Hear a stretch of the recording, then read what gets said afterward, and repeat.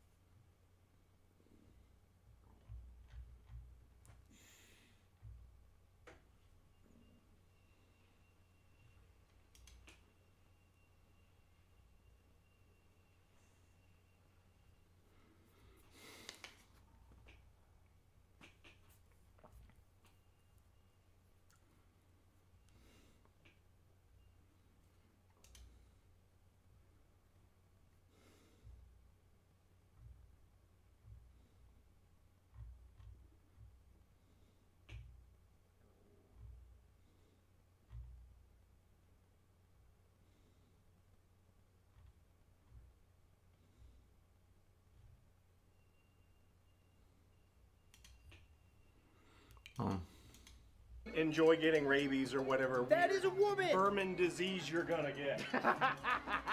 Joe, man, I think you got it wrong, man. Joe, that is an actual squirrel. Look at it, Joe. And it's a ratty squirrel. I'm pretty sure it has rabies, like you said. No, Joe, that is not a hot, sexy babe. You know what? You're wrong. No. You're wrong. Joe, you want to do whatever you want to do, that's fine. I will. Don't come to me to bail you out of jail when they arrest you, because I'm pretty sure that that is illegal in 47 states. You want to judge? Look at you. What? Look. Oh, Barry? Well, unlike that ratty thing, Barry is...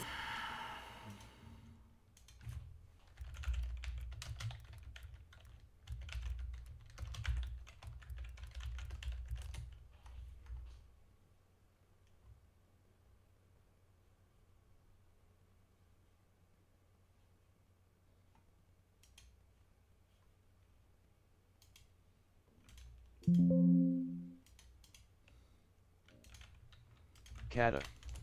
Welcome to my channel.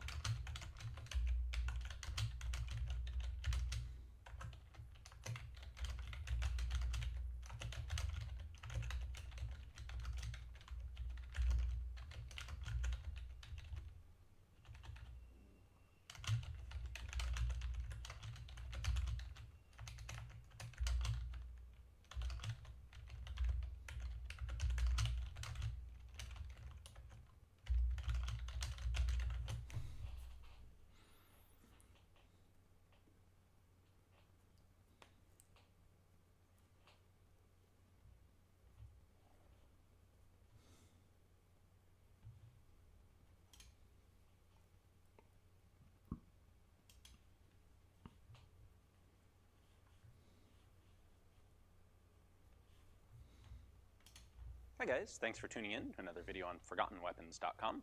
I'm Ian. I am here today at the Rock Island Auction Company, and I am taking a look at a couple of the guns that are coming up for sale in their February of 2016 regional auction. One that a lot of people have been very interested in, that I actually have an opportunity to take a look at here today, is this model 1895 Winchester rifle. Now, The Model 1895 was kind of the last gasp of the lever-action rifle for the Winchester Company. It was the most modernized of their lever actions, and unfortunately, it's kind of a little too late to really catch on commercially. At this point, there were bolt-action rifles and starting to become self-loading rifles that were doing a better job of competing in the marketplace than the Winchester 95. So if we look at the history of this rifle a little bit from the American perspective, what we see is in 1886, John Browning develops the Winchester 86, which is the first Winchester lever rifle that's really capable of firing powerful rifle ammunition. It's got a much stronger lockup than the previous rifles that Winchester had. And then they introduced the 1894, which is the first Winchester developed for smokeless powder rifle ammunition. It was chambered for the now ubiquitous 30-30 cartridge. That was remarkably popular. And then they followed that very quickly with the 1895. This is similar in lockup to the 94. The big difference is that it has a box magazine instead of a tube magazine. So the idea here was that this rifle would be capable of using pointed cartridges, Spitzer cartridges, where you wouldn't have this issue of the cartridges lining up bullet tip to primer and potentially detonating in the tube under recoil. So that was the idea of the 95, is you've got a 5-round box magazine, you can handle top-of-the-line, current production military cartridges. Is an actual druid, Joe. Plus, Barry takes care of my needs, Joe. Look. I'm gonna go talk to my new girlfriend.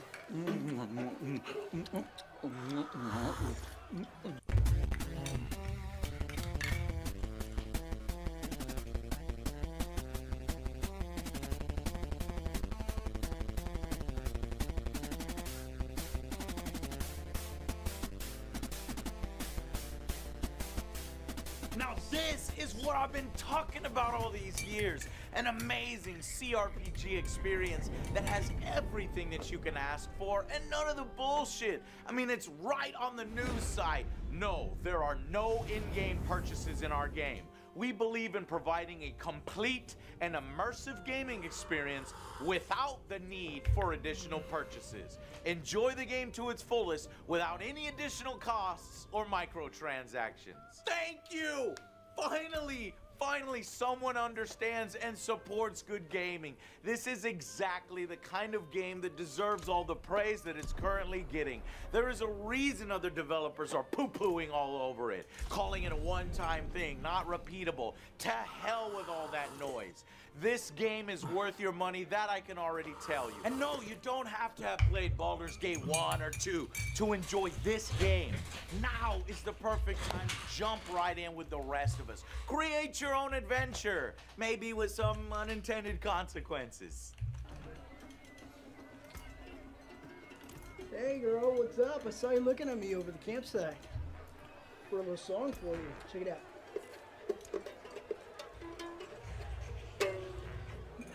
Pretty fucking good, isn't it? Yeah, you like that. Yeah, you don't have to say anything. I know you like it. Everyone fucking likes this.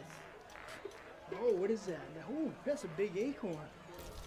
I got some extra nuts for you if you want. Oh, shit. Oh, no! Oh, no!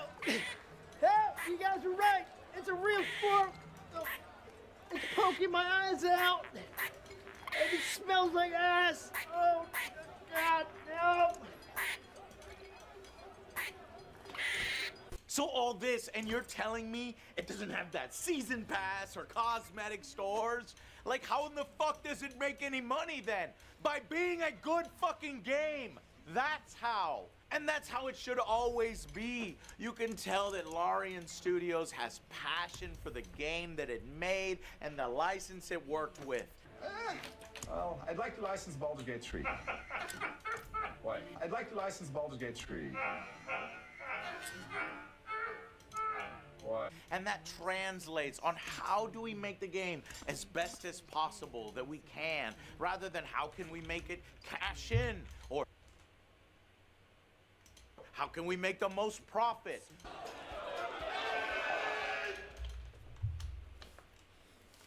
I know you want to make the perfect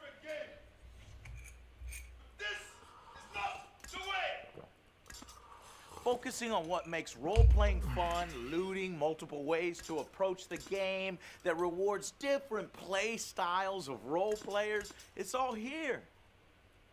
This is the way. Behold, the secret sauce of Dungeons and Dragons.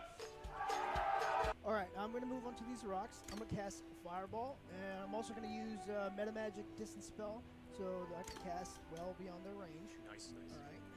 Go ahead. All right. Boom. 30 damage plus burning. That's Nice. pretty good. Bam. That's really Alright. good.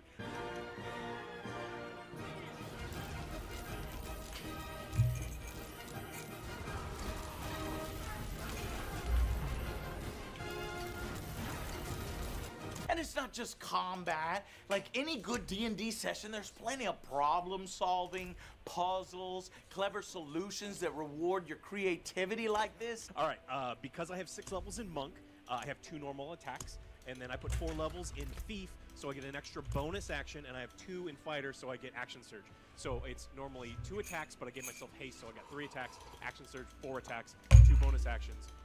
I also have Gloves of Giant Strength and Tavern Brawler, so I get plus 12 to my damage, plus 4 from my proficiency, 5 from my boots that let me use my Whiz mod, and then I have 2 from my items.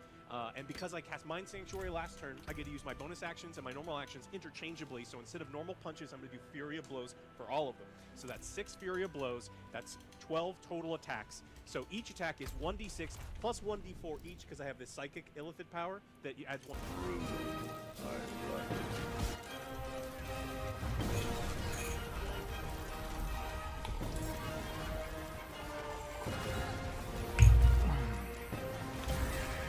If you're not into that, then maybe it's not your kind of game. But if you are, Baldur's Gate 3 has all that and more. Oh, okay, but you know what else is awesome? All right, like for the past several hours, I have carefully stacked 345 wooden crates, boxes to a height of over 1,000 feet. And if I go into my owlbear form, normally I'm at 1,500 pounds, but if I do the owlbear form, and that increases to 6 tons with enlarge, and then if you factor in standard gravity, crushing flight, then I leap off of the top rope and I buy an elbow to the balls, turning him into a red stain onto the mat and a crushing blow. And the campaign is over because I rolled so much 1,000 damage! Yeah! You can actually do this, by the way, in the game. The highest damage move in Baldur's Gate 3 has just been discovered, with enough damage to take down just about anything with one hit. The secret is to first get an owlbear high up above your enemy. You can use the crate stacking technique to get some height for this. Then cast Enlarge on this big boy to make him even bigger. Then with Crushing Flight, a move that's immune to fall damage, you can do as much as 800 or even 1,100 points of damage. The move has since been nicknamed Owlbear from the Top Rope, likening it to the pro wrestling move of when a wrestler jumps down onto their opponent from the top rope of the wrestling ring. Is there an even more powerful move that's yet to be discovered? Stay tuned.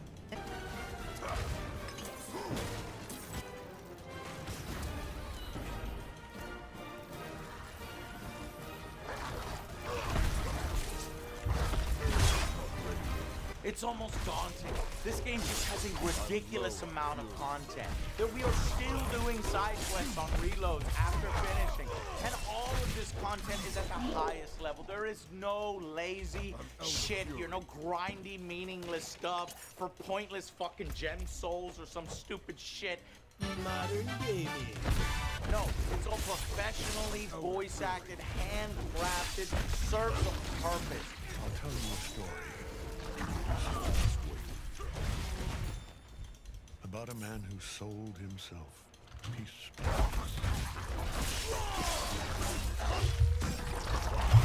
Ready for fury. Wife, a brilliant daughter. They lived not far from here. His wife died too young. Grief tore through their home like a thief, snatching away the shit of her hair. Honestly, each act feels like its own game in the amount of stuff and experience shit to do. It's like you're getting a trilogy of games for the price of one. It is time to battle. This city you can spend hours and hours and hours in. It is massive. It is impressive.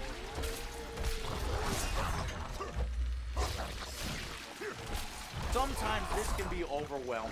There were points where I felt like I had lost the plot, or I didn't know if what I was doing was correct, or if I was in the right spot at the right time, or if I stumbled into an area I wasn't supposed to. And I think that's all that negative training that other far more structured and rigid game experiences imprinted on me. It doesn't matter where I am in the greater whole of the plot or the story.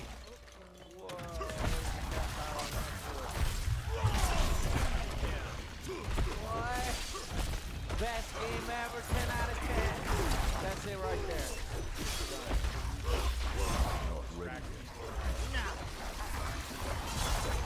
What matters is the journey, that moment-to-moment gameplay, the discovery of it all. And that's what this game brings back that so many games have recently lacked. That we spent hours just stealing all the best stuff we could in the game and then breaking out of jail when we had to.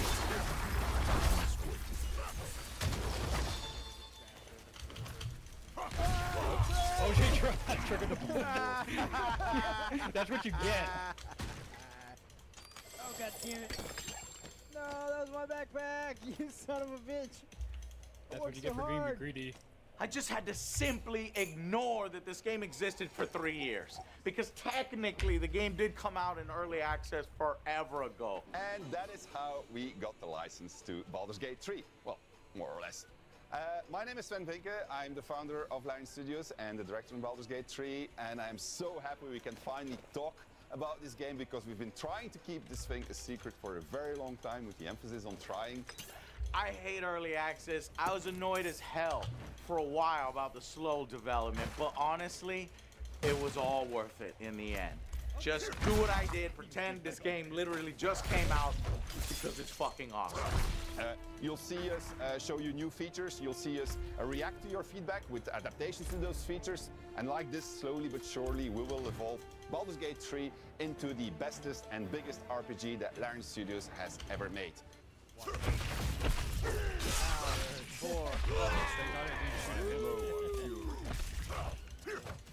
Look at all this effort. This is just so much. Oh, throw his ass in the lake. Oh, what if he pushes you in? Oh, yeah.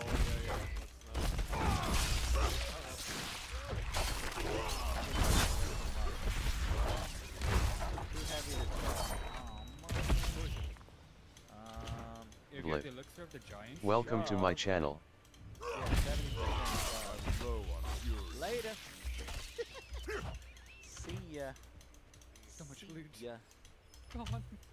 Oh wait, he had a chest on board. Baldur's Gate 3 is a CRPG. It's that top-down role-playing, kind of goes into turn-based mode for combat, like XCOM. Not ready yet.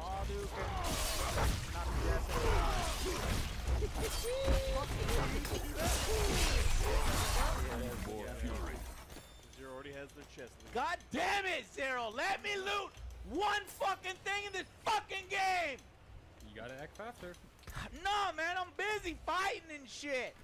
Yeah, You're already so am I. looting while the guy is flying off the fucking that guy had not hit the water yet, and Zero's like, ooh, a hammer. And I know instantly that's not gonna appeal to everyone, but if you are willing to give it a chance, I think you'll find an experience worth your time. Drop the act. You're no paladin. You serve the archdevil Zarel.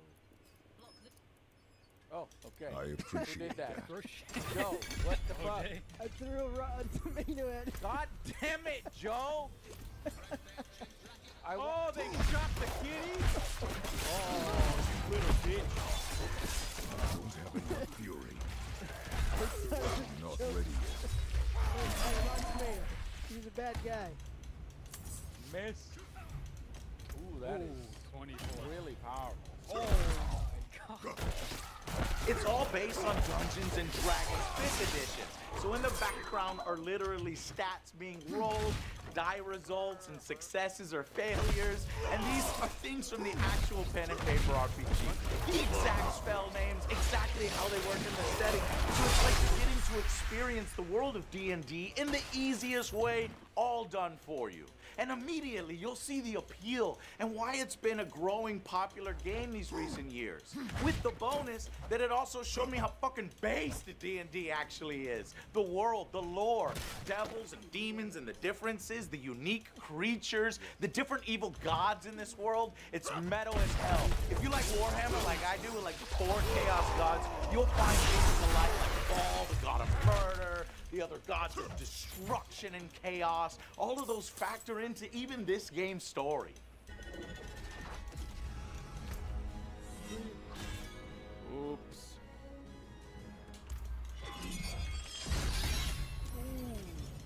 The fuck? Who just died? Well, luckily he knocked you down immediately. Oh shit. And while at many points I felt the story was starting really slow, bit aimless, it does pick up. You get into Act 2 and Act 3, and it turns from wandering around a forest helping different factions locally to a world destruction spanning epic against unconventional creatures and evil destructive gods, with you at the forefront on either stopping or helping bring about chaos. I don't know about you, but that's exactly what I want from a game like this. No, I think there's other ways. That's why I said I don't want to go over there. I don't. What the fuck is that? I summoned him. It's a one-use thing. He just acts And what's so amazing is so many other games offer illusion of choice, but just kind of end up giving you a lame ending or fake results. Here in Baldur's Gate, they actually do lead to different outcomes. People can die. Quests can be locked off. Hell, there's one way to play called Dark Urge that almost turns the game into like a horror movie of sorts. I highly recommend it. There he is, Joe. Our greatest challenge yet. It's the legendary bugbear. Are you ready to do something? Let's do this. You got playing potions? Okay, let's go. Hey, you! Come here! Let's do this!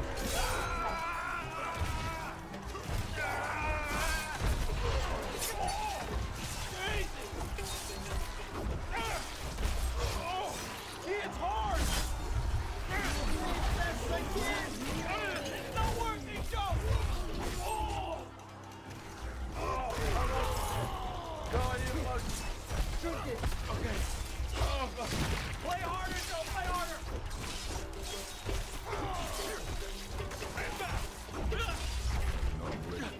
This ground is barely going down, Joe! We're screwed! I know what I have to do now. Go, what? Trust me on this. Okay. All right? I'll hold him off. But Joe, what are you doing? Trust me. Joe, are you taking your clothes off?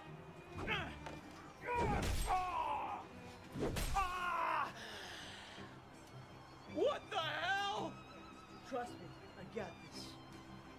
Power of charm, baby.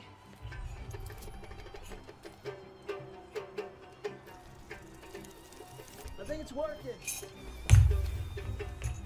Yep. Definitely working. Hey, what's up? How you doing? Joe? Be back in 5 minutes. Be careful! Joe? But no matter what you do, you have a tadpole buried in your brain that you either have to decide to find a way in the world to remove it or embrace it as you unlock dark powers to physically change as well and transform because of it. Thankfully, your girlfriend, who you can customize at the beginning of the game, comes in the form of a powerful guardian who is there to help protect you through all of it. What a day. Yeah. 4 fights? And soul suckers. You'd think they'd be more fun to fight, but they just aren't. Damn shame. Well, I'm gonna go to bed now. We got drinking to do. It's way early. I don't know. I think I want to go to bed. Why do you want to go to bed so bad? No reason. Oh, what the fuck? Dude, I'm within sniff range. Why do you have your pants off? You can put an eye out. Small eye. I mean, like, you have to be really, really close. But you can put an eye out. Why? You know, every time I go to bed, this guardian comes to me at night. This is your first playthrough. Yeah, I'm just ready, you know. Stuff might happen tonight. I'm feeling lucky. I thought you don't like seafood. I don't. Do you like hentai? No, that's disgusting. Enjoy. What are you talking about? Wait. What? Tell me! Yeah, character creation is just as robust as you'd fully expect from a title like this. All the options for faces, skin types, head types, even other species makes for a ton of options for you to browse. Wow, the amount of customization is fucking sweet. Black 9. I want black 9. Let's see, red. Lord, put up, Lord God. God.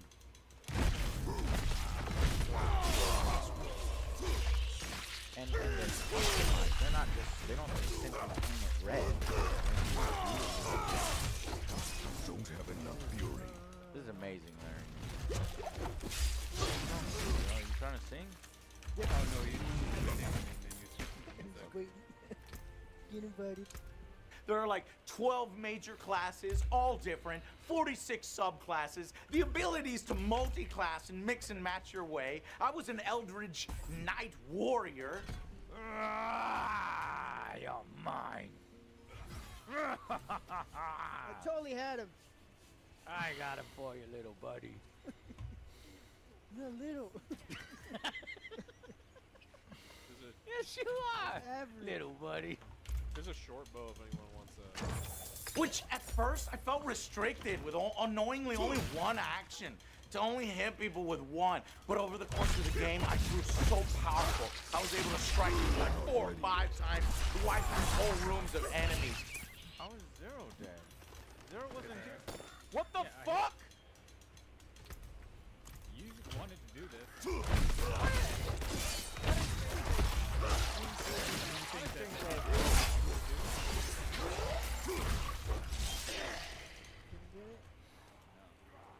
I've got Not makeup I can send you. peons. You are nothing to me. You're only one because of Stick with it. Zero was our ranged guy. Devastating firepower. The ability to steal just about anything from anyone. Are you able to steal stuff off of merchant? Because there's this armor that costs $16,000 and it's armor class 20. One. Fuck. Okay, that did not work, but here's the Yeah, talking about me. Not ready yet. Again. Turned around and it's like, what are you doing? Touch my butt. It worked. You got it. I must wait. Holy shit, that thing was $16,000. Yep. If I think $0. Low on fury. Alex chose to be a sort of Nurgle mushroom knight tank, absorbing most of the damage, raising armies of spore zombies.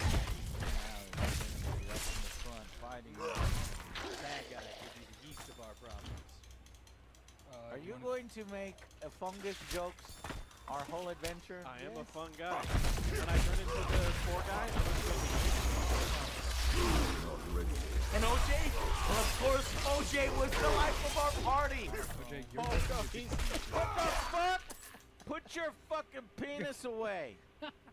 Joe, get your fucking... Oh, thank God. Thank God, it's like a blur.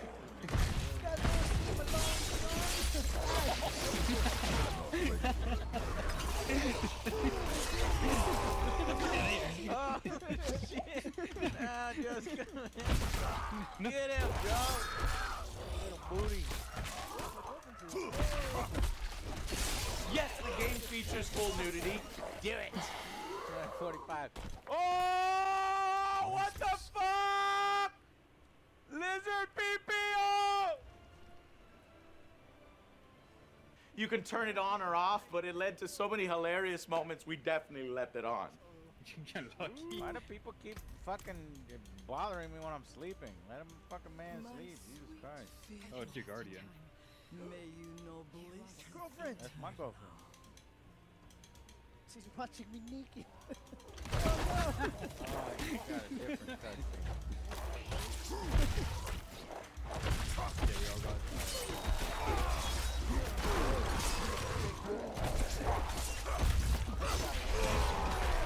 Not ready yet.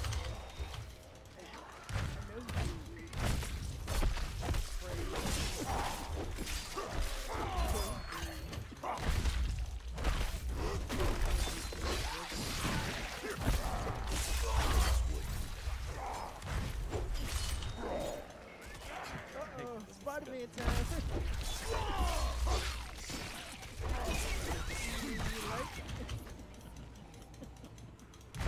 All of these choices and who you want to become are added by a choice of 11 races, 28 sub-races, 11 backgrounds, which all add flavor and context to your character's history and origin. You're gonna laugh every time. Check what out.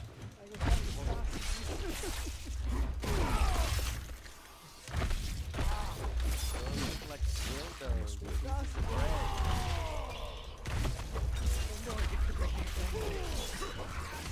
Nice sausage you got Everybody tell Joe what a great job he's done so he can feel better.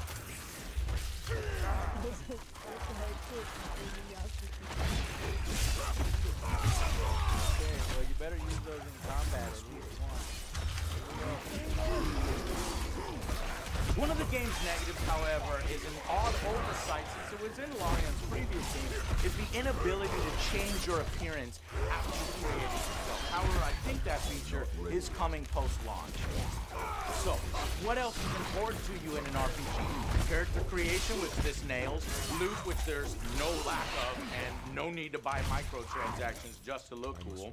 In fact, if you see a boss, or even a side character that has a weapon you want, kill them, take it, or help them have, I don't know, an accident, if you don't want to be so direct. I love the freedom. Want to rob a shop owner of that shiny new armor they got in stock? Well, get a good thief on your team, and remember to save the game in case things go badly. Have you checked this out? Look Yeah, at it's a nice hammer. Look how good that one is. Yeah. Stop that. How does it feel in your hand? Well, it's pretty heavy. It's Yeah, good. I there's some- like it. You know, yeah, it's pretty shiny. It's like a level. What level is this? That's level 4. Level 4. Yeah. There's. I also had a. I think. Well, I've got this mug. You want to check out this mug? Yeah, it's a great looking chalice right there. Test it out. Yeah. Yeah, that's real nice. I It's noticed good. you got a shield. Do you have a sword? Yeah. No. So yeah, I usually use swords, but I'm thinking more like a mace. I think a mace is good. Oh, that's a good one, huh? Like a mace or a hammer. This is the hammer. Is this two-handed or one-handed? You can do both with it. Yeah. I used to have a sword. get us I don't know where it went, but yeah, that's a really good one. Yeah. What about jewelry? Are you interested in jewelry? I love jewelry, definitely. So this is a red necklace. Gives Uh-huh. you +1 magic missile every single time you cast it. Wow. Yeah, it's Can I try it? Yeah, you can This try right it now. Yeah. I won't take it. I promise. Okay. You know, it's, Yeah. there's nobody should be taking anything right now Hey, from thieves, you. We've got a dungeon right now. Yeah. Filled with dying thieves. You hear that, Joe? There's a dungeon with dying thieves. If we get caught stealing, nobody would steal. But I really like this. Here, let me go ahead and I'll give get this that one back back. to you. The story and the dialogue are also really important in these types of games. And Larian, in my opinion, does it well here. Not everything lands, but enough of it does. Every single character, high-quality voice acting. I'm talking from pivotal figures in the world to even the novel NPCs like house cats. Oh, oh shit. Okay, apparently the kitty don't like me so much. That's a mean kitty. Doesn't like scalies. Doesn't Not like ready scary. yet. Now it's sleeping. I'm gonna bother her. My type of cat. was drawn to me. Like, Gotta be a way to make this cat. Yes, you can even talk to animals in this game, which Joe did a lot of, by the way. Oh, he talks. But his flesh Seems is so. unyielding. Quickly. Oh. He will not eat. You asked the wrong question. Yes, I see. Yeah, he didn't like you, no, but he's a cat. Not ready yet. One of their best.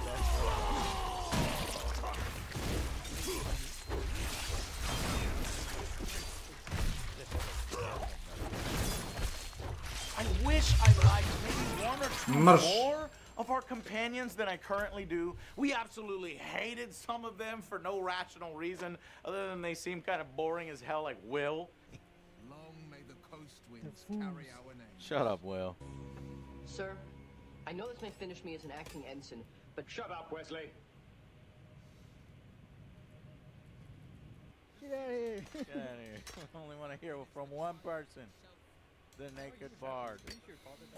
But enough of them are interesting and multifaceted, and they have their own character arcs that it ends up completely fine. Bold statement, if not an accurate one.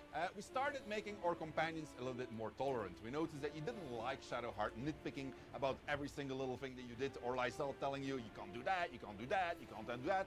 So what we did is we made them more tolerant, we focused more on the positive sides, but they still will have very strong reactions whenever you're going to do something that they feel strongly about. Especially over the course of the game, they grow. I particularly like Shadowheart, Karlach, Withers, and Mizora for different reasons. Even the ones I didn't connect with, I understood why they were acting the way they were. It's a shame then that we didn't get to do more with them because we played in what I consider another huge plus for the game, 4-player co-op. Casual sandals, Joe. What the fuck? You grabbed the sandal? Oh my god. I didn't grab no Birds! Fucking birds! There's a lot of birds! Oh my god! We're fucking surrounded by birds! Joe, you're fucked! Shit! Oh my god, each bird for 11! What the fuck? They're all one health. They're all one health. Do you have anything? What did you touch? A dead bird. You touched a dead bird, you stupid idiot! It's been a long time where I got to experience such a massive story with all my friends like this. There is nothing quite like it. The amount of fun and memories you'll create, they're just on another level. What have I told you? Then you're pissing off the birds! We're fucked! I was like, ooh, what's that? It's glowing. We're all fucked. The negative thing, though, is that sometimes you need to get one of the game's companions in your party to do their companion quest, especially if you want romance and sex scenes. Like if you want to, get it on with Karlach, you have to calm her infernal engine. Won't be seeing my mechanic anytime soon, so I'll just make the most of the extra heat. Just don't get too close till I found a way to calm it down. But she needs to be present when you give this item to a blacksmith. But we could not temporarily remove one of our 4 party members to do it. So it means that her resolution was locked off, and it ends pretty badly in the final cutscene. I feel fucking cheated. The ending, it feels like crap. Damn it, Larian. You cannot bring any NPC with you since you're a full party before. Oh, that's sad. How are you supposed to get this quest working with 4-player cooperative?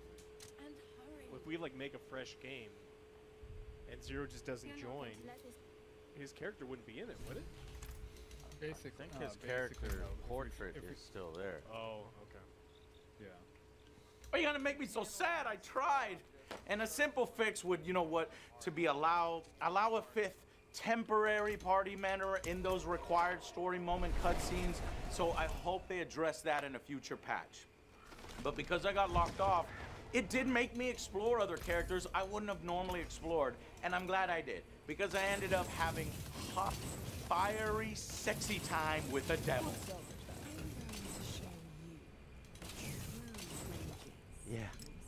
Show me. Show me, girl. She's gonna kill me, isn't she? through the 9 realms of hell, experience all the pleasures and the ecstasies while simultaneously torturing thousands of souls. Call me that. Come back if you need blood. Take me. And this game holds no punches. It is unafraid of crass jokes, low-hanging fruit. You know what I mean? You just never know what is around the corner, literally. Oh, We're close to leveling up. You don't want to kill it. Why are you watching them doing it?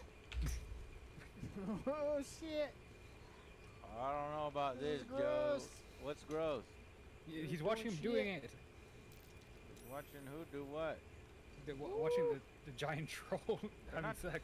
They're not doing it. Yeah, they were. I also like that you can end up in places that you're unprepared for. You know, you bite off way more than you can chew. I love it when games do that. It shows how far you've come when you come back to these bits and really show them who's boss. While it's not completely open world, it's not. Parts are locked off until story progression. Though, there is enough dangerous locations that will give you challenge. Hell, even prepping for fights can make a huge difference if you're out-leveled, and engaging them at the right times. You know, that bald dude absolutely tore us apart in his chamber, surrounded by mages just buffing him constantly. Oh, shit. Holy shit. Well. Oh! Hey. Goodbye, Zero. No, don't hit me. Oh, thank goodness. No, don't hit me. I'm dead. I'm more dead. Now you're dead. Excellent. Blood for the blood god! Yeah, this guy, I don't think he's meant to be fucking killed. But when we caught him by surprise by just busting down his throne room door and just going ham, we managed to overpower him. Shoot it. Throw your trident. Jesus fucking Christ! Nice. Especially when we forced him to dance. It's over. I have the higher ground. See if it works. 100%. I see your high ground and I get higher ground. Wait, is he stuck? He can't move. What's he doing? Is he dancing? He can't move or take actions. He's dancing. The scroll worked. Oh snap! I forgot to play my music. Play your music. And it only lasts for 1 turn, which makes his Deathbringer's legacy go away. So he can't instant kill us. Daggers! No, you put the stack. You saw my daggers already. You. Daggers. All of your attacks have advantage many against him right daggers. now. What the fuck? Why'd you? Oh shit! Why'd you hit him with that? You knocked him out. You knocked him out of the dance. Do you have an action? Nope. The electricity knocked him out. We should be fine. I'm dead. Yeah, Avenge me! Charmin. And then you Avenge me! Keep pushing. Oh, he's Oh, the you daggers. fool. The He went daggers! back in. Yes. Oh, Take off! I did it all myself, chat. You're welcome. Y'all saw that? Moonwalker, it's like Michael Jackson. Everyone's dancing to my beats. Even the demons. Oh, get it, Yeah, demons. that's what's Get happening, it, demons. They got the power to move you, baby. Hey, it's that Michael Jackson video game Moonwalker.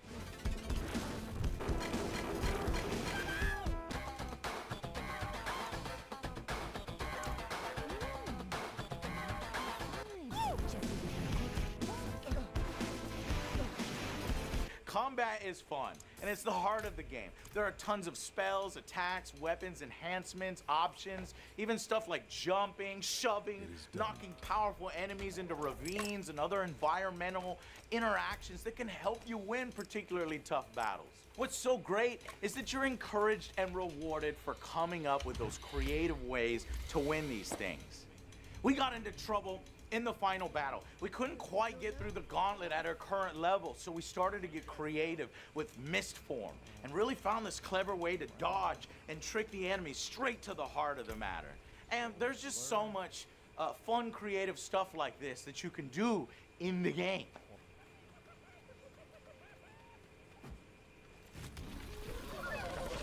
Oh Oh, use the warp bomb. Nice. Holy fuck. Take a chance. Joe just... Genius. Jesus, Joe murdered so many goddamn hyenas. But I had the benefit of Alex, who has played a lot of D&D and was able to explain certain aspects to me before I had to choose, you know, on your leveling. So your constitution is 16, so you're fine. Even number is when you get the biggest boost, because then your save increases. So like, if you can find something that gives you 1 strength, it's huge, because going from 16 to 17 gives you no bonus. Going from 17 to 18 gives you a +1 on all of your strength rolls. So your strength is what, +4, +3?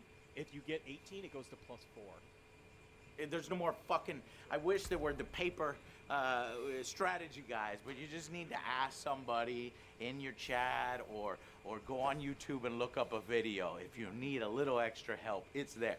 So Mage Hand makes like a disembodied hand, so if there's like a bear trap with a piece of loot in it, the Mage Hand just goes and picks it up, or it can open a door. It can't pick locks or things like that. It can't do anything that requires like extreme dexterity, but it's a really good, useful thing. Finally, the music.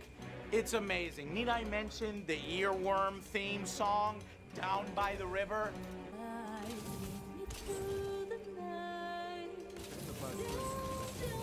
Down by the river.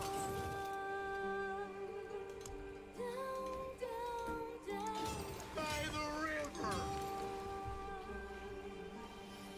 Come back. Down by the river.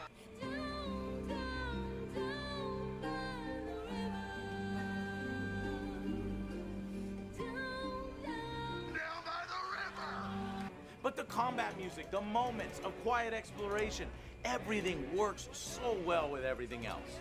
And I also want to mention the game's environment. The level design is superb. You will find so many secrets, so many alternate paths, things linking up on the map that you didn't know did. A fantastic variety of locations with gorgeous lighting and textures and little details that bring it all to life. Finally, though, we got to talk about performance. So I was initially impressed by all the different processes and things going on in the background, that the game doesn't have more issues like a Bethesda game. Sure, there are things that don't work here, bugs, glitches, lagging in some combat sometimes. First, we exterminate the imps. Then we find the helm and take control of the ship. Oops. We will address the matter of a cure for this infection once we reach the material. Oops. Oh no, I thought that they came out of early access. How many years have you had to fix that? Oh boy. Why is there a version number in the upper right? Am I using my press build? You shouldn't be.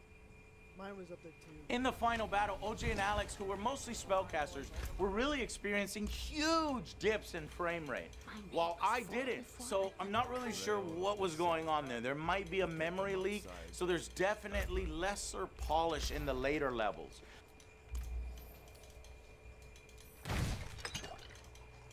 That's bad. Oh no, we crashed. Oh, okay, yeah, now I got the crash.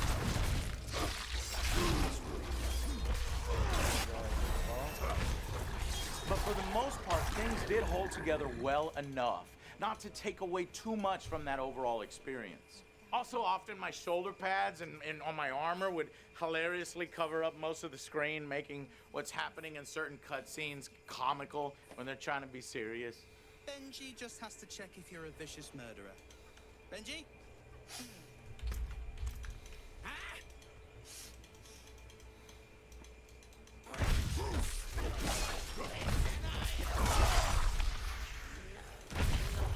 And one thing that kind of sucks is the dialogue skill checks happen only with the characters that you currently control. See, if you run into a cutscene that needs, like, I don't know, Arcana checks, yeah, you have your mage in your party, he's there, he'll just kind of sit there and do nothing, and you can end up failing. We have inspiration, we have match.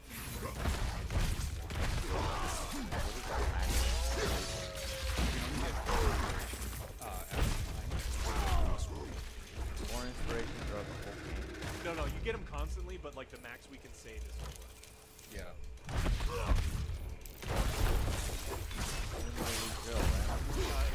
Feed on like random dialogue things.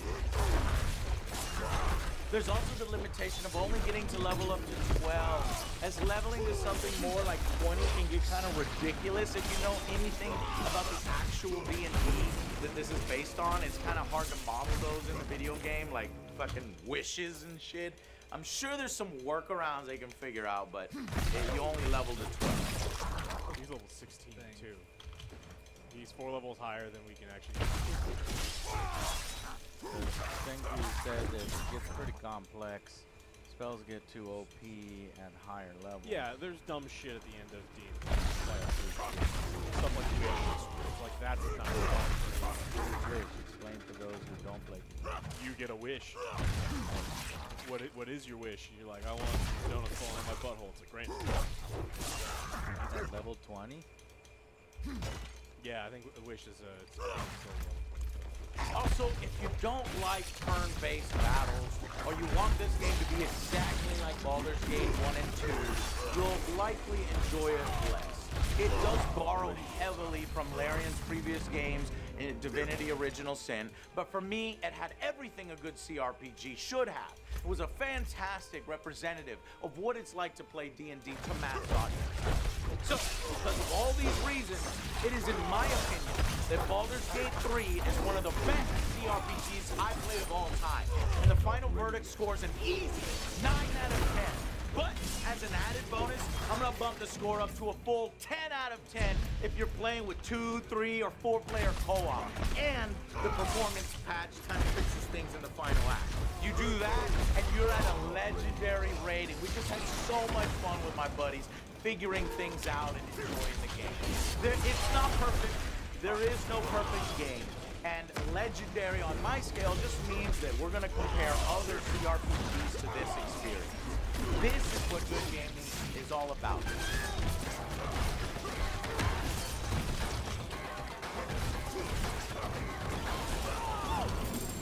Smack dab in the middle of a time that seems hell-bent on fucking modern gaming trends and live services and microtransactions.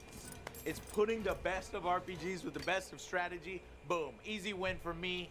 10 out of 10, legendary. I hope you experience Baldur's Gate if you have time, and I'm looking forward to what's next from Larian Studios. Until then, I'll see you guys on the next Angry Joe Show. No.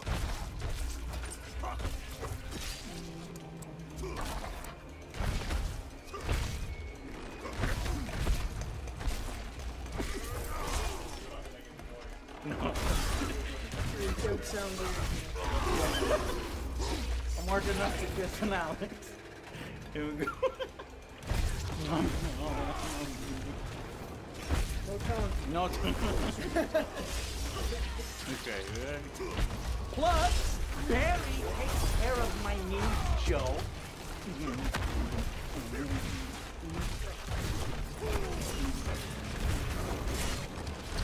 I'm gonna go talk to my new girlfriend.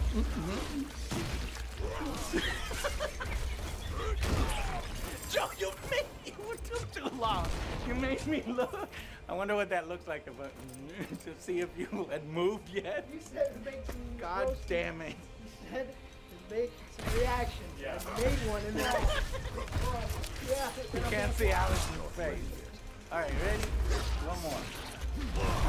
I'm gonna go talk to my new girlfriend.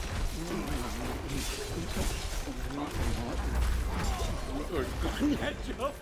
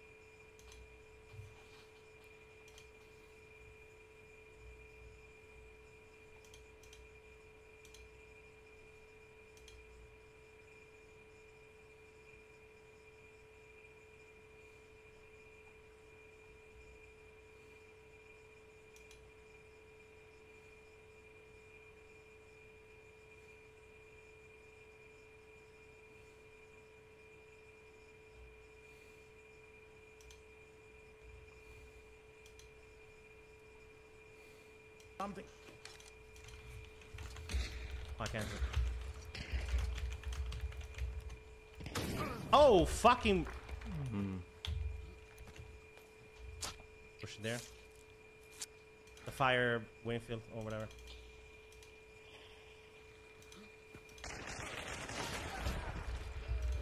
She didn't die, she's 1 HP. Nice, nice, you can rest. Front here, front here. Hit this, body block. Flashing, flashing. Paczki. Flash them, flash them. She had to be well. No, there was a grenade. How did he fucking throw that? I like it. Of course, this is only fucking Kurat's pičku materinu in the bush. Sucking crocodile dicks. What's up, Sneko? The Headsman was a solo. The Dawn Guard Splitter. Oh, it was solo. Yeah, solo. Oh. Wish I had the double bomb lens, man. I wish I had a double bomb lens, dude. Steel balls. Yeah, man. In these lobbies, there's always some fucking rant. There's nothing to do, baby. I'm gonna use this loadout, though. Last time I used this loadout, that was pretty fucking good, guys. Not gonna lie.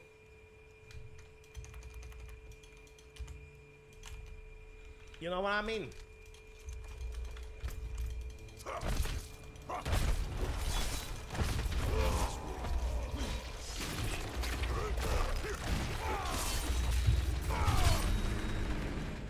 Oh, that will be the dream, Snake. How you doing, Snake?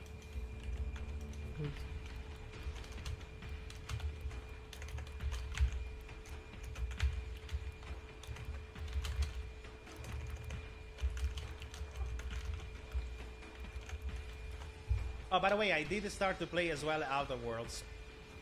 That's how much hype that was first. That's how much I was excited for Starfield. Outer Worlds is pretty good, Snake. I don't know why I slept on it, but it is very, very good. If you like Fallout, I think it's even better than Fallout in certain ways, because Fallout was way too old. Obsidian did a great job with the Outer Worlds. There's no, though, it's not like a Starfield. It's way more RPG-ish, first person. There's no flying around with the ship, of course. I know, Baldur's Gate, I actually gonna have to yesterday I finished finally Red Dead Redemption 2. And Baldur's Gate, I had to stop previously because I had a quest bug that annoyed me, and I couldn't, back up with the saves. Yeah, it's a little mixed feeling. Yeah, but Baldur's Gate is definitely worth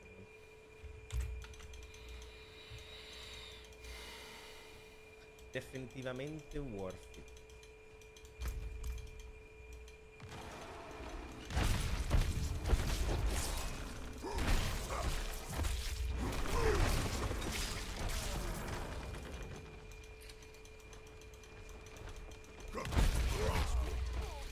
Always find bugs. No, I do. You're joking, but that's exactly my job.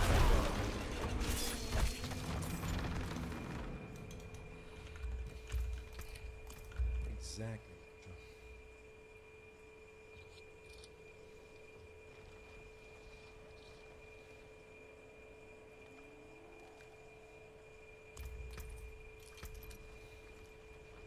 Dirty nails.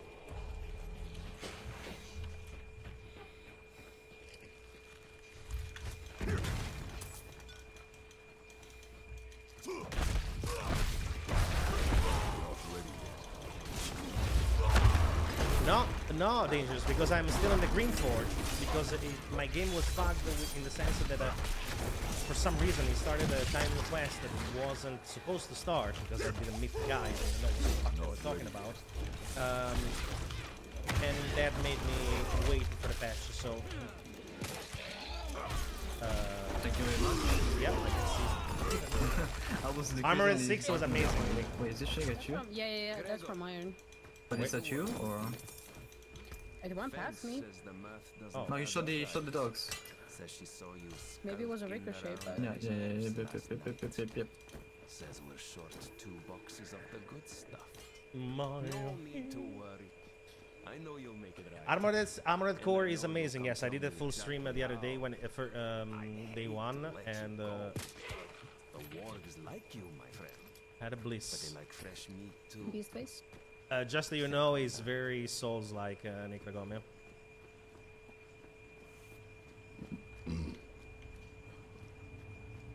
Bosses fight especially. Yeah, they. Did they cross? Yeah, they crossed on the left. They're going to the. In front of me, yeah. Oh, they are definitely there.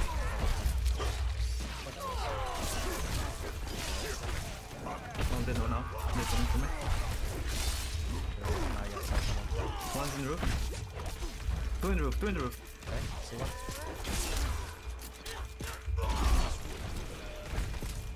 Can't beat this guy.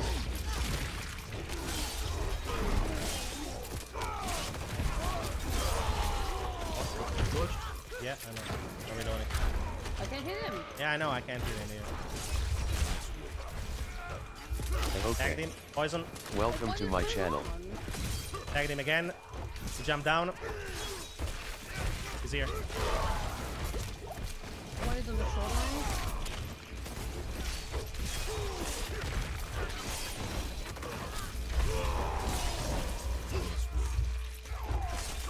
Yeah, the guy tagged twice with a fucking poison. I guess he... What? Nice. There's one more. There should be one more. Yeah. The suckhead. Saqueto. Ah, kill buyer. That's the dollars going. Up here.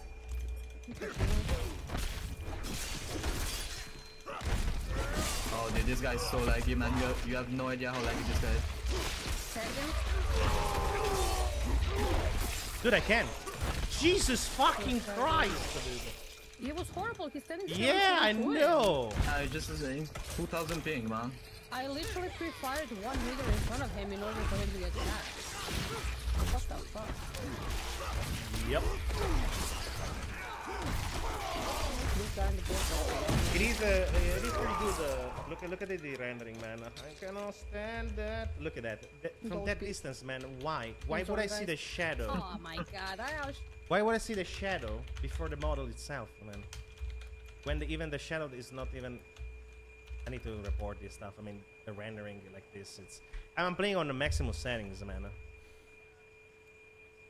Dude, I have a fucking huge rig, and I still need to be restrained with this LOD stuff, man.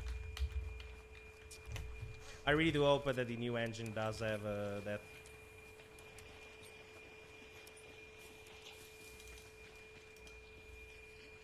Yeah. I need those.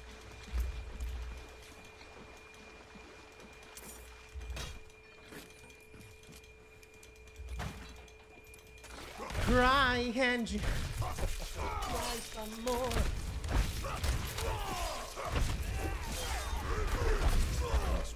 Cringe. Oh, look, they did a great fucking job with Crysis Remastered, guys. Like, the engine of Crysis Remastered is pretty goddamn good. Okay? And that's support the stats. But without they need to step up because is много gonna stop.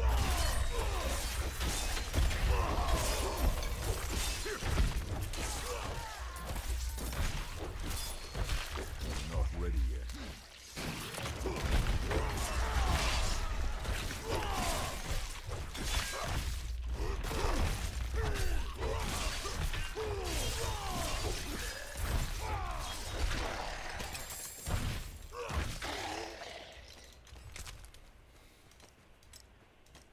I'm pretty sure it's complicated for them because also with the engine it comes also netcode and whatnot.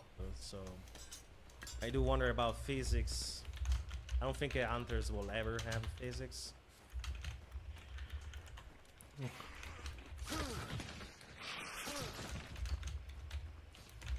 Oh, for sure, Snake. I'm not expect, but I do expect having proper technology, proper level of details. You know, the game would look amazing if I had a rendering from like it is not bugged. HVDES. Welcome to my channel. Watch out for traps. Smell traps, man.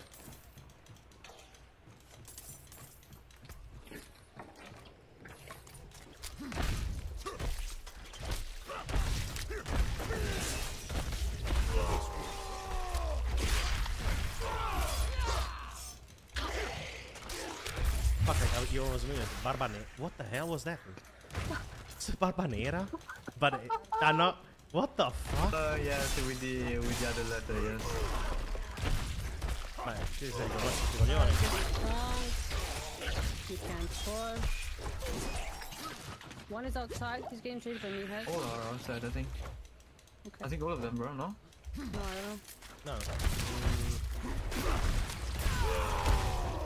No, I don't think so. No, only one. Behind us!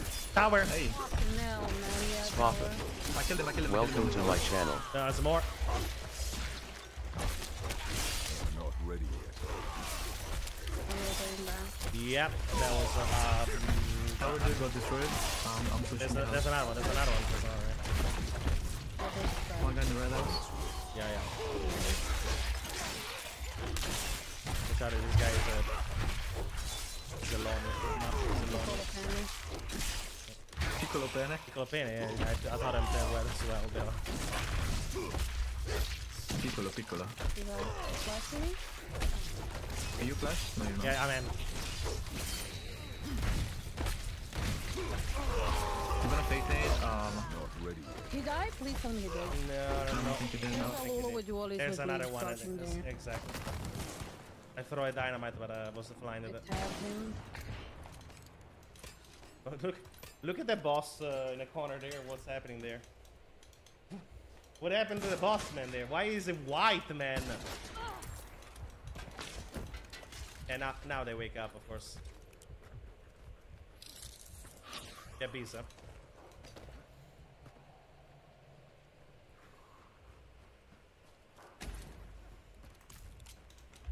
This is the only way out of these fucking wankers plays, dude. Flashes. I don't have fucking meds, yeah. I know, baby. You just go back. Oh, you're gonna get shot by the bounty. Touching them. The bounty at least. They closed the window, so.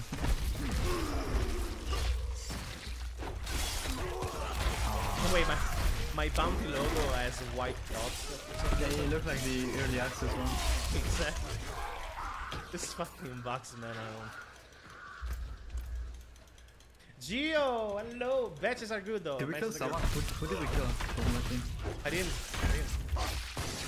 What? What the hell was that? You guys dodged the bullet like a minute. Burkina Faso. We played the Bro, the bees, dude!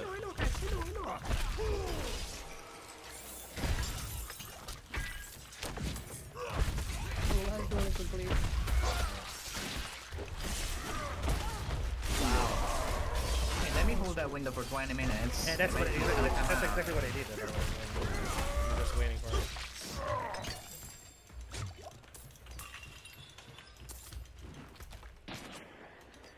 What the fuck was that? You just shot randomly.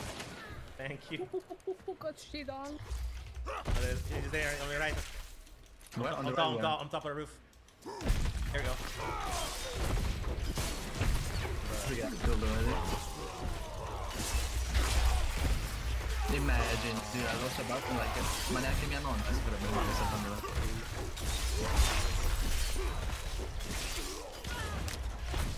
Yeah.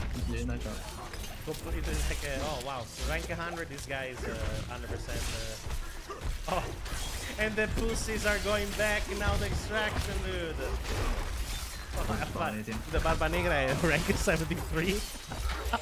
Oh shit. Oh my god, this is epic, guys.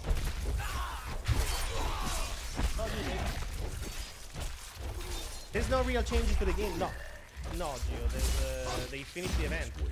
That's it.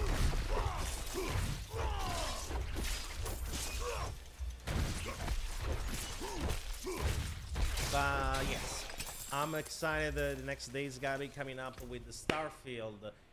Lots of Starfield we're gonna play here, guys. I'm gonna probably do some giveaways when I am accessible to that. How many boxes does this guy have? The guy that killed us. No, the guy in the first team. Look at this. Yep. Jesus Christ. Yep. That was probably the laggiest one. That's what happened. More boxes, more leg. Yeah, that was the leggiest one. That was the fucking Yep. fire. It is, man. It's like there's the whole address, man. It's a Timu address, dude. The more boxes it has on the name, the more legs, yeah. Yeah, man. That's what you need to do. The ping limit. Tangerino! Hello! How you doing, Dange? Thank you, baby, for the 43 months, you beautiful bastard, man. Angelina, you ready for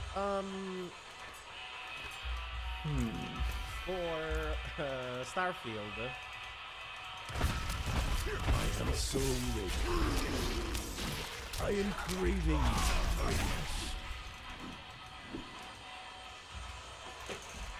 Hope you're doing well, Danjiro. Thank you so much. Big damn barbarian.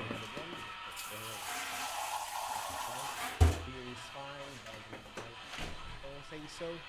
I pre-order it. Please don't send me the big box. I'm waiting for that, and I hope it comes before the freaking week. And yeah, Dangerino, did you see the gold box that they sent me? Team 17. I'll show you, dude. That was hands down probably the best bag I got. I'll show you what it was inside.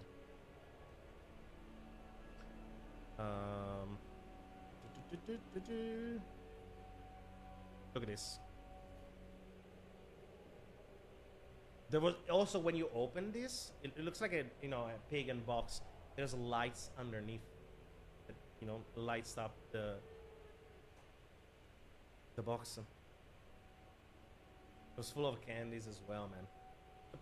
It's a pretty good game, which I'm still need to go ahead and continue it.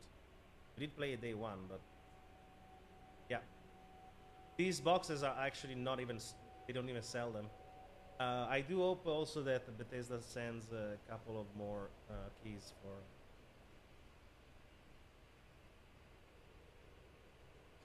the giveaway.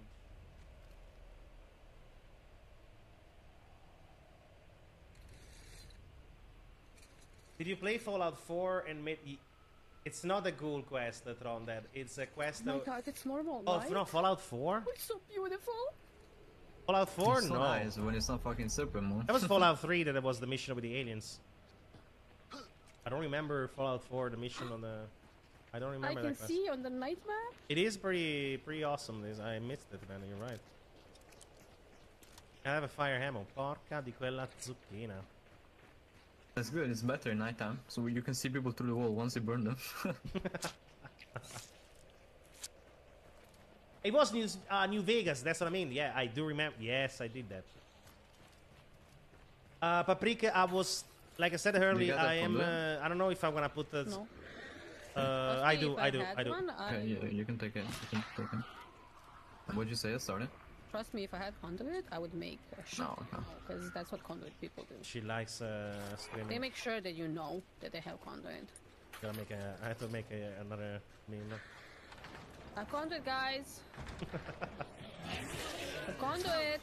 It's funny when you play with randoms, yeah, and no one speak, and you clearly see that the random has conduit as well, right? So it becomes it's like a race on between who's faster to the clue. Mothership Literally, Zeta, they're yes, literally best, not man. saying I have combat, So they're just good. sprinting to the clue, not killing any AI, just like be alive. Exactly. Did one time, I did like some. There was a leak. Sorry, guys, for them. I need to mute them 1 second. There was a leak of a Starfield, guys. By the way, a couple of leaks. I told you this morning. The guy who leaked and stole the copies of Starfield got arrested. By the way,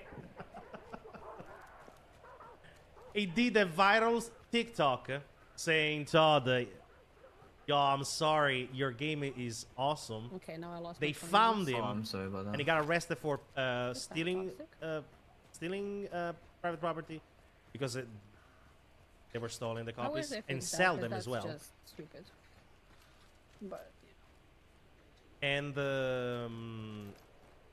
possess of marijuana. Yeah, exactly like that. Like Zoro mio. not get caught. So Yes.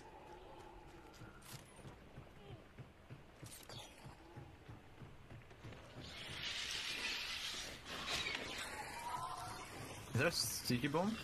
Oh no, that's not me, man. Who's that?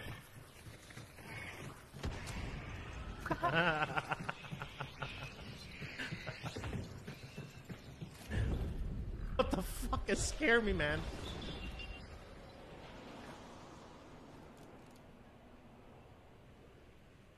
New Vegas was amazing. Okay, New Vegas is... everything is barred here. Yeah. Tomorrow.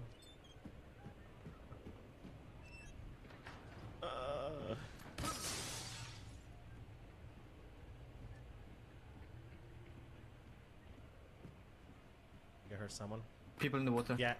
Oh, in the water there. Okay. In the water, yeah, dude. Whoa. Someone stepped on the branch here. Yeah, watch out because I think I saw someone. Oh, there. Dude, what the fuck in the jungle? It's right. It's right. Flash as well.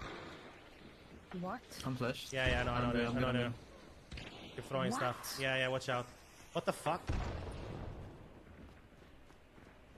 They're very aggressive. They open here. Just close, close it because again. one of them was bleeding.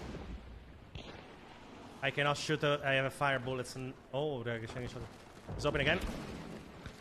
Why? I killed one guy. Inside. There's one in. Two of them. They just stand pushed in, dude. Fuck's sake. I fucking know when I need to just use shotgun against these. Down you. Wow. That's the same team, I think. Again, the fanning bitch. It's down below you, I think. They will watch out.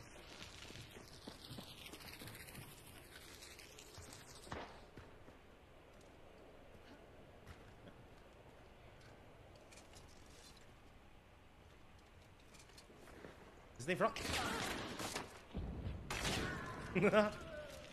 Shot. Nade. Yeah. Yeah.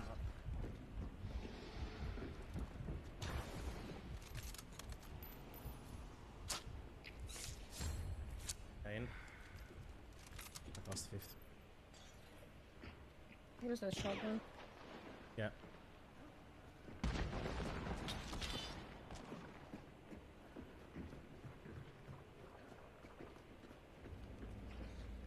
FMJ and this. Where is this fucking clown here? Okay. Of course.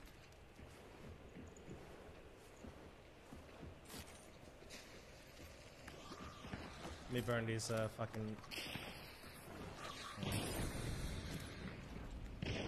One guy's in the water, man. Yeah. Did you kill him? Nope.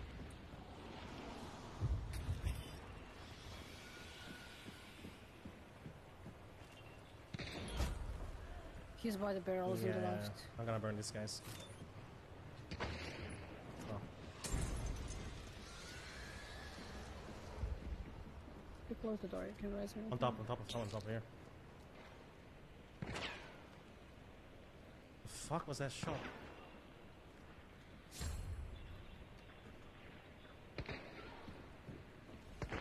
I'm not picking that up.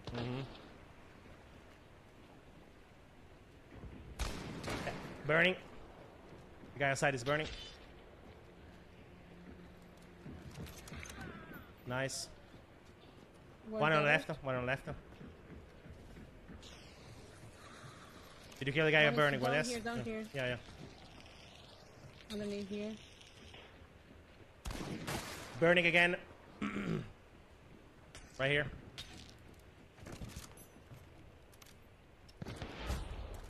He's 1 HP.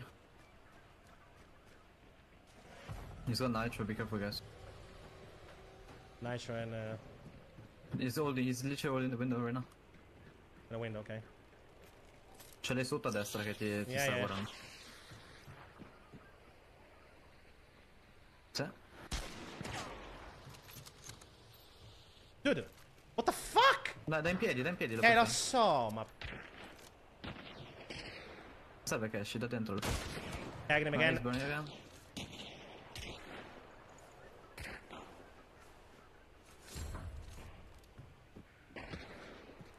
Dude, this guy burned I don't know how many fucking bars. Dude.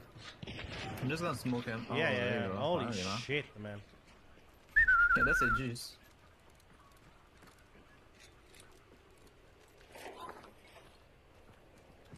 Mosin Spitzer here, of course, imagine. Mosin Spitzer, man. Spitzer. Listen, death traps as well. Was he I burning, by cannot the way? see this guy, I'm not gonna lie. Yeah, I did hit him twice. But was he burning for you? When you killed him, Astarte? No. He wasn't burning? Absolutely not at all. Okay. Upper mat and Dolch B here. Very good, man. If Upper anyone mat and wants Dolch any B? of those. Yeah, upper mat and Dolch B. Make That's my all ass. Oh, the banished fort. Yeah, the Ooh. banished fort. Ooh. Ciao. Lost 50 here, brutto G. It is. New Vegas is the best Fallout.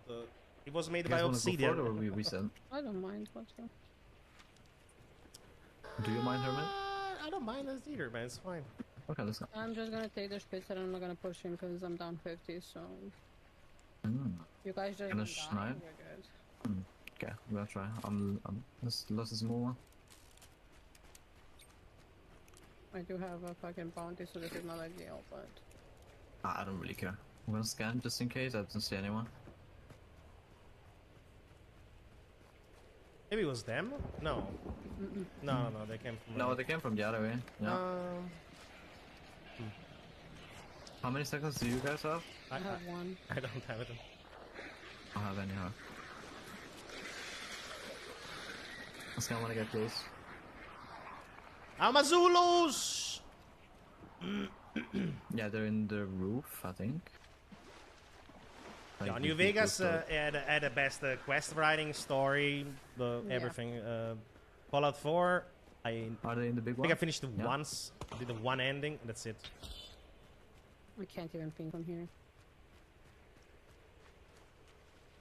They were like on the second floor. HBDES. Okay. Welcome to my channel. Lol. Okay. Oh, Oh, God. shotgun, yeah. Top. Right here. Okay. Here, one with the red shirt. I think he jumped up. Not sure. Yeah, he picked up. Jump down, yeah. Yeah, into the way to pick up. Yeah, I don't have it. Oh.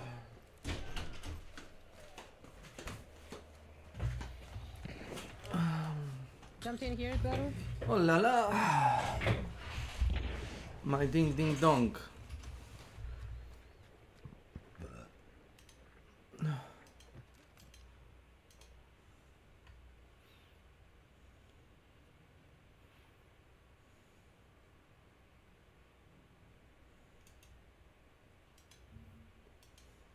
What I also wanted to talk about, because PoE 2 had a lot of announcements attached to it, I wanted to type up a few things. And wow, that we that's can talk a lot about of in bones. a new video. Okay. So, what kind of sparked this video was this comment right here. Maybe I can just zoom it in a little bit. Try. Okay. I'll have to remember to minimize that. So, I had put out a video sort of right as this the release of Season 1 had come out. Just talking about me switching from Pulverized Druid over to a Nature's Fury build.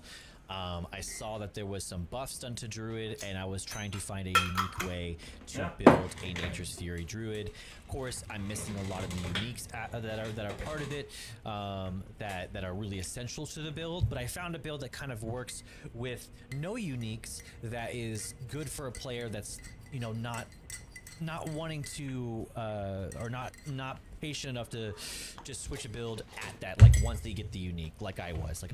So this is why I wanted to make this video. I was like, I made this Shred Druid video, and I was like, you know what, you're right, you know, like some things are pretty tough about Season 1, but I'm seeing a lot of this sentiment about Season 1 content in Diablo being turned south into a full-on like form of, I think the word thrown around a lot right now is tribalism, where it's just like, it's fun to hate on a game right now, so let's everybody just hate on this game together, and anybody who disagrees is some sort of shill for the game, and then everybody that is not or who is in agreement with us is also like, that validates my opinion. So this is what I'm talking about. After the Season 1 release, the Diablo 4 was review bombed effectively, and right now it is sitting at a 1.8 on score. If you go through these comments, a lot of these comments are going to say a lot of the same thing, I'm sure, with Season 1, and I am not saying, my intention is not to be like none of these opinions are valid. A lot of these opinions are probably valid and probably founded in truth. What I don't want to do is, I don't want to take a side with either. I don't want to take a side with the people who say the game is foundationally fine and there's no issues at all. I also don't want to take side with the group of people who think that, well, the game is flawed in this way, and so it can never recover, worst game devs ever. That's the issue I'm taking with this video to begin. And so I was like, well, let me give a perspective that maybe isn't heard of and isn't being told in the YouTube comments, in the Twitter videos, in all this stuff, because if I'm getting comments on my videos, then we know it's truly systemic, because I really don't get a ton of views. I don't get a ton of stuff. I've gotten a lot of positive traction on my YouTube page because of this. I've gotten, like, I broke 100 subscribers with videos in this. I've gotten thousands of views on some of mine, my stuff, my videos, my shorts. So I'm not saying that I haven't gotten something positive from this, but I don't want it to also give off the impression that because I've gotten some positive traction that I'm not going to criticize the game. There are flaws and there are issues with Season 1, and I'm trying to, like, my best to focus on the things that I've experienced personally and have had issues with versus saying the things that I haven't experienced personally in the game, so it's not a problem, right? I haven't played every class, and I've maybe made one, maybe two classes in the game so far, so there's not a whole lot that I haven't experienced, like, say, level 100 content. I understand that I played a game casually. I've had end game characters. I've played World Tier 4 on my level 70 character, and I'm playing right now in seasonal contents with my level 50 character. So this is all something I want to put in that context. So the first thing I wanted to talk about, so I wrote some notes down here that I want to write down as I'm kind of going through this. So the first concept I wanted to talk about is the time wasted. This is not big enough concept. Let me make this much bigger. This is the time wasted concept. A lot of people have been asking me in my Discord page, have been asking me in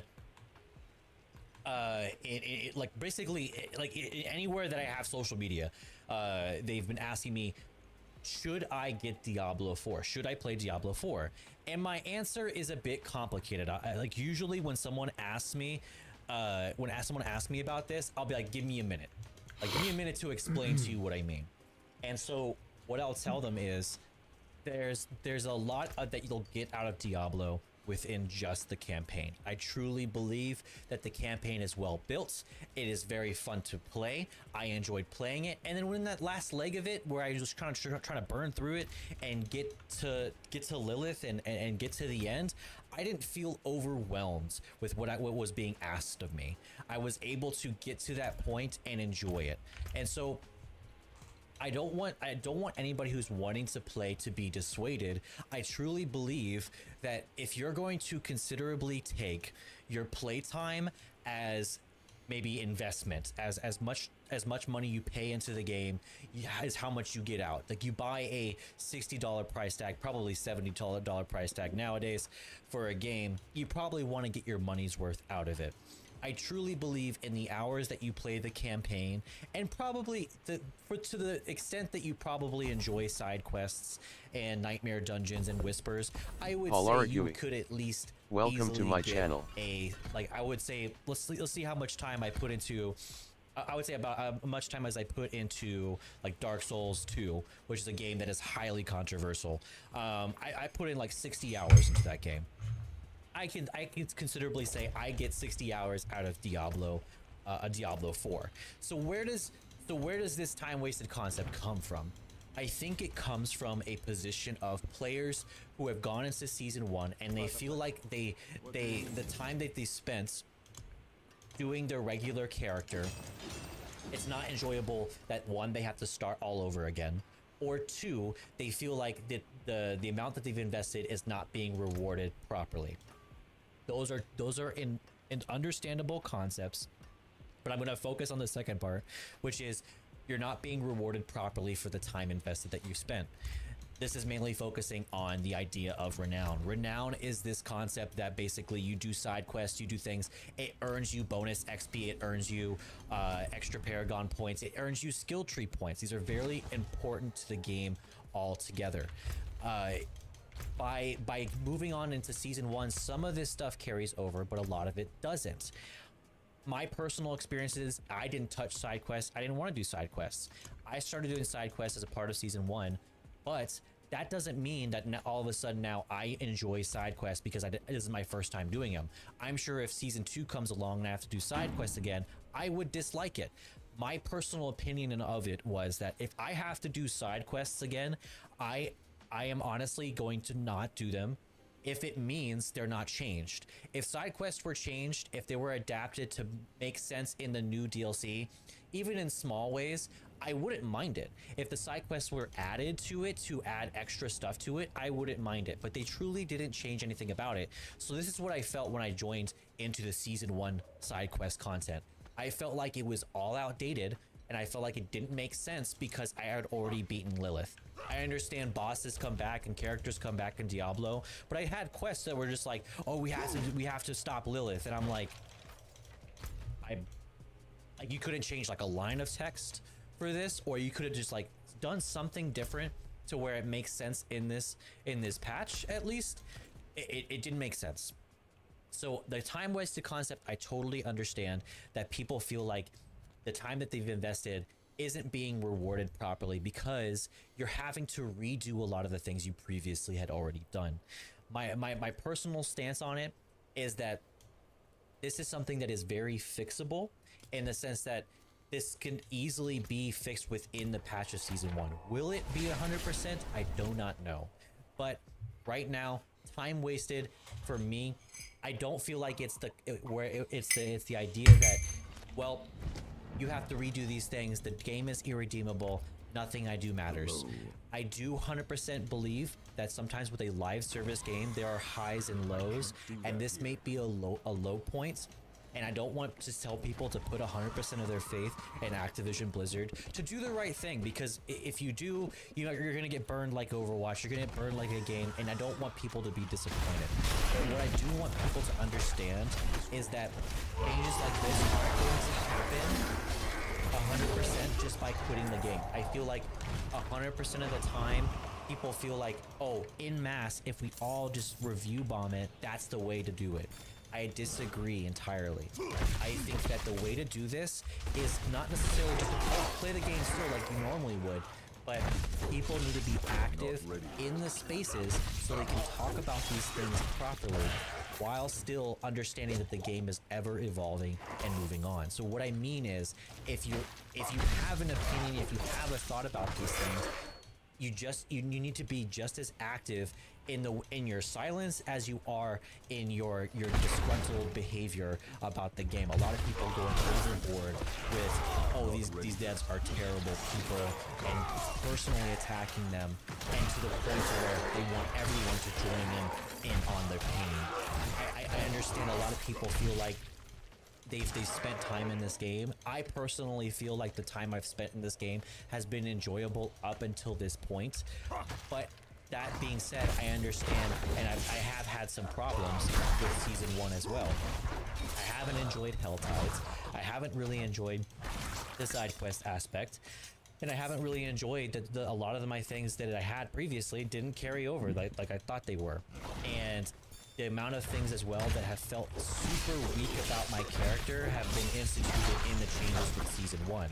But what am I going to do about it? I'm going to find a way for it to work, and then I'm going to voice my opinion about why these other things don't work, or the issues with it.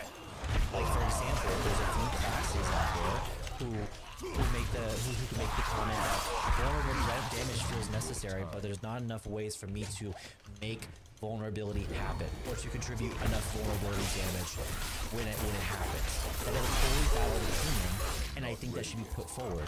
But what we shouldn't be doing is be like, I just ate this, get rid of it. Have constructive criticism that's going to effectively change the game in a positive way, but have solutions as well at the time, so you can provide that to the game. And your thought and opinions may be, well, this is the devs who should do this. It's not my job to do this. I understand that you may not want to, but if you're out there and you're just actively trashing the game without anything, like not necessarily anything positive, but anything constructive to say, you're just screaming into an echo chamber to do nothing. So what's the worst you're gonna do? Nothing. What is constructive criticism to apply? Something that people can work with. The time-wasted concept was the first thing that I was like, I think people need to understand a little bit better. Let me write down the second one, because, all right. The second one I want to put down is the Path of Exile versus Diablo. PoE versus Diablo 4. This is something that's coming up, especially with the idea that Path of Exile is probably one of the closest things you could compare one-to-one to Diablo 4 in a number of ways. A lot of times people will bring in Diablo 3 as well, because there was things in Diablo 3 that are coming up in Diablo 4, or that aren't in Diablo 4, or things that didn't work in Diablo 3 that also don't work in Diablo 4. They didn't improve over that transition. And I want people to understand that a lot of those one-to-one concepts, personally, I think that whilst similar, I think that it's not entirely unfair to make those comparisons, but I think that putting those concepts into this game is probably not the most constructive idea to helping like Diablo's issues right now. And what I mean by that is that PoE and Diablo are very similar.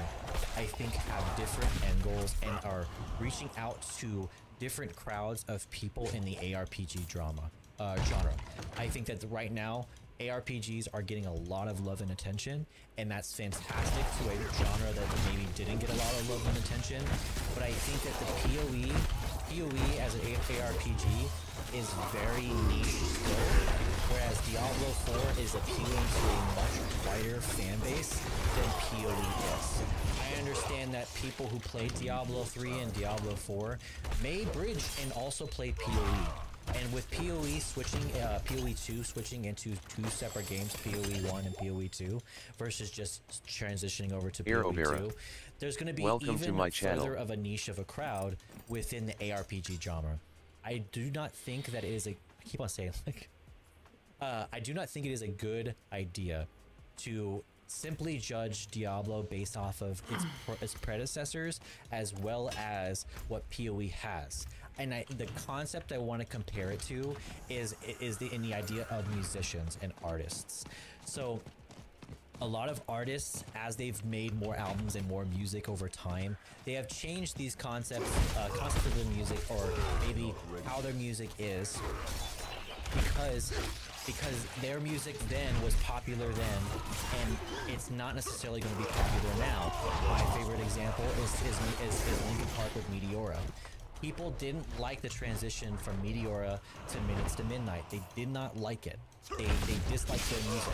But we got some of the best tracks from Linkin Park from that. What I've Done, Given Up, I'm forgetting my favorite, one of my favorite tracks from it, but Bleed It Out. So Shadow of the Day, really great tracks from that, but a complete diversion from what they've previously done in the past. I want to put that same concept to Diablo, in that they are changing a lot of those concepts, and so saying that this game that's come out previously, it's gonna work now one-to-one in this game, even if it's the exact same concept. I do not think that it works exactly like you're saying.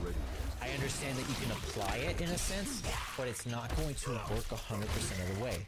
Now, do I have 100% experience with PoE? I play PoE a little bit, but I don't have enough experience with PoE to be like, oh yeah, this concept exactly, yeah, this is just like it, or no, this concept is nothing like it. I don't know why people are making this comparison.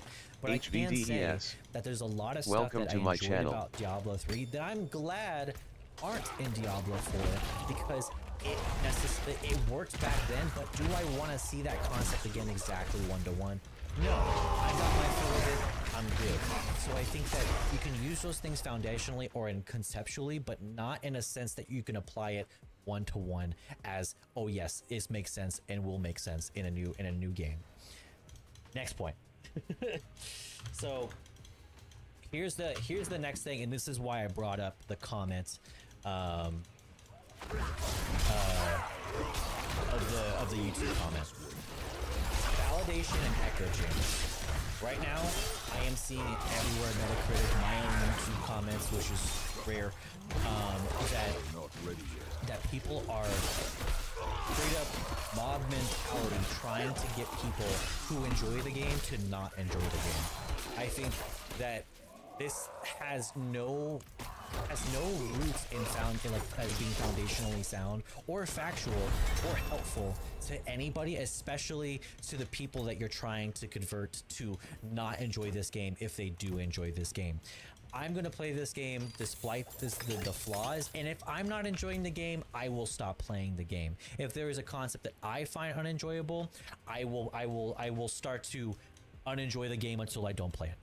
So what I think is not constructive to anybody is, one, to review bomb Metacritic, or two, to go into other creators' chats and tell them that they shouldn't be playing the game because of this. I think that right now there are a lot of people going around who either, one, want people to validate their choice of quitting Diablo 4, or two, will only listen or adhere. If I won't scotch.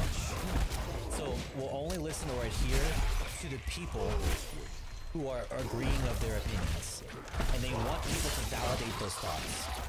So I think that in that concept, you invite no room for criticism, and also you only invite room for opinions, as well, opinions and thoughts that are not going to improve the game as a whole.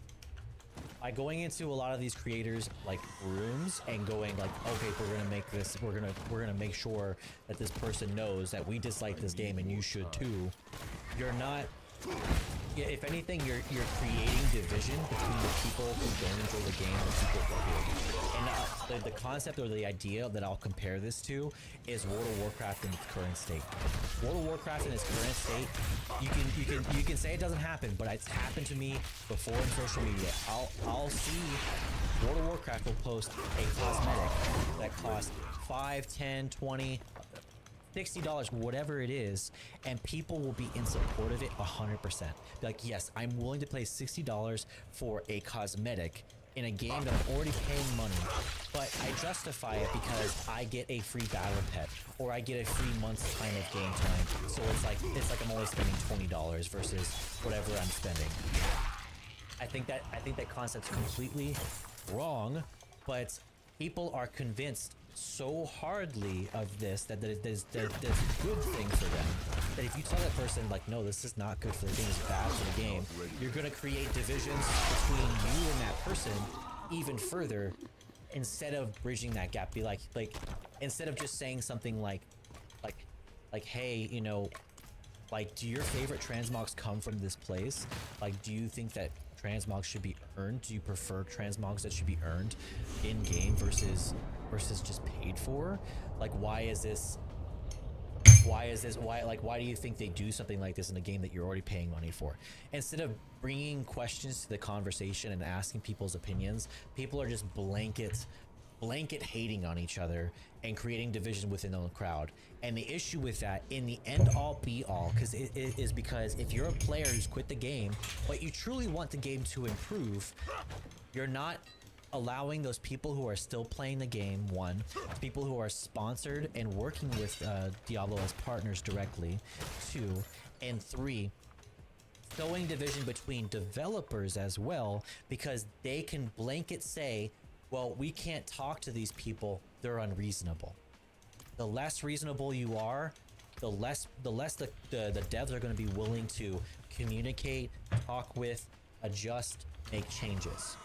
So this whole validation concept and echo chamber concept is completely not worth your time and is an absolute waste for everybody involved. And then the last thing I want to say, actually I think I just said those 3 points, but the last thing I want to say about this whole thing with Diablo 4 is my personal thoughts on playing the game. Should you play the game now?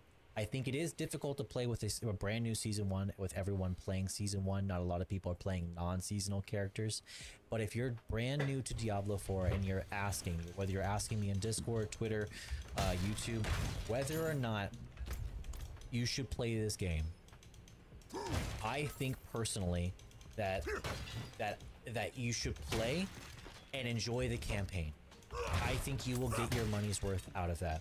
The CEO of Bungie said they love the bad press because it makes more people curious about the game. I have ideas about Bungie, like in the whole Destiny thing, especially a lot of the paid concepts that they included with Destiny, because I think now the companies of Halo, I believe, and Blizzard are closely connected now, at least in maybe staff or concepts. But I personally think if you're brand new to the game, I think that you will get your money's worth out of playing a brand new character and enjoying the campaign. I think the side quests aren't bad as far as playing them once, and I think you could play the whole game as much as you would play a box game, a AAA game, and get enough hours out of it. However, as a live service game, I think you have to proceed with caution. Are you going to play a class that you enjoy? Are you going to play something that you like? I don't know. I can't say for you. But what I can say that I think you'll get enough time out of the game to where it's still worthwhile to play it. The campaign is really strong. I think a lot of the concepts are good. I think that the game is probably really, really fun. Up until about at least level 70, at least, and that I easily put in enough hours to be worth it. Is it fun to play up to 100 and to be Uber Lilith? You're probably going to see a lot more of those issues in the game when that comes along, but characters, one main and one seasonal character, and I still feel like I can get something out of a game that's enjoyable for me to play the game still. Are there issues? Yes. But am I, personally, I want to seek out those issues and find ways that I can possibly fix those issues, not necessarily for the game itself, but so I can put it out there as a way to be like, this is a positive direction that the game could go. Will the devs listen?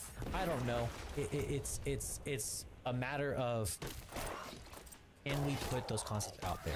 Are there things like leaving dungeon and teleporting out of dungeon, taking a 5-second cast versus a 3-second cast, universally not a good idea? Yeah, I understand that.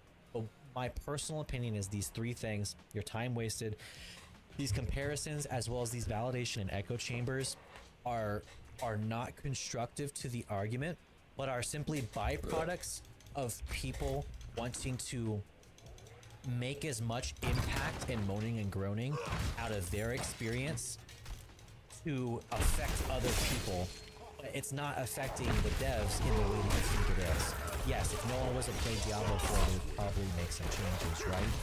But because you're gonna have people who are gonna enjoy the game probably no matter what happens in the game, what you're doing is you're simply removing yourself from the conversation, which is your right, but it's not gonna make the game better in the long run if that is your true want or desire. So that's my personal opinion of it. I hope that makes sense. I hope I'm not dividing anybody in any sort of way to make them feel like their choice was being attacked. I want people to feel like they can enjoy the game as they please, but personally, I think that a lot of people are making it to be bigger than something that it is. And I think that a lot of games go through issues, but don't compare a game as actively live serviced within its first few months of being released and to say blanketly, this is terrible. They have no excuse. I think that it's important to give some understanding and to be constructive about it.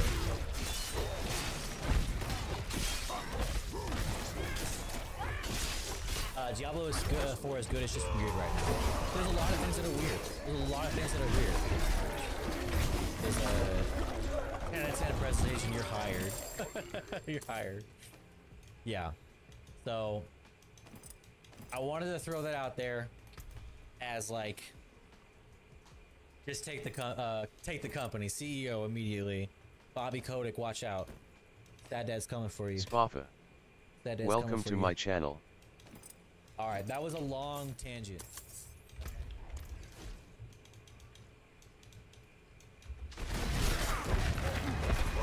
Not ready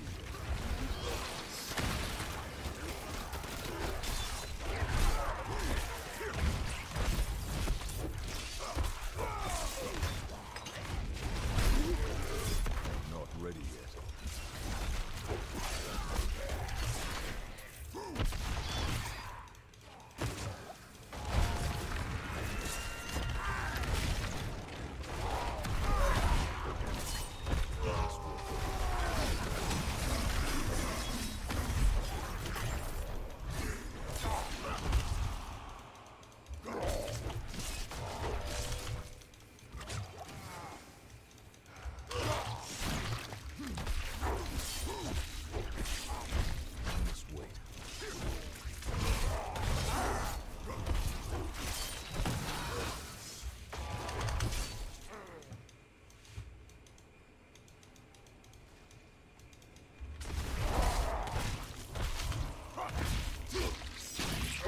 Not ready yet. Bill of Mortality. In the year of the light, 1318, Anno Kegistani, we have buried 92 souls on these hallowed grounds. Abortive and stillborn, 7. Bleeding wounds, 4. Childbed, 2. Executed, 15. Frostbitten, 6. Old age, 1. Removal of blood. 54. Starvation. 3.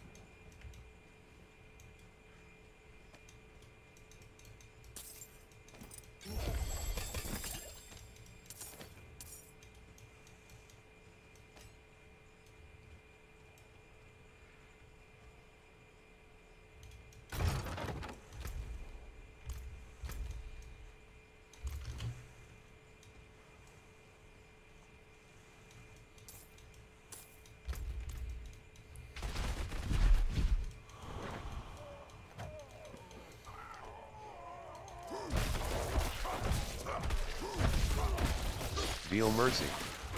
Welcome to my channel.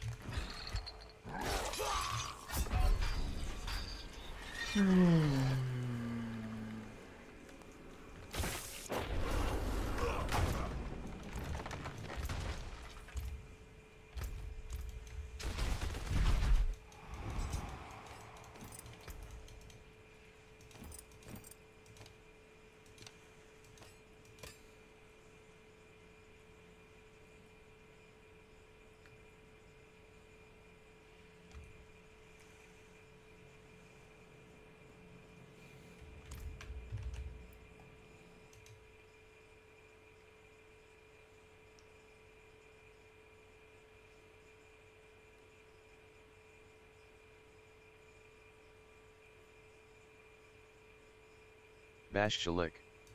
Welcome to my channel. Hey guys, sorry I haven't put out. Да си бъде система.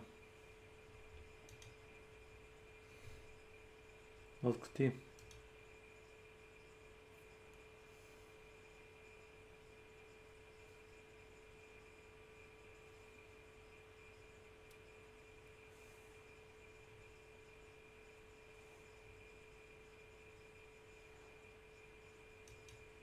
Let's go. Diablo 4 somehow got worse, and so did Blizzard. Well, we know why Blizzard got worse, but we're not going to go into that. Let's see what happens.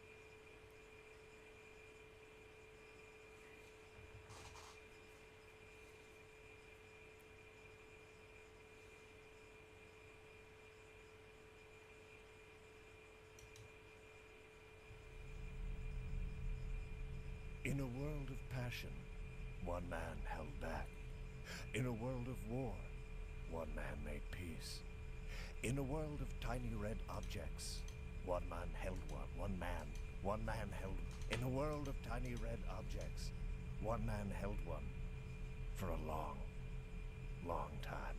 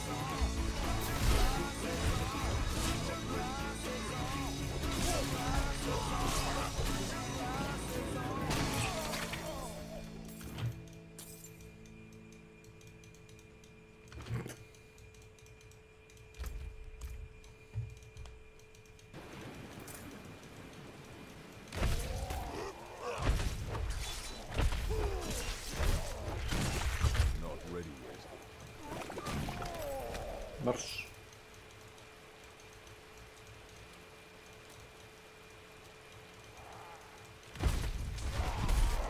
Not ready yet.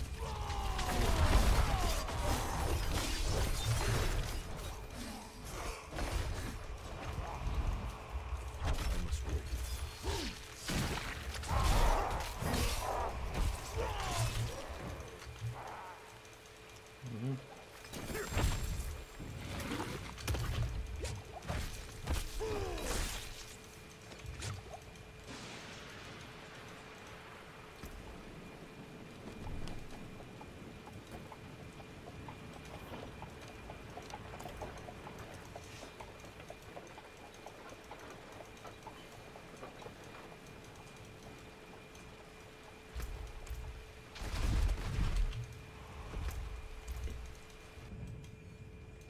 Bartender, have you heard any good news? No good news at all. Still nothing? Even in Midland's Castle Town. I can't take it. Ever since Griffith became king, I've lost all hope. Be quiet. Watch your mouth. Someone might be listening. Ladies and gentlemen, I have returned.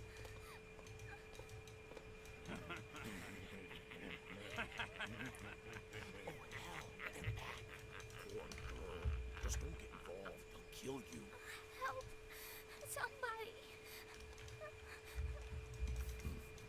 I can't believe what I am seeing. Is there no one willing to rescue this pretty little girl? Pathetic. Chivalry must be dead. Hey! Some nice people just left a table for us. Yes. Bartender, here's your money.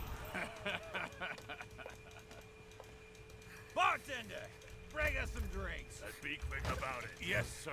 It's wine. I need it fast. That's the stuff. Easy does it now, baby. Better not spill any of my expensive wine. Watch it, young lady. If you spill it, I'll make you lick it off the table.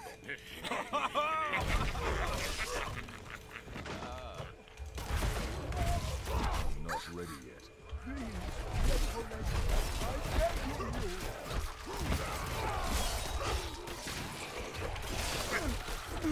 Shut up, man, and mind your own business. Settle down, little girl. Remember now, you're the one who bumped into us. Don't think you can get away with just an apology. Hell, man! We're gonna discipline this girl for you. Right? Come on, baby. Why don't you pour me a little more? Whoops! Oh, now look what you've gone and done. Didn't your parents teach you any manners at all? You know what that means, don't you? Mountain was to work now. Hurry up! Do it. Come on now. Lap it up quick, or it'll seep through the table. Better clean it all up. No dessert for you tonight. Clean it so you can see your reflection. I can see my face.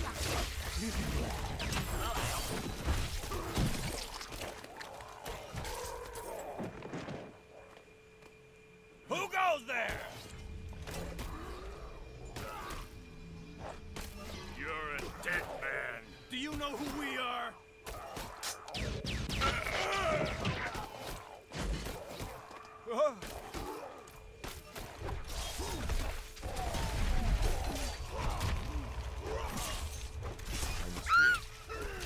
No! Hold it right there! We're gonna make you pay for this! You hear me? Take me to your master. I want to see him now. What? Who do you think?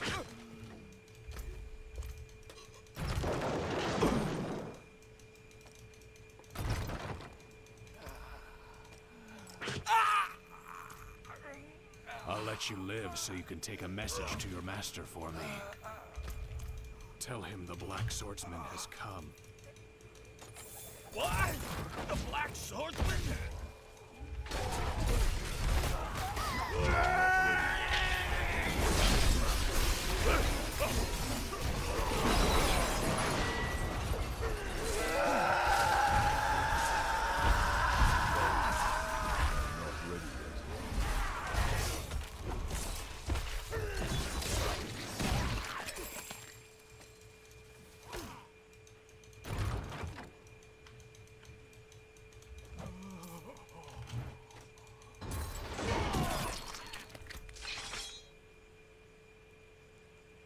Pitching.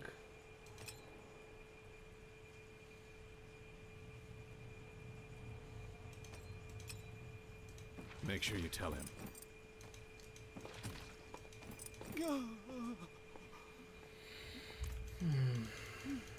Oh, what a mess.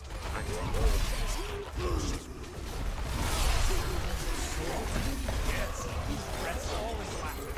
He carries an enormous sword larger than he is and fights with the repeating crossbow. He's always guards in a matter of seconds. Minister, what do you think we should do? Search for him everywhere. Leave no stone unturned. We must find this man. Sir! Whoa. Not ready yet. How can I be expected to bring this Brother. to the master? Get the fuck out with that light steal.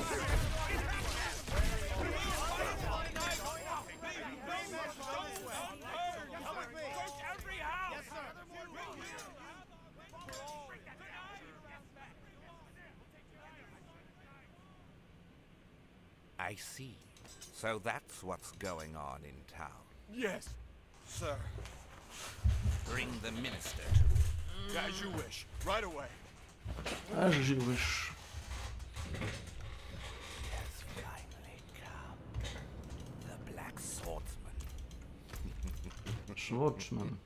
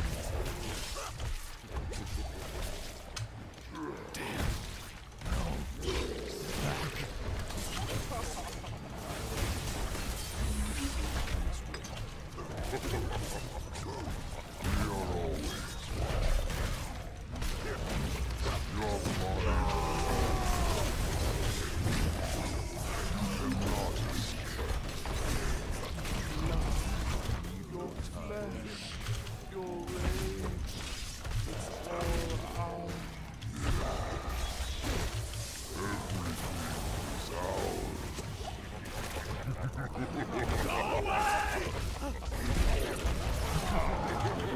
be.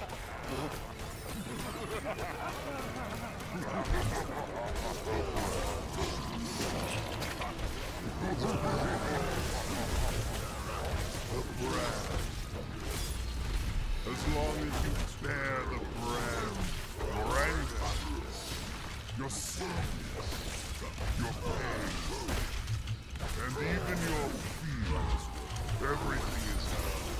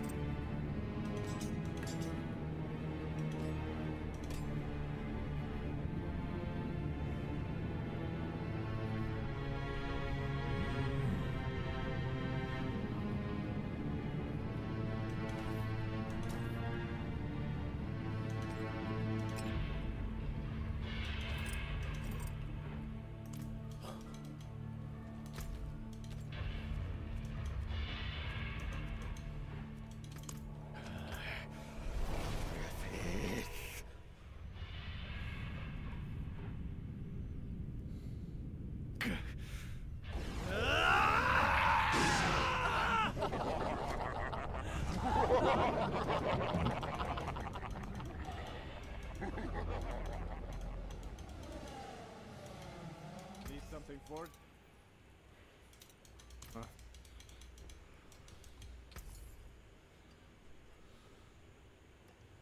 I'll take it.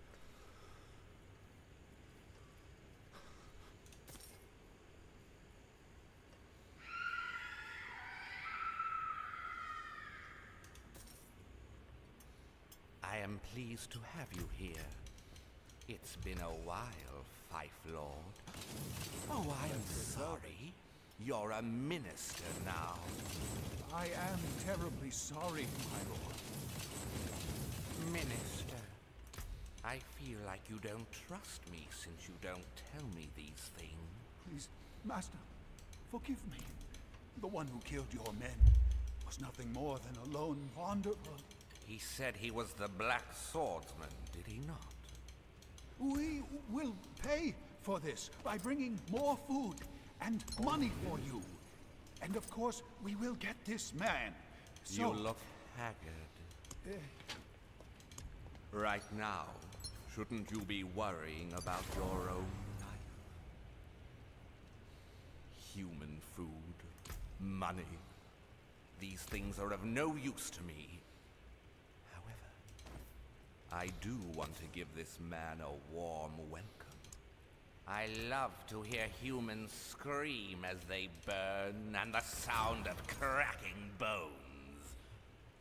I'd love to prepare such festivities for him. Master, please! I beg you.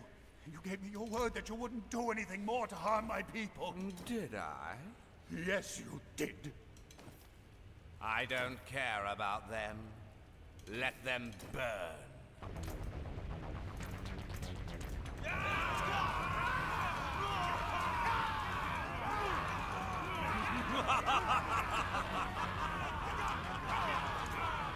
Kill every last one of them! Burn everything!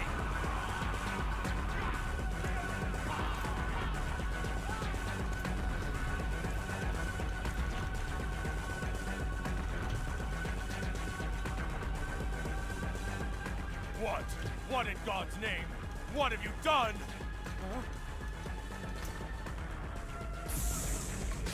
Minister!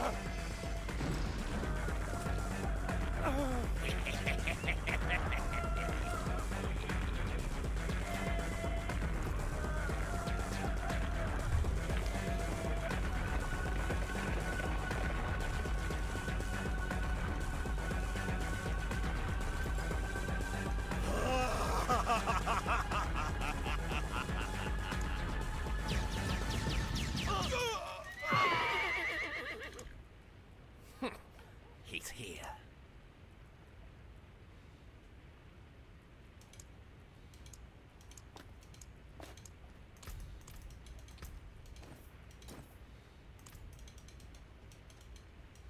Kill him!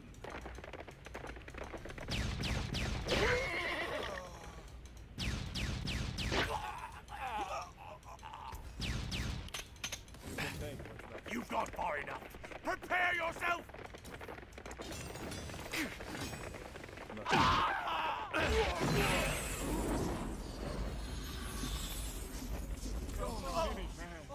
Handle such a weapon.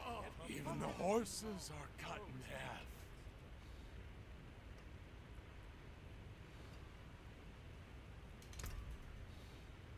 I've heard rumors about you. You're the one who's been making trouble for all of us servants. You, a human. You think you can defy us? Avail it. You are a fool!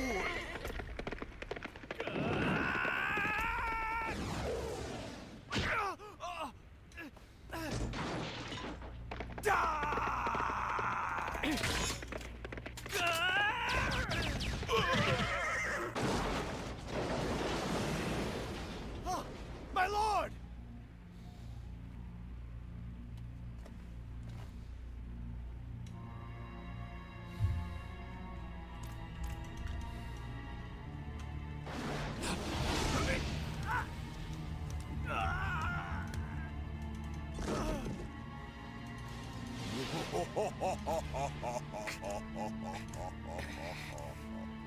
You make me laugh. Shoot all you like. Mortals like you cannot kill me. No human can kill me.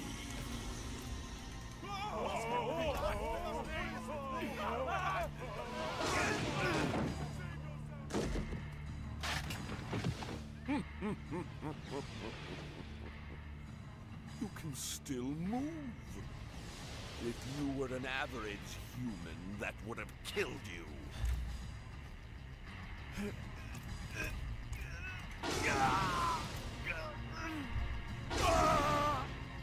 Now you understand just how fragile you humans are. This is the end.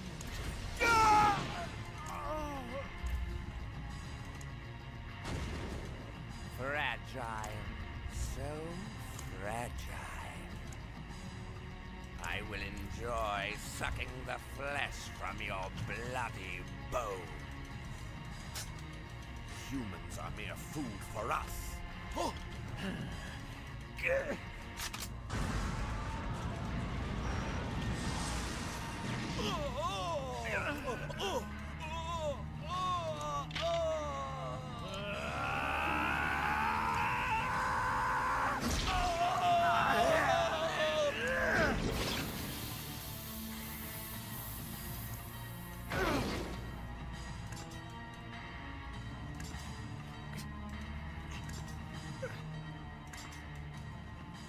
Didn't you say a human couldn't kill you? You... that brand. You're right. We are mortal and fragile. But even if we are tortured or wounded, we'll fight to survive. You should feel the pain we feel and understand. I am the messenger that will deliver you to that pain and understanding. No! Stop it! Don't kill me! And what is it you said when those people begged you for mercy? Stop it! Help me!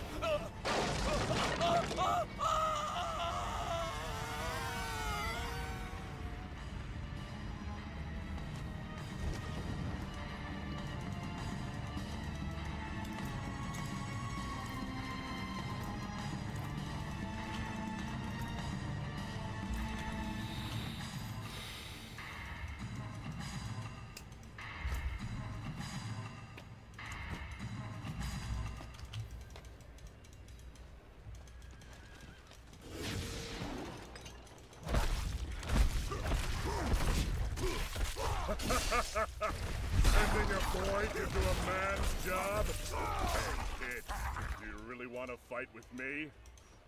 I see you've got some balls, but you're going to regret it when I chop your head off with my axe!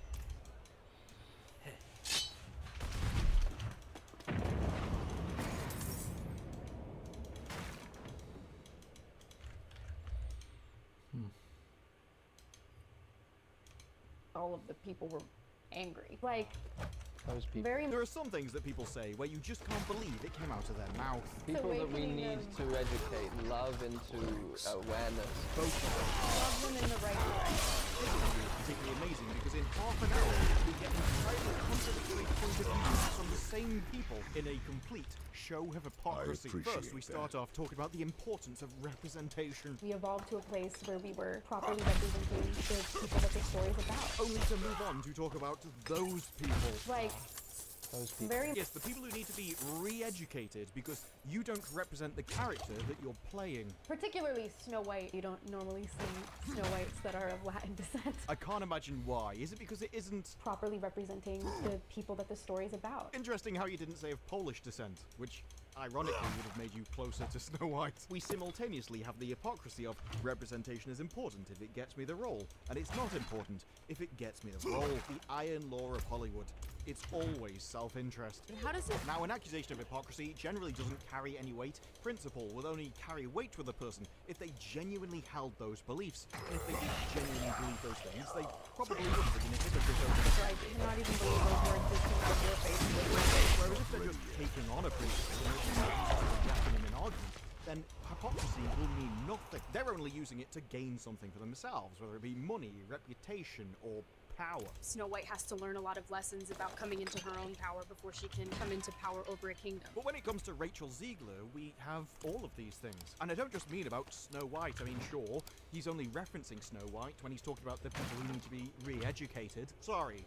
Loved. But despite all the platitudes about Rachel Ziegler and what she's doing for the Latino representation in Hollywood, it turns out they weren't too happy about her either. Do you speak the language? Does it matter? Does it matter? Do you eat the food? Does it matter? Were you born in the country? Does it matter? Were either of your parents born in the country? Does it matter? Have you got any ties to the culture of that country at all? Does it matter? Seriously, how many degrees of freedom do we need to get before it becomes a little bit absurd to play the Puerto Rican? No Puerto Rican. I'm Spanish. Neither of my parents are Spanish, but both of them were born on the same continent, which actually makes me more Spanish than you're Puerto Rican. Wait, then if I'm Spanish, I would have ancestral ties to Latin America, which would mean I could represent Maria. Call an Uber, mate. I'm going to Hollywood. I've always wanted to perform in musical theatre. This became a conversation about how many different ways there are to view Latin descent. I think I've successfully added one more. Fine story. So like, okay, why did they need to defend their remake in the first place? I mean, Spielberg was just launching people into celebrity status with this movie. Despite Rachel's commentary on Twitter, how it's just, oh, I'm so fed up of men because it's just men complaining about it. Back then, there was it famously masculine name. Why can't West Side Story just cast a Puerto Rican Maria? It's ever so interesting when you're really valuing representation when it comes to the only to find out that people say you don't represent me though, and then what does it say about representation in film when the starring character is specifically supposed to be Puerto Rican, yet casting as someone who is not? When your father's Polish, you were born in America and your mother's Colombian. Where does the Puerto Rican come in? We evolved to a place where we were properly representing the people that the story's about. So you can understand why a Puerto Rican may have had some complaints over the role when this movie was specifically supposed to be doing the thing that they're not doing. They kept bragging about it in all of the interviews, said it was so important that they didn't do it. Went out of their way to actually celebrate the diaspora of the Hispanic community. It is a good excuse to make you be in the room, though, isn't it? You know, because you need to be in the room. You have a way with words. No, words.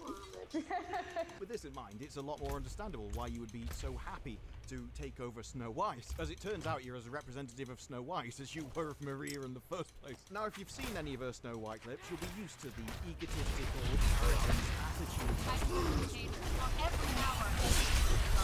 It's often associated with being spoiled, never being told no, or maybe just living a life of extreme privilege. I don't even blame her for it, because it is something that's always worked for her before. It's not just that one interview where people were going, "You don't represent me, why do you keep saying you do?" She replied with this. Does it matter? But it can also be used to drum up controversy, get some angry people going on Twitter. People that we need to educate. No, not those ones. We mean the ones we like, because they're useful and they get us things. I don't know, y'all.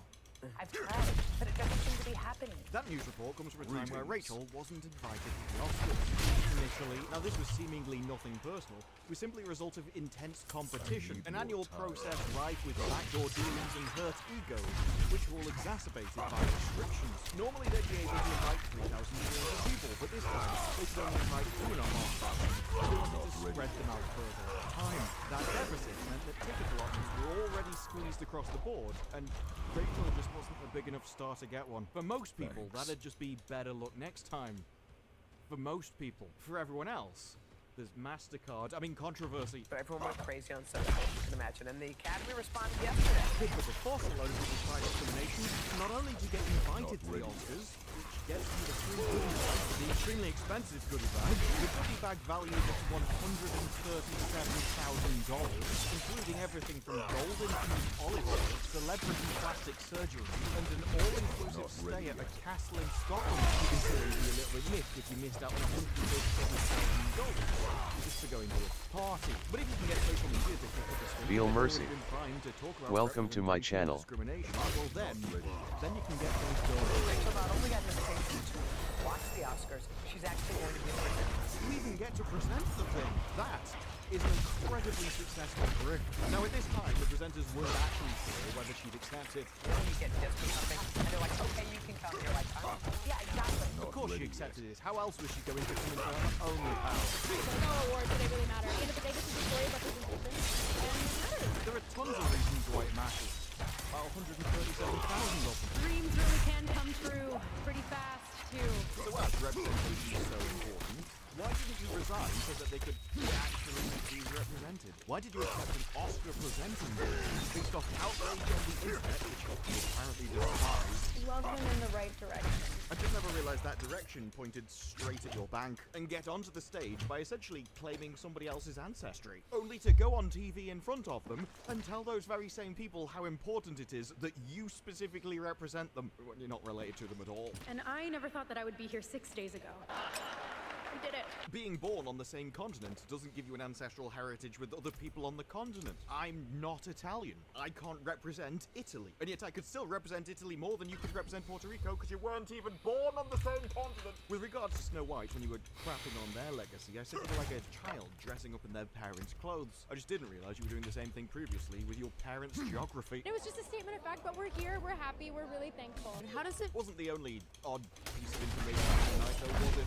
When she was asked, what does it mean to have this moment for your film, referring to her being able to present the Oscars? I think that our stories are worth telling, and I think this Insensitive Blue Eyes of our film shows that our stories are worth telling. I mean, the people that saw it definitely liked it. 92 and 93% thought it was better than mid. And IMDb also gave it a 7.2 out of 10. So the people that saw it liked the movie and would likely have recommended other people to go and see it. But you specifically said it was a business. So let's see about that, shall we? It made $76 million worldwide on a budget of $100 million. So would have needed 200, 250, 300. We haven't included marketing just to break even. Suddenly that worth on $76 million not looking great, does it? So we're talking about what your movie proves. At best, we'll say it's neutral. It doesn't change anything. At worst, you could say it actually narrowed the targeting and made it appeal to a much smaller audience. Because those that saw the movie liked it, because most people didn't feel the need to see it possible. Getting represented. At the end of the day, this is a story of representation, and it matters. I mean, even the Puerto Ricans have no reason to see this movie. It's supposed to be their movie. The demographic of people with a Polish father, a Colombian mother, and looking in America. It should not that large. When you look at it from that angle, $76 million is very generous. I mean, you did make $4.1 million on your opening day, so it wasn't looking good. And it didn't help when in one week you lost 74% of your customer base. If you lose 74% of your audience when your audience that watched it liked it, likely recommended it, then it just means your audience wasn't very big to begin with. People just fail to recognize that, like, at the end of the day, everybody on this carpet is a person with feelings. Oh, it's so important that you falsely represent the but in doing so, you've narrowed the target to the point where you needed to make a really low-budget movie. You didn't. This is the same issue Blue Beetle had. They decided to make a very niche movie, and then released it to an national audience, and so ended up with a niche box office. It has nothing to do with whether the story itself is worth telling or not. It's that when you go out and go, we made this entire movie just for these people, everybody else realizes it's not for them. You didn't make it for them. I feel like it's none of my business. So why would they give you money for it? What you need to do is make movies for a large audience. Or scale back your budgets if you're making a niche movie. At the end of the day, this is the story of representation. Quite frankly, I'm not sure how you spent $100 million on a musical in the first place. Did most of it go to Steven Spielberg? I would love to know. But why would anyone go to the lengths of making up this nonsense? Talking about how it's ever so important that you're on the screen to represent a different country that you're not even part of. I mean, at the end of the day, who would want to be a Hollywood actress? They work so hard. This job is tough. It's long hours. It's lots of time together. And when you hear her describe what that hard work's like, it's amazing anyone manages it. It's very reminiscent of being at summer camp and, you know... And we already know they don't get paid much money. That's why they're constantly asking for more so that they can get a living wage. I deserve to be paid for every hour that it is streamed online. Wouldn't you give more money to somebody who has the talent to do this? I'm gonna stand there 18 hours in a dress. Wearing a dress is so rare now, it's actually become something you can put on a resume. So I think we can all agree no one would ever be an actor under false pretenses or take on a false position in order to get extra work. They just don't get paid enough to make that worthwhile. You see a celebrity, you go to a premiere, maybe an awards show. They do not think about starvation wages. Going to the Oscars was a sacrifice that she was willing to make for other people. This carpet is a person with feelings. And I, for one, am grateful that she's willing to make that sacrifice. She would take on that burden of an increasing bank balance that otherwise someone in Puerto Rico would have had to shoulder themselves. I mean, I never in a million years imagined that that would be a possibility for me. Now, there are some previous issues, and bounding into Comics Reported. At the end of May 2020, she did make a tweet where she spoke about using her platform because she's donated, shared, and will continue to educate herself on the never-ending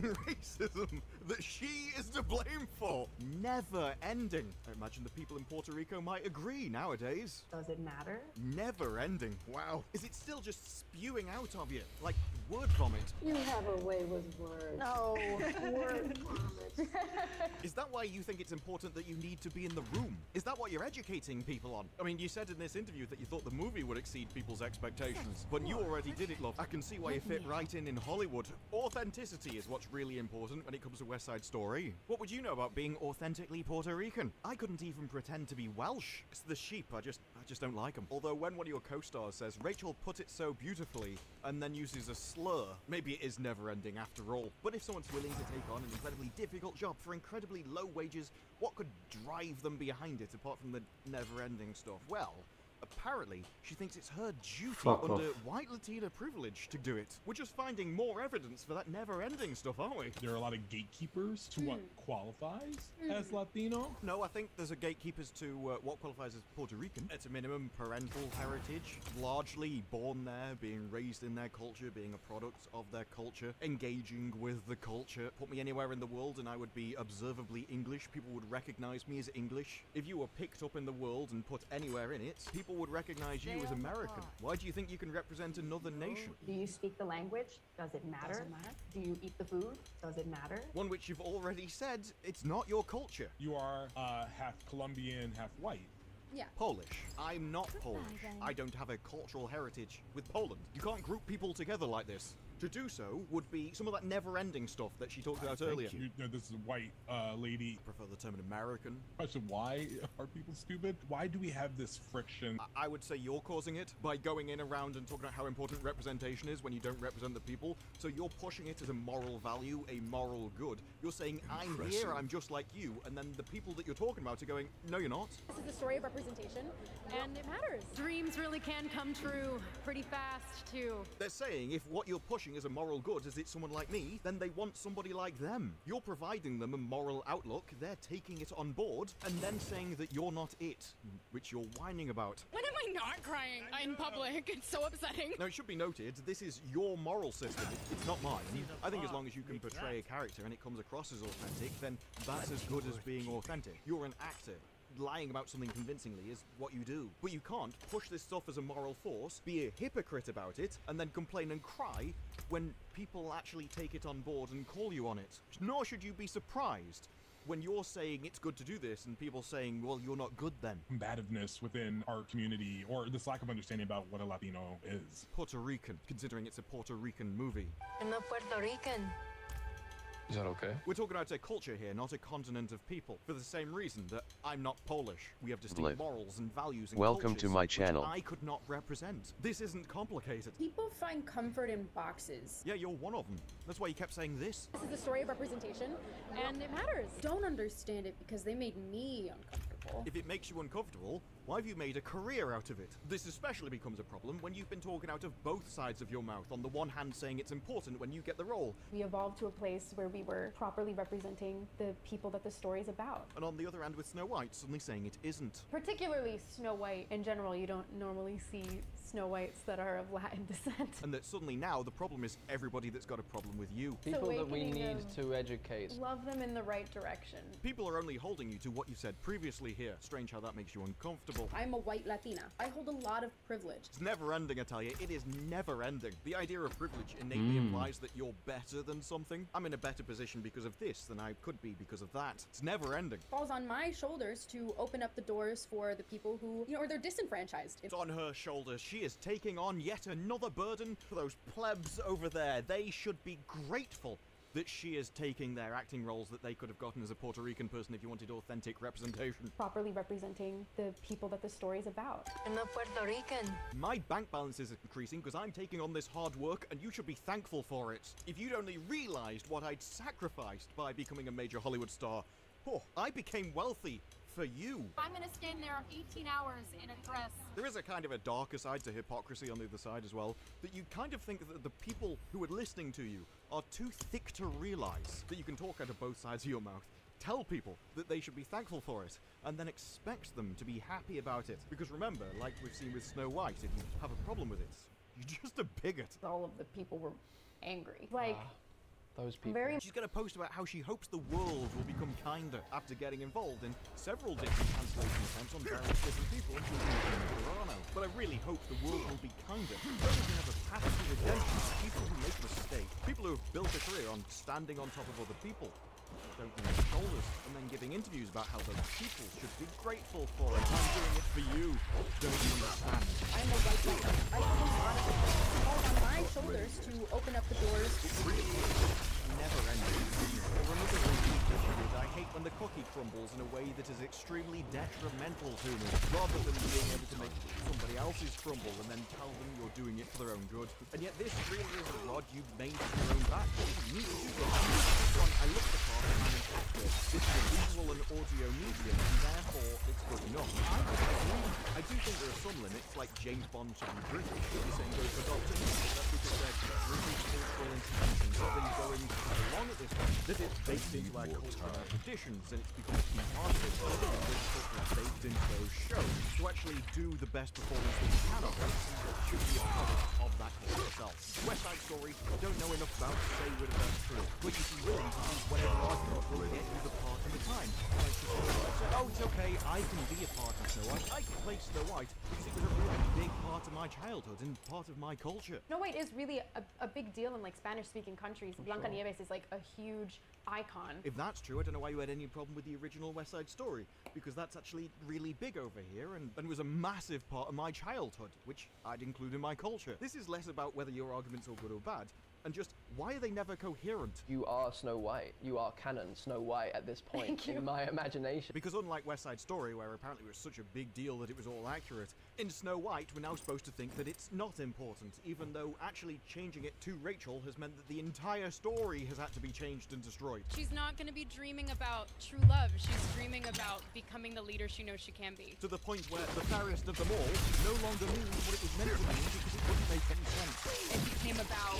fairest of them all, meaning who is the most just. Because the comments about Snow White, the attitude around Snow White, especially with regards to the audience who want to give you money for your performance, was always disgusting and repulsive. But when you go back in time, it only gets worse when you find out how she treated other people. People that she said she was representing. I deserve Does it matter? I deserve No wonder West Side Story is a financial flop, and then it's already a niche movie, and you're treating that niche like that. And then you get moved on to Snow White, and do the same attitude across. Like I say, I can't blame you. It worked very well for you before, but there's going to come a time where people are fed up with it. You can't keep providing them all these moral values, telling them that this is good, this is what you stand for.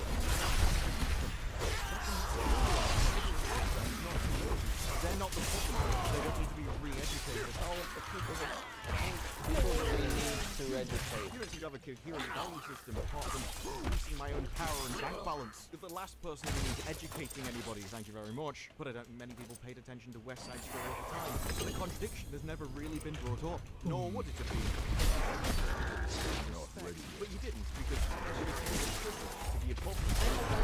I have a lot of privilege. This isn't your duty to be in your room. It's a great excuse to tell yourself as you're taking a role of somebody who would better fit the part. And I may not even have a problem with it if you were just playing the game to get money. You were climbing the slippery pole, improving your career. At least if you were honest about it, I could respect it. But when you play the identity game as you're just stepping on people, I can't respect that. When you claim to represent people and they go, but you don't actually represent me, and you just keep on doing it, they always seem to be your problem to you. Love them in the right direction. It was really inevitable that the cookie was going to crumble the other way eventually. Magic mirror on the wall. Who is the fairest one of all? Because there's only so many people in the world, so many different countries in the world. There's only so much cultural heritage you can take an axe to before people stop telling you to stop. The cartoon was made 85 years ago. Therefore, it's extremely dangerous. Not allowed to take away our dignity! And when they do, you're calling them the problem. Like, very people that we need to educate. That doesn't always get your own way. Because getting a big, angry mob to support you may get you through the Oscars. But a lot of people don't care about that. Because why would you care when they're angry? Michael, what are yours? Like the video, subscribe for more videos like this in the future, and I will see you in the next one. Bye.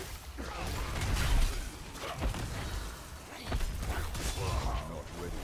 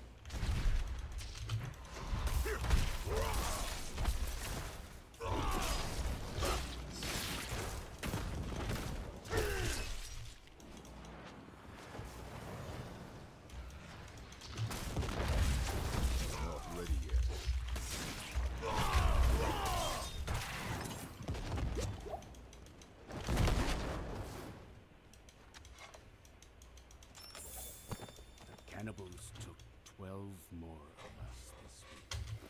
But Elder Davin has finally gone to the mines.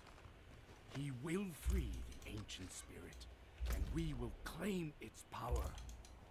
No one will threaten Karayisu again.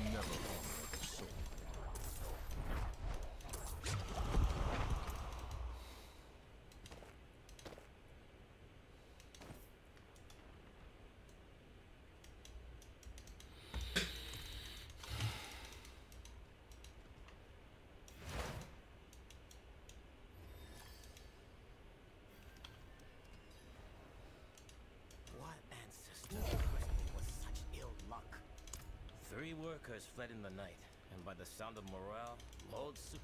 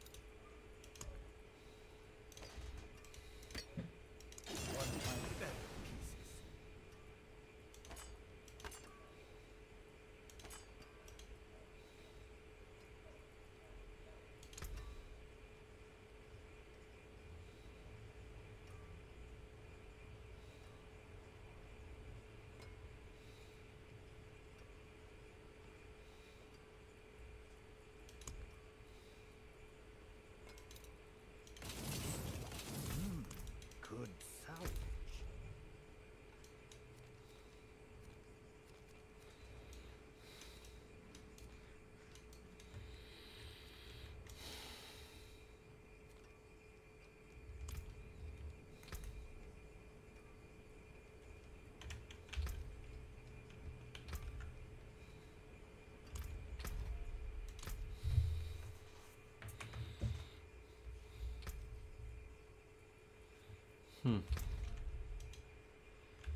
No.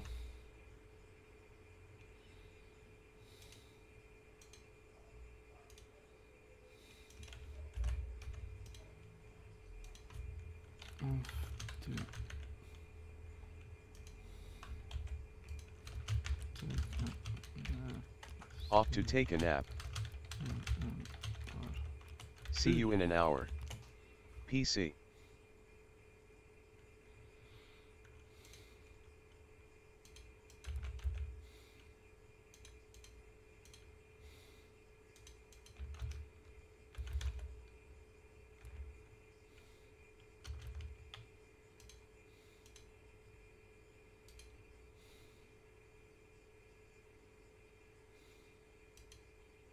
What's this? We're gonna have hot AI DJs now? Oh my god. Oh my god. Wow. Isn't science great? This is amazing. Bro, real girls are over.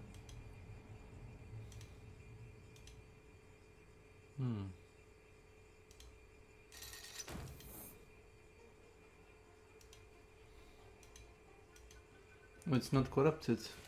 Very nice.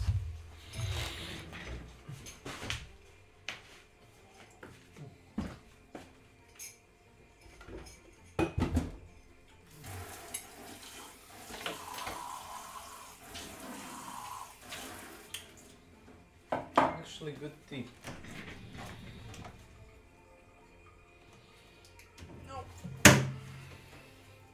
Veal Mercy. Welcome to my channel.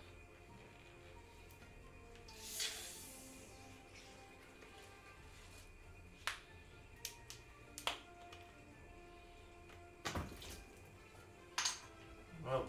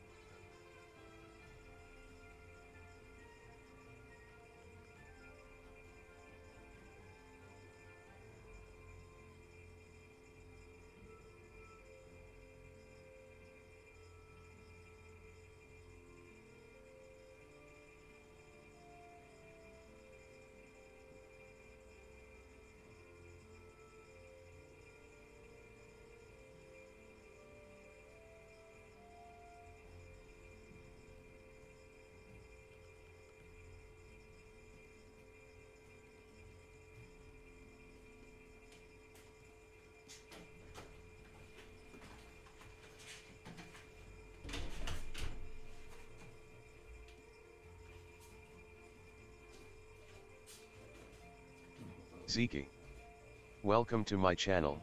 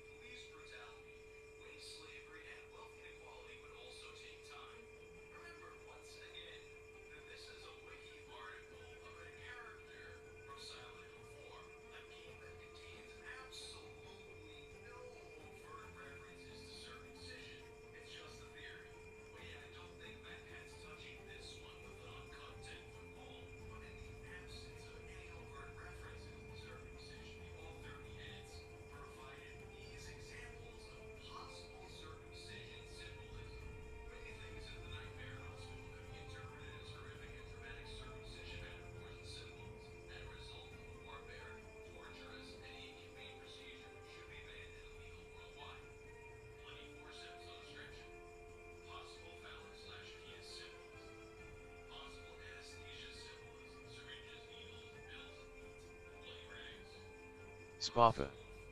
Welcome to my channel.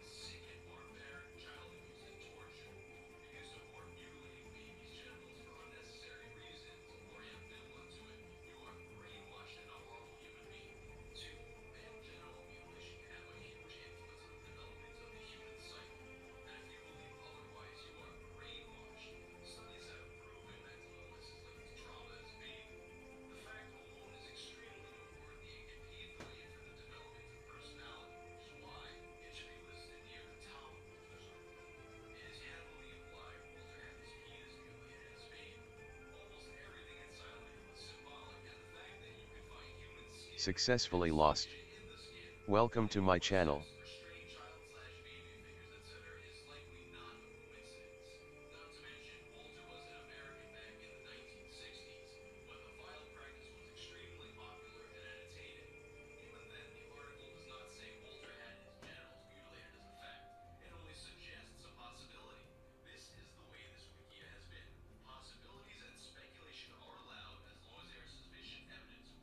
Silent Hill is all about the injustices of America. It's literally what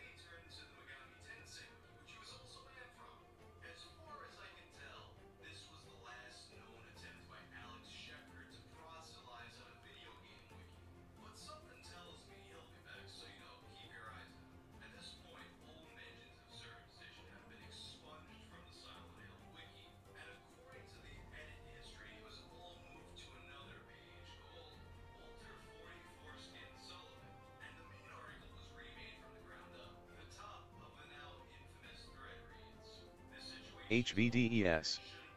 Welcome to my channel.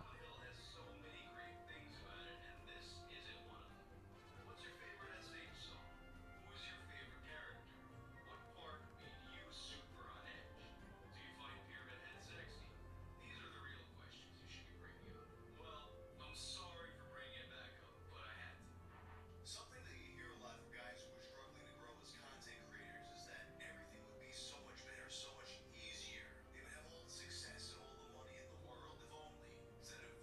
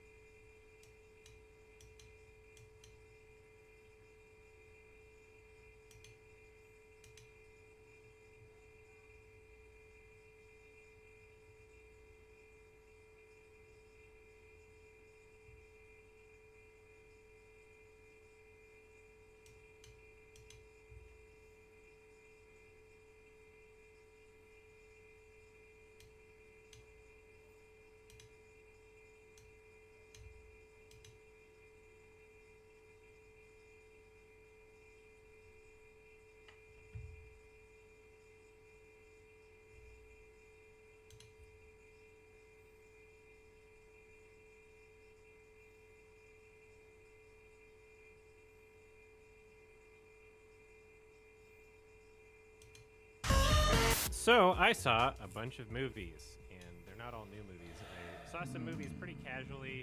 Was just, you know, doing some Netflix and chill, but actually using Netflix and chilling. Figured I might as well talk about these movies on the channel because I've got them fresh in my mind from the past few weeks anyway. First one being Scary Movie, a movie that I watched a lot when I was younger, so it was really interesting revisiting this film as an adult. I was super into the 90s slasher horror films that this film was parodying when I was younger. I would rent them all the time from the video store. I would just watch a bunch of horror movies, and that was most of my media diet. So it was great watching this because I understood all of the references, I understood all of the tropes. Not like you need to watch a lot of 90s slasher movies to understand horror tropes, but there were definitely some benefits towards being familiar with those horror films when watching this film. The style of comedy for this film is very similar to the movie Airplane, a classic comedy from, I think, 1980, there we go. And with this movie coming out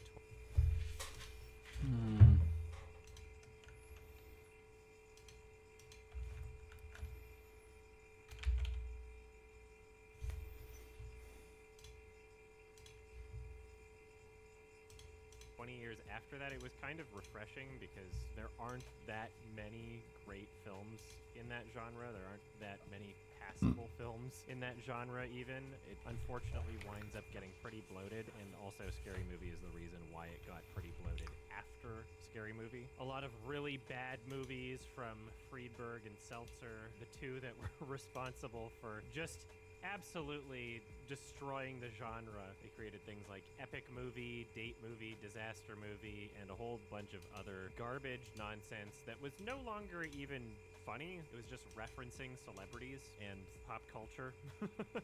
It'd be like, oh, this is referencing another movie, and it's like, okay, well, I get the reference, but then that's all there is to it. It's just references. There's no joke in there. I'm glad that they're not making popular movies anymore because those sucked so hard. Looks like they haven't done anything since 2015. I guess they're done, hopefully. But interestingly enough, those two were actually two of, I think, the 6 writers on this film. But this is also considered to be a Wayans Brothers movie. So the director of Scary Movie is Keenan Ivory Wayans, and it stars Sean Wayans and Marlon Wayans. So we got 3 Wayans brothers involved in this movie. And so it really does kind of seem like the Wayans brothers were kind of holding it together in a way, considering just how awful these films got when they weren't in the picture. I only revisited Scary Movie 1 and 2, but I did also watch 3 when I was younger, and I don't even remember if I watched 4. And the fact that there's a 5 is still confusing to me. Like, you could tell me that there wasn't a 5 and I wouldn't even know. After Scary Movie 2, Keenan Ivory Wayans was no longer directing, but honestly, the second one's not. The first Scary Movie is not perfect, but it does have a good amount of funny moments, and I do appreciate very much just how profane and explicit it is. There's a part where someone goes through someone's head, and that is pretty funny, and just the fact that they showed it, the fact that they weren't pussies about it, they actually showed it. It was kind of funny. You don't see a lot of movies that are willing to be that explicit. Just the raunchiness and just how inappropriate it feels does add a layer of comedy to it for me. The first Scary Movie is a film that, even though a lot of it is reference humor, the story is still functioning in a proper slasher format. If you wanted to take it seriously, you could be guessing who the killer is. There's a straightforward narrative from beginning to end, even though a lot of it doesn't make any sense, and it's not supposed to, because it's supposed to be over the top and just dumb. It's supposed to be dumb. Unfortunately, the second movie, there's nothing really holding it together for the most part. They go into a haunted mansion, and there's like a ghost. It's kind of incomprehensible why they're even there. And the references that they're making in Scary Movie 2, they don't seem to be ones that make sense in terms of carrying forward the plot. It's not just, oh, here's some horror tropes. It's just like, oh, here's a bunch of random film references. I loved Scary Movie 2 when I was younger. I watched it so many times, and I think I probably enjoyed it more than the first one. But watching it now, I'm like, it's really not as strong. It's not as strong narratively. It's not as strong comedically. A lot of it is just kind of like weird, gross-out humor. One of the characters has hand that is, I guess, deformed and They're like, ew, that's gross, and he keeps putting in things, and it's not just deformed, it looks kind of greasy, and they really just hang on that joke for so long and then keep doing it. It's not that funny. I don't like that these characters are all here in this mansion doing Scooby-Doo shit, when the first film felt so much purer. I liked the idea that they were just high school students played by 30-year-olds trying not to get murdered, I guess. I liked the simple plot, and it carried the movie a lot better. Scary Movie 2, not the worst movie ever, and it's not worth watching, I guess. There's so much of it that falls flat that I can't think of the overall experience positively. So at some point I will revisit Scary Movie 3. Maybe I'll try checking out 4 and 5. But for now, I just watched the first 2. So Scary Movie 1, I'm giving a 6 out of 10. Scary Movie 2, I'm giving a 4 out of 10, even though it probably deserves less, but had a bit of nostalgia for it. They're worth checking out. They are certainly not memorable. The same day, I checked out White Chick because I just felt like having a casual day, Netflix and chilling. So this is another Wayans Brothers joint, directed by Keenan Ivory Wayans, so same director. And this is in 2004, so this isn't that long after Scary Movie. Scary Movie was 2000 and Scary Movie 2 was 2001. And so White Chicks is their follow-up. It's literally the next movie he directed after Scary Movie 2. And holy crap, just so bad. The premise, I don't understand how anyone's supposed to get past the premise. Essentially, okay, these are 2 black male undercover officers posing as white women. And not just white women in general, just 2 specific white women. So you see the other 2 characters that they're supposed to be in the film. You see the other characters that they're supposed to look like, and it does not work at all. It's like, they do not look like the 2 characters that they're supposed to look like. And they definitely look like they're wearing masks the entire film. They don't sound like they're supposed to sound. This is a weird movie. It makes sense that it was put out in 2004. The biggest problems with the film are not like essentially the bit outdated or the subject matter those are the biggest problems with the film. The biggest problems with the film is that it's fucking exceptionally lazy. Every single fucking scene in this movie is just dinner and drinks. They go and have dinner and drinks in one location, and they're like, "Oh, I'm embarrassing myself," and then they go have dinner and drinks in another location. "Oh, I'm embarrassing myself again," and then they'll separate, and then one of them will have dinner and drinks with another character. He tries. One of them has dinner and drinks with him. I'm acting real gross right now. And then the next scene is dinner and drinks. Their ideas for where they would go with the story and the script are just so basic and surface level and embarrassing. Now they're trying on clothes. One of the rare non-dinner and drinks. Now they're trying on clothes. Clothes don't this surface level idea of what women do or how they think. And it's like, yeah, it's supposed to be a comedy movie. I get it. It's not supposed to be a smart comedy movie even, but they could have tried. And it just feels like they didn't try. Is its biggest problem. Everything's just dinner and drinks and them embarrassing themselves. And a lot of it's just not funny. It's not a movie in the sense that they could have turned it off, and I didn't. It's kind of curious about it.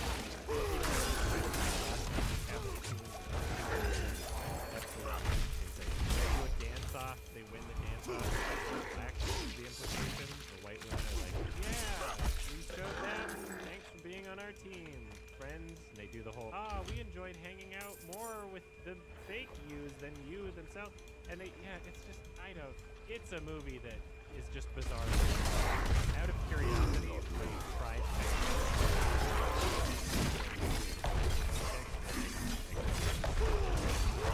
I didn't get very far along. What did he do with Prime? Wayans Brothers, got some good stuff, I guess, kind of. Maybe I should watch Time to Get stuff. Also, yeah, I would like to point out, Marlon Wayans is fucking awesome. Marlon Wayans is, like, really great in that serious good attitude movie that is also kind of promising, and it's really fun. So it is kind of funny seeing the contrast between doing that and then shorty in Scary Movie. Every single element of this plot is the laziest fucking thing they possibly could have written. My My wife thinks that I'm cheating on her even though I'm not. Every scene will be just conveniently over the phone. You'll say the wrong thing or they'll hear the wrong thing. And it's like, oh, this is reinforcing the thing that makes her think that I'm cheating on her even though I'm not. But I can't tell her the truth because I'm undercover. And it's just like, it's so obvious. It's so obvious. You know? It's like the one thing that you would think of putting in there if you didn't want to put any effort into your writing at all. This was written by, holy God, 1, 2, 3, 4, 5, 6 writers. I'm astonished that it was 6 writers for this because it's just dinner and drinks. That's every scene. I will say 1,000 Miles by Vanessa Carlton is a fucking banger song, okay? As a white woman, it's a fucking banger song. I rock to that shit, okay? Making my way downtown, I'll fucking karaoke that shit. 1 out of 10 for white chicks. Didn't even try with Little Man I Can. I would imagine it's a 1 out of 10 if I finished it. But I didn't even get far enough to to even get a full comprehension of what the movie was because I was not willing to. It was very, very, very boring and pathetic. Another film that I saw casually was Red. It's from 2010. It's got Bruce Willis and Morgan Freeman in it, and John Malkovich, and it's big. Oh, really good. We watched it because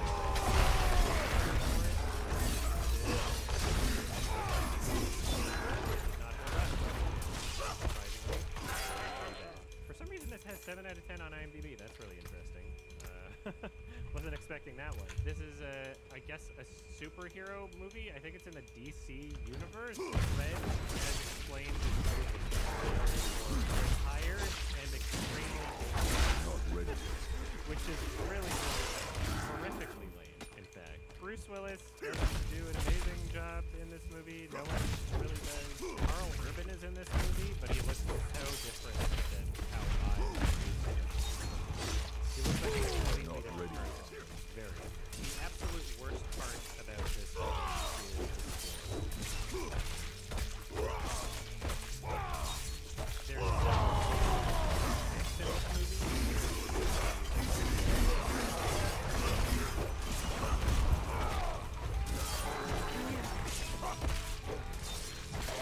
It is so overbearing. It's so conflicting. Any tone that anybody can possibly want to.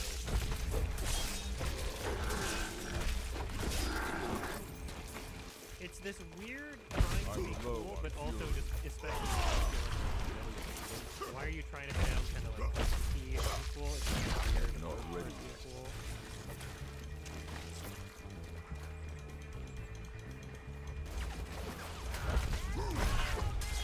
It's just not well composed. It's so incredibly overpresent in this movie. It ruins everything. Feel mercy. Welcome to my channel.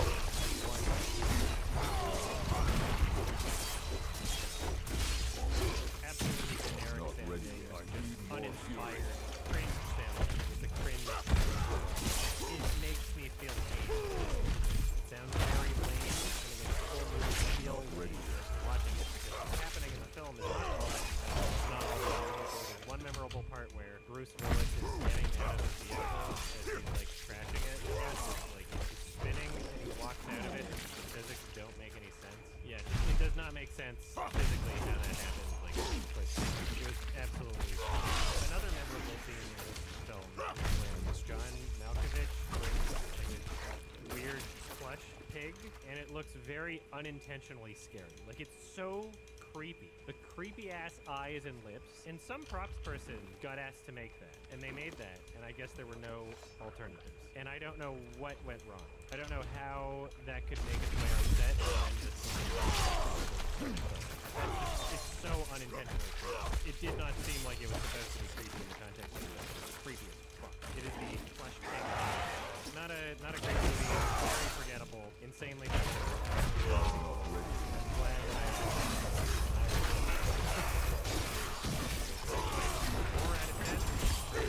I'm low on fuel. There was a side character that said Mamma Mia. Not ready The subtitle for the movie said speaking Italian. Untranslatable.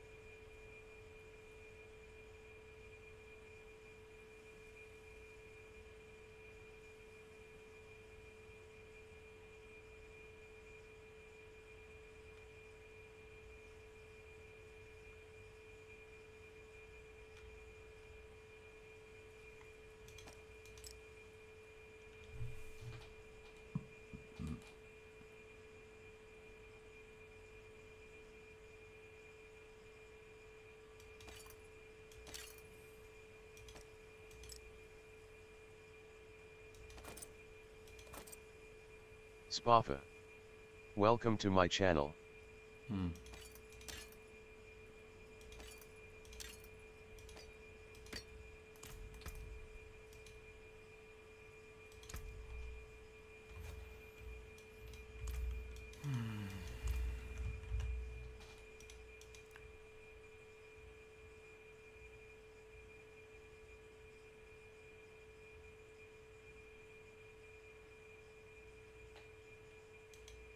Classic WoW Hardcore has been released.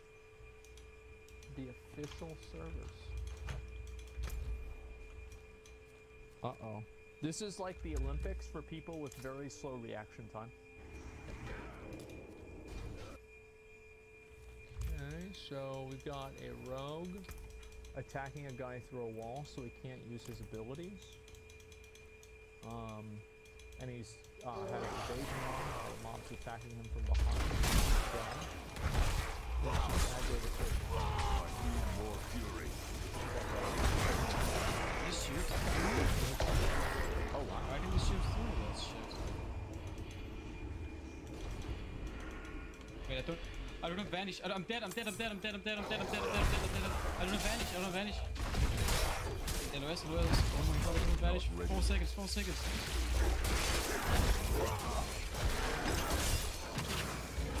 fully panicked. I need more fury. Alright. Go sleep, guys. I don't care. I'm going to sleep. That was impressive.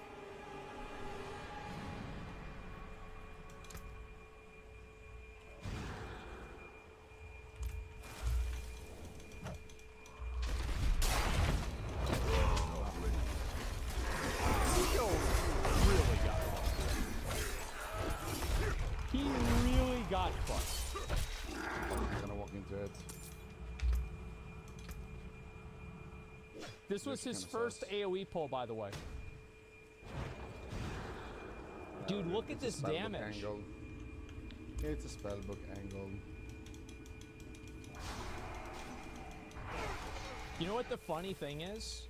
If he didn't move up like that, he probably wouldn't have.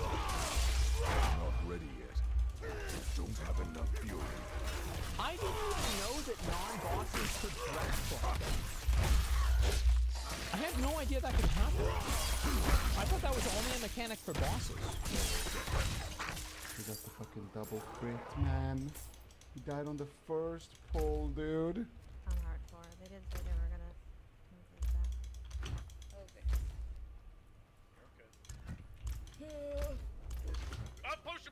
Potion. Oh my gosh! Is that who I think it is? Why didn't you heal her? I thought we were clear. I don't think any. Jesus. I think yours LOS, to be honest. I'm afraid. Oh, that's good that he's playing in first person. That's smart. Like, outranged shit, but. Isn't this the guy from Death Note? Does that work? Nope, they have more range than I do. And they have a fucking healing wave, bro. Oh. Bro, what the fuck is this? Alright, it's level 11. What the hell? I only just realized that. You know what's... Oh my god. You know what's funny to me is this guy who's playing in first person mode probably still has better like map awareness than most of the people that play classic WoW. Yeah, you would have been dead anyway, don't worry about it. Care on the pulls. Win favor, my friend. That's no good. Uh-oh. Try and get this guy. Okay, good interrupt. Oh, we got the pack coming in. Uh-oh, is he gonna get aggroed? Of course he's gonna get aggroed. There it is. Oh, is he going to the healer? Absolutely, he's going to the healer. Healer fades. There it is. Finishes off the first guy. Good damage. Get on that Void Walker minion. That's the real fucking danger here. Okay, there we go. Get on that cultist. Big damage. Where's the heals? Okay, that's one heal. He's probably got one heal left. He's out of mana. That's good. That's my first. Uh-oh. The tank's gonna die. Tank's dead. Tank's dead. That's it. It's over. Oh, what's going on? Okay, Frosty, you gotta run away. Run away, Frosty. Bro, isn't tanking in hardcore so fun that you die because Welcome of a to fault my that's channel. not even your own? Time to restart your character. Oh, he just went offline. But he just barely made it out. The character? Yeah, eventually I will. Cody, I haven't made one yet. Ooh. Bro, what's he trying to do? This guy thinks he can handle a level 18 crab? You cannot handle a level 18 crab. Oh putain, je vais mourir. Oh non. There's no way. You're done. Non. You're done, man. Oh la dinguerie.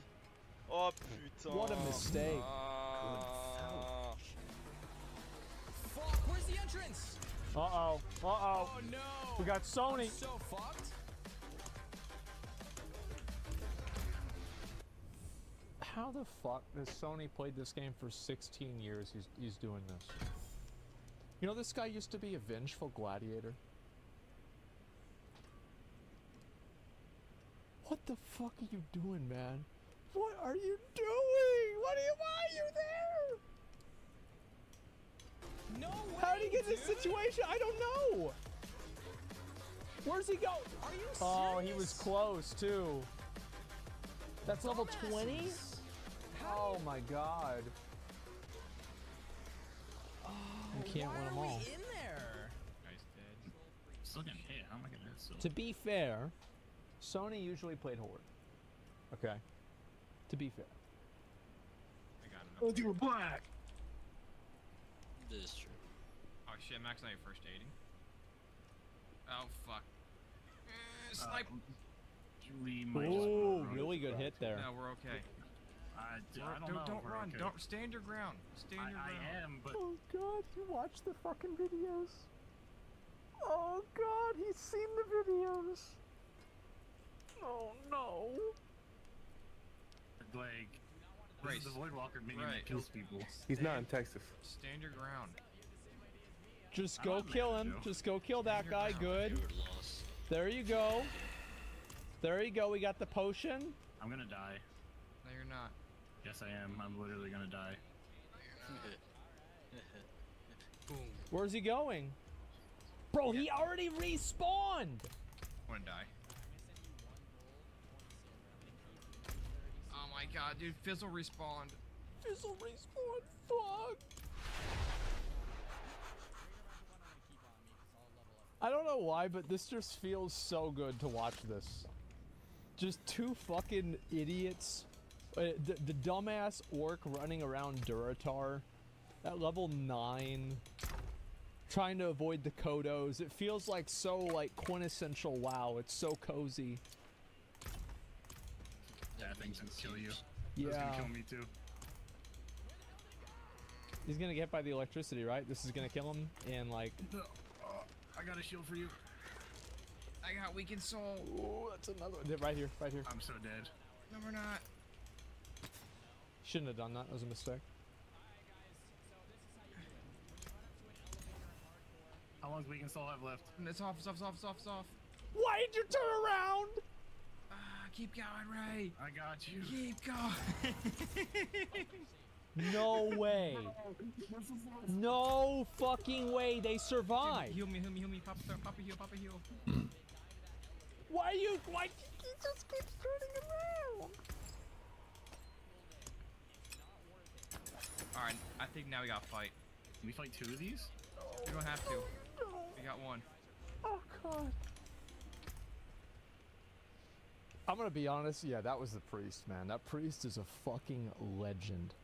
Oh my god, that guy was a fucking wizard. He was so good.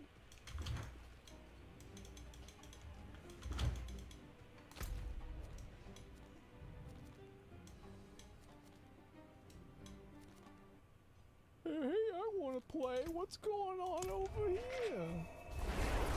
Oh, hey guys. Hey.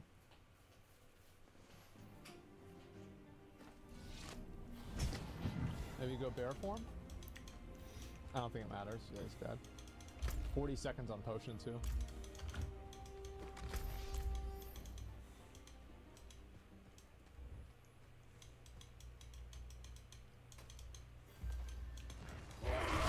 Bro, some of these fucking people.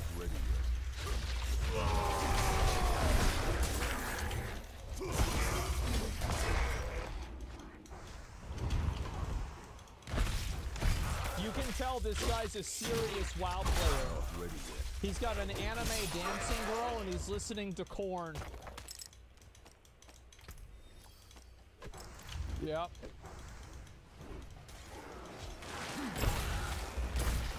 Oh, heal, heal, heal, heal. Hello. You're good, you're good. Remember whenever S.W.Frost died here? Dude, that was fucking close. This dude is a fucking legend. Now he didn't do anything. He went down to 10% health. He said, okay. Yeah, he just said, okay. That's it. Stand your Holy ground. shit! Oh Yep. my god, man. He resisted. Resisted. Why would you do this? I need time to do that.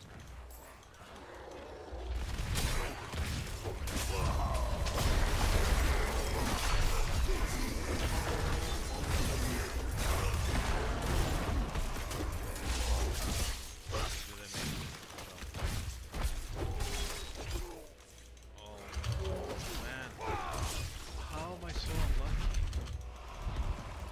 No way. Thanks. No. Yeah. Ooh. He's gonna make it, he's gonna make it, he's gonna make it, he's gonna make it. Damn! I'm gonna be honest, I kinda like seeing people clutch it up. These are pretty fucking impressive. Oh, and this is what's going on over in retail World of Warcraft. Well, let's get back to the real game. Anyway, I do really love seeing people clutch it up. It's so impressive to me. Yeah, this is fucking... Oh, it's so good. Wow. Let me link you guys a video. Classic Ultra.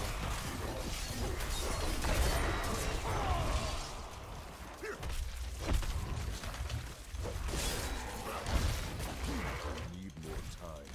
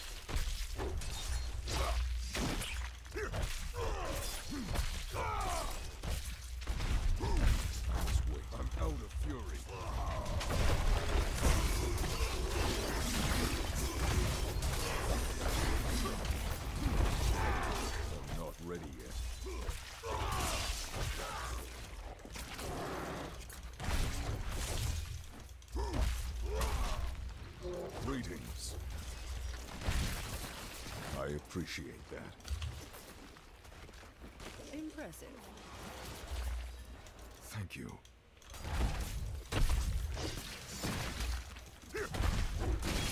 Not ready yet.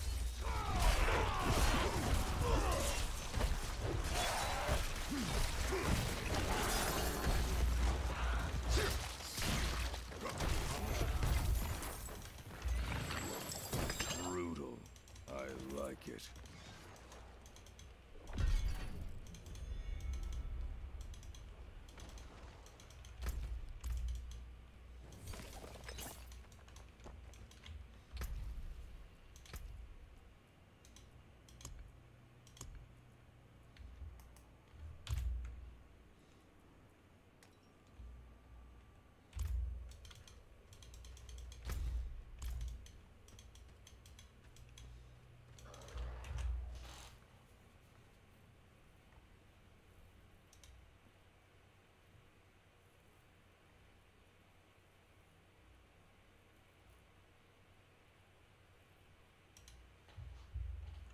Hello friends, this is Odds with a great...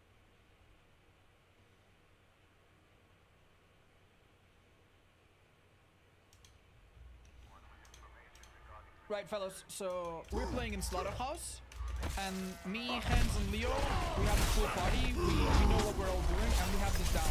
I'm gonna explain the strategy, in case you wanna emulate it, or play around it. I'll try to tell you what my weaknesses is too, so that if you play victim, you know how to play around it too. Hans is gonna do his best to harass them and sometimes even grab kills. The cook always spawns here, and we're gonna have the same route. There's Grandpa up there, not great, but that's fine.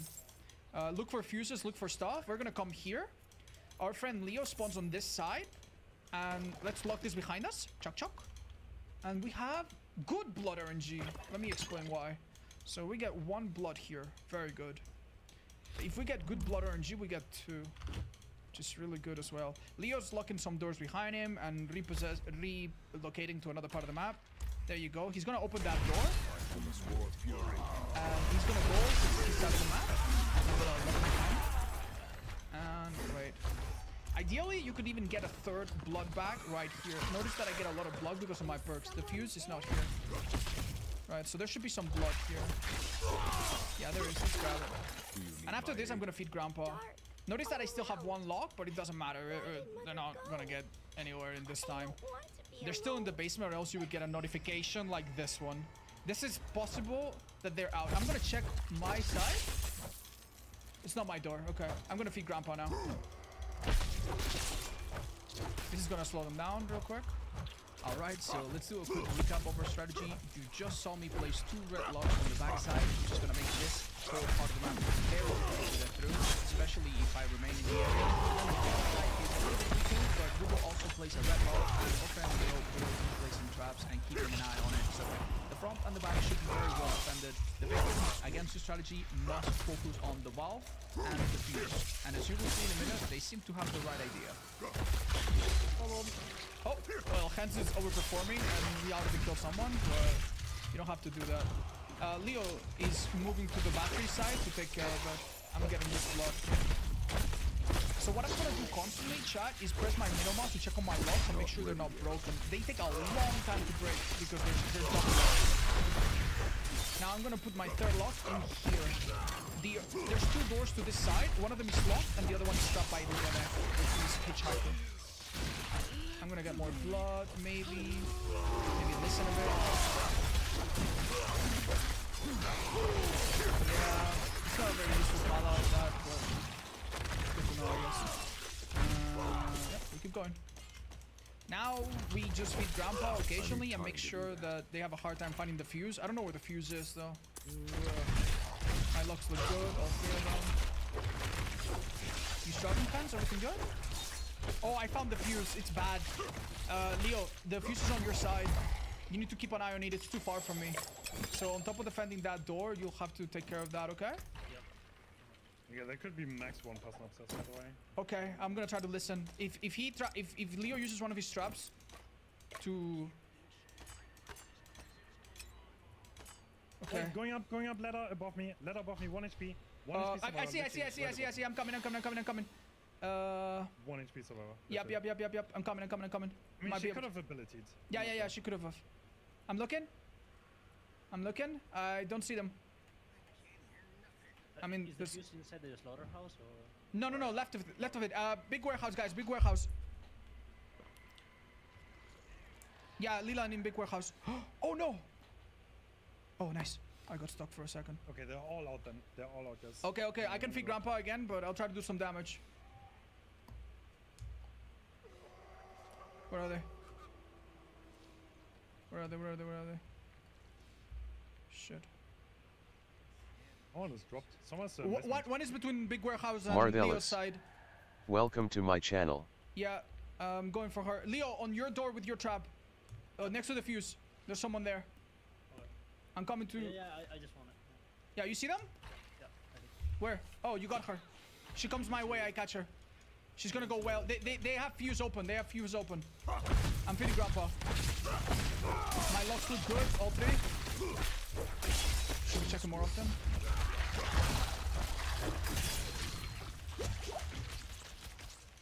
On me. No. Oh, I overdid my stamina. Sorry. Go get him. It's Mr. Norway. Go get him, Tiger. Feeding Grandpa. He's going back. Back on you. Greetings. Oh, yeah, you're confident? No, my chance of assault is 1 HP. Whereabouts? On you? I got him. I'll finish him off if I can. He can't be. Well, I hit him twice, and he somehow I-framed. Yeah, I know. I have max blood too. It doesn't matter. Don't worry. He's quite damaged. Let's stick to the basics. Sometimes health is unpredictable, you know?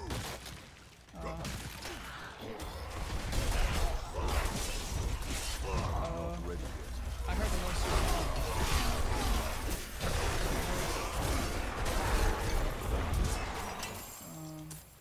Oh, it could have been the generator. The generator makes its own noise.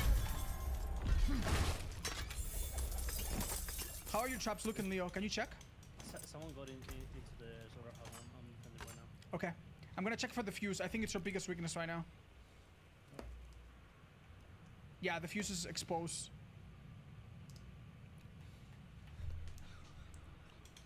Is that the bulb? Did I hear the bulb?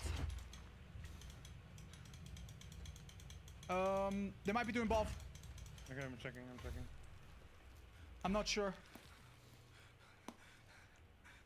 Oof, I'm a bit worried. These guys are doing really well. No. Okay, looks good. Okay. My locks look good on all sides.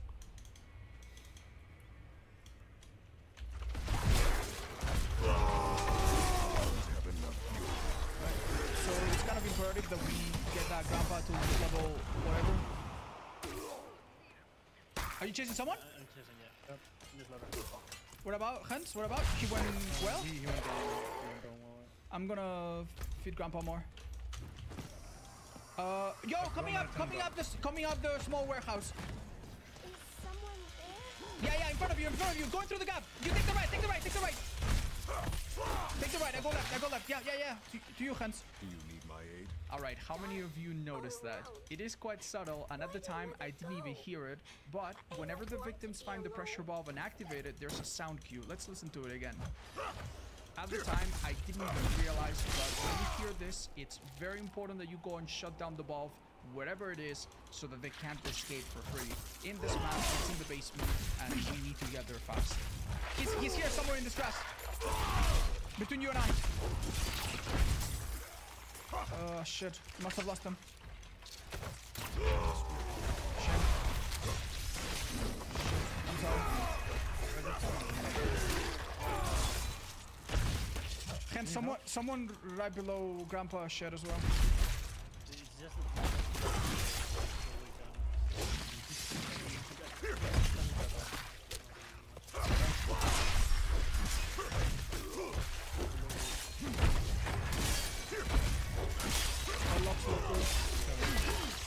Not ready yet. Guys, they're doing bulb. It's gonna open maybe. I think I can close it last second. Hens, can you defend ball? I'm closing it last second. I don't know how this. I think I closed it last second. I got it last second. Oh my god. I got it last second. Whoa. Alright, so we got quite lucky and shut down the bomb at the literal last second. However, if the victims had been a bit smarter, they could have actually ambushed me. There was a game that I played some time ago where Leland actually waited by this valve and then did a sneak attack on me, which interrupted me. If they had done the same in this game, there's a good chance many of them would have escaped. Oh, he hit me. Underneath Grandpa. Oh, on top of Grandpa. I go the other side. You go Grandpa side. Go Grandpa side. He's gonna jump off the well, probably. Shit. Is he up there? I do not know. He must. Do you see him? Yep, yes. I'm coming up. I'm coming up. Can you go back down? Can you just block the stairs? I don't know. But he's gonna stun me. He's gonna stun me. No, he won't. He won't. He doesn't have enough. Get him. Oh no. That's not very unlucky. Oh! He fell off. Hold on. Might not be over. I got him. I got him. He's dead. He's dead.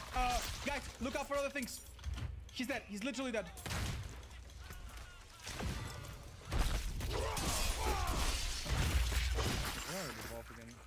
I don't think it's 21 inside of our house. Guys, we need to look out for that pressure above. Can you defend against anyone that is not an out? Okay. Yeah. I'm checking on ball just to be sure. Yeah. I'm max. Put whatever. I have an 85. Oh yeah, don't bother. Leo, keep doing your part. Leo. And look for fuse. Your side, Leo. Your side. Yeah. And check and guys, defend the fuse. It's a major weakness.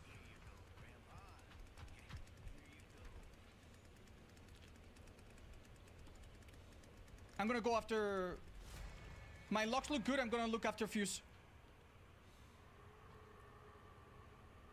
Yeah, so he's gonna be level 5 real soon. But if they make a massive play, hence, if you don't know what to do, go after Bob just in case. Yeah. But if you don't know what to do in between, go after Bob just in case. Okay. Fuse looks good. I'm chasing Nana here. Yeah, but where's the last person? Leo, as long as you keep her busy. Yeah. That's fine. Bob? Oh, last one.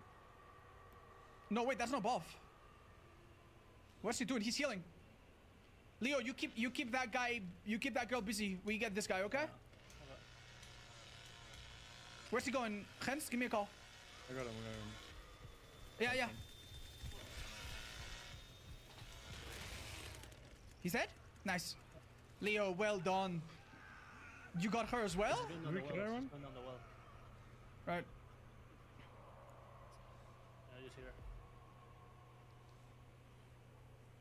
Excellent job, guys. Excellent job. I'm gonna try to hunt her down. One of you should protect Grandpa, though. I'll go. My charge. Oh, she's picking something up. Is she? Yep. In a gap. She shouldn't be able to get out anymore. I'm going the other side. You stay. You stay, Hans. She shouldn't be able to do anything, honestly.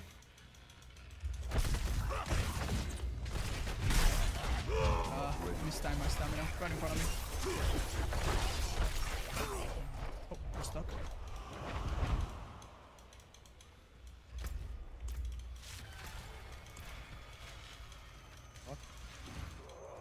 Nice. We're all here. Good stuff, guys.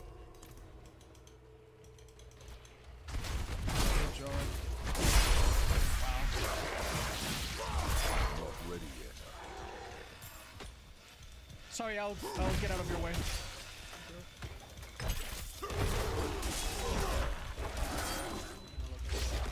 Nice. She's. I need time to do that.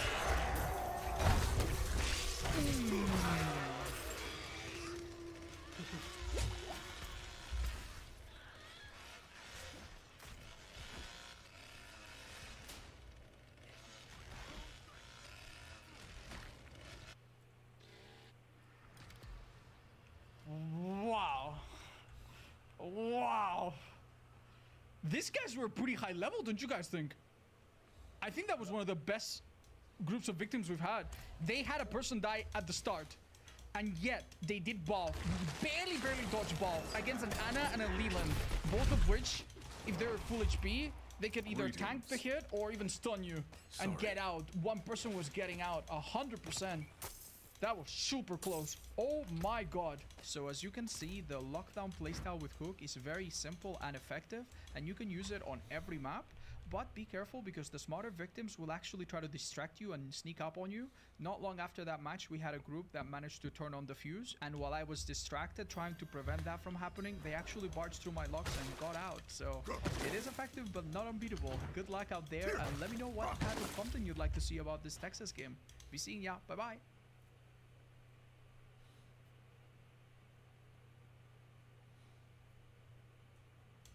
This was shared on the GameSpot channel just yesterday, so I'm gonna take a look at this. Haven't seen this yet. I want to see exactly what the devs have to say about Season 2. I'm Chris Wilson, production director over the live service for Diablo 4. And I'm Rod Ferguson, general manager of all things Diablo.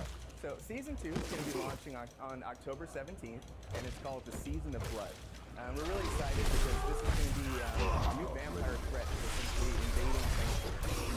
You know, it's kind of interesting. It's the same theme as Immortal, which they just launched sort of their vampire hero, the Blood Knight, which is basically a vampire. And now this is coming to Diablo 4. So there's a new quest line, so the player will be partnering with a new character, like Eric, who's being voiced by Gemma Chan.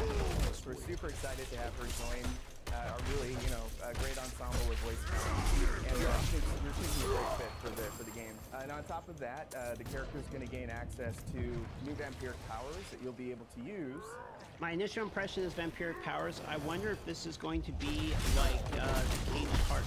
So I guess we're going to have to learn here in a moment. But if it's like the cage hearts, where it goes in your jewelry or something, it's kind of decent. Across all of the different classes to take out the new vampire threat that's invading.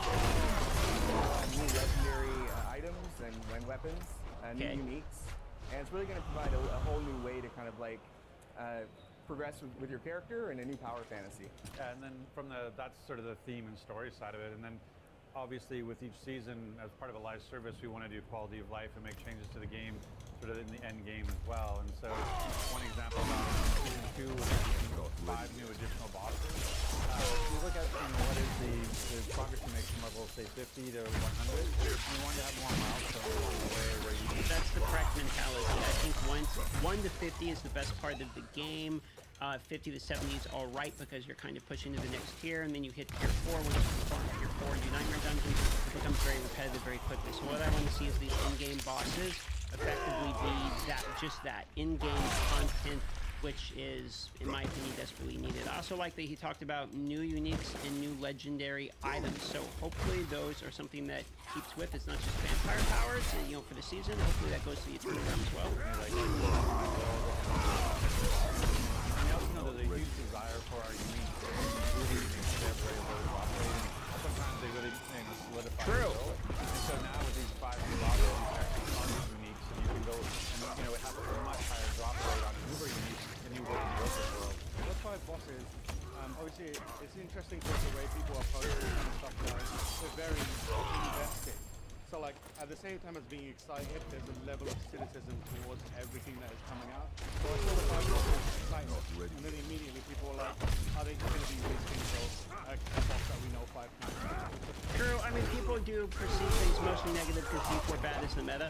However, there's some truth to the feedback, which is, look, when they say 5 new, they said 5 new and returning bosses. So immediately what people thought was, okay, well, are we going to get, Blood Bishop again? Because the dungeons, there's 100 plus dungeons. They said 100 and something unique dungeons, but then there's like, 8 bosses in those dungeons or whatever the amount is. So yes, it's critics and cynicism, but also like it's kind of earned because there is a lot of repeated bosses, so I get why people would assume that. Obviously, off the top of the head, I would assume these are 5 new in-game bosses. Like, they're not going to do a new in-game boss and have it be Blood Bishop or the same guy that you have in the tutorial. I would assume they're new bosses, but it could be Copium. So can you talk about, like, what those 5 bosses will actually entail? It's a mixture of sort of, like, new and sort of...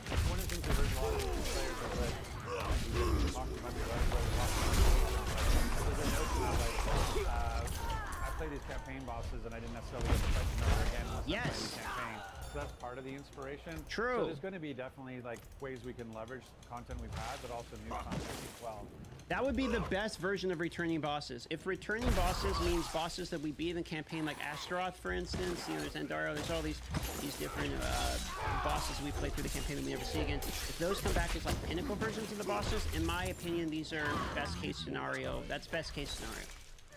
And so that, I think the fact that we're doing it in the seasonal and the ephemeral is going to be really exciting. And again, that idea of like, you know, we've heard a lot of feedback from people. So what's really interesting is that actually it's a boss ladder. So it's not like in Diablo 2, you can farm a boss over and over and over and over again. It's actually for prerequisite to be able to summon a boss. Okay. You have to go through the boss to get there. And so it actually has its own gameplay involved in even having a boss appear.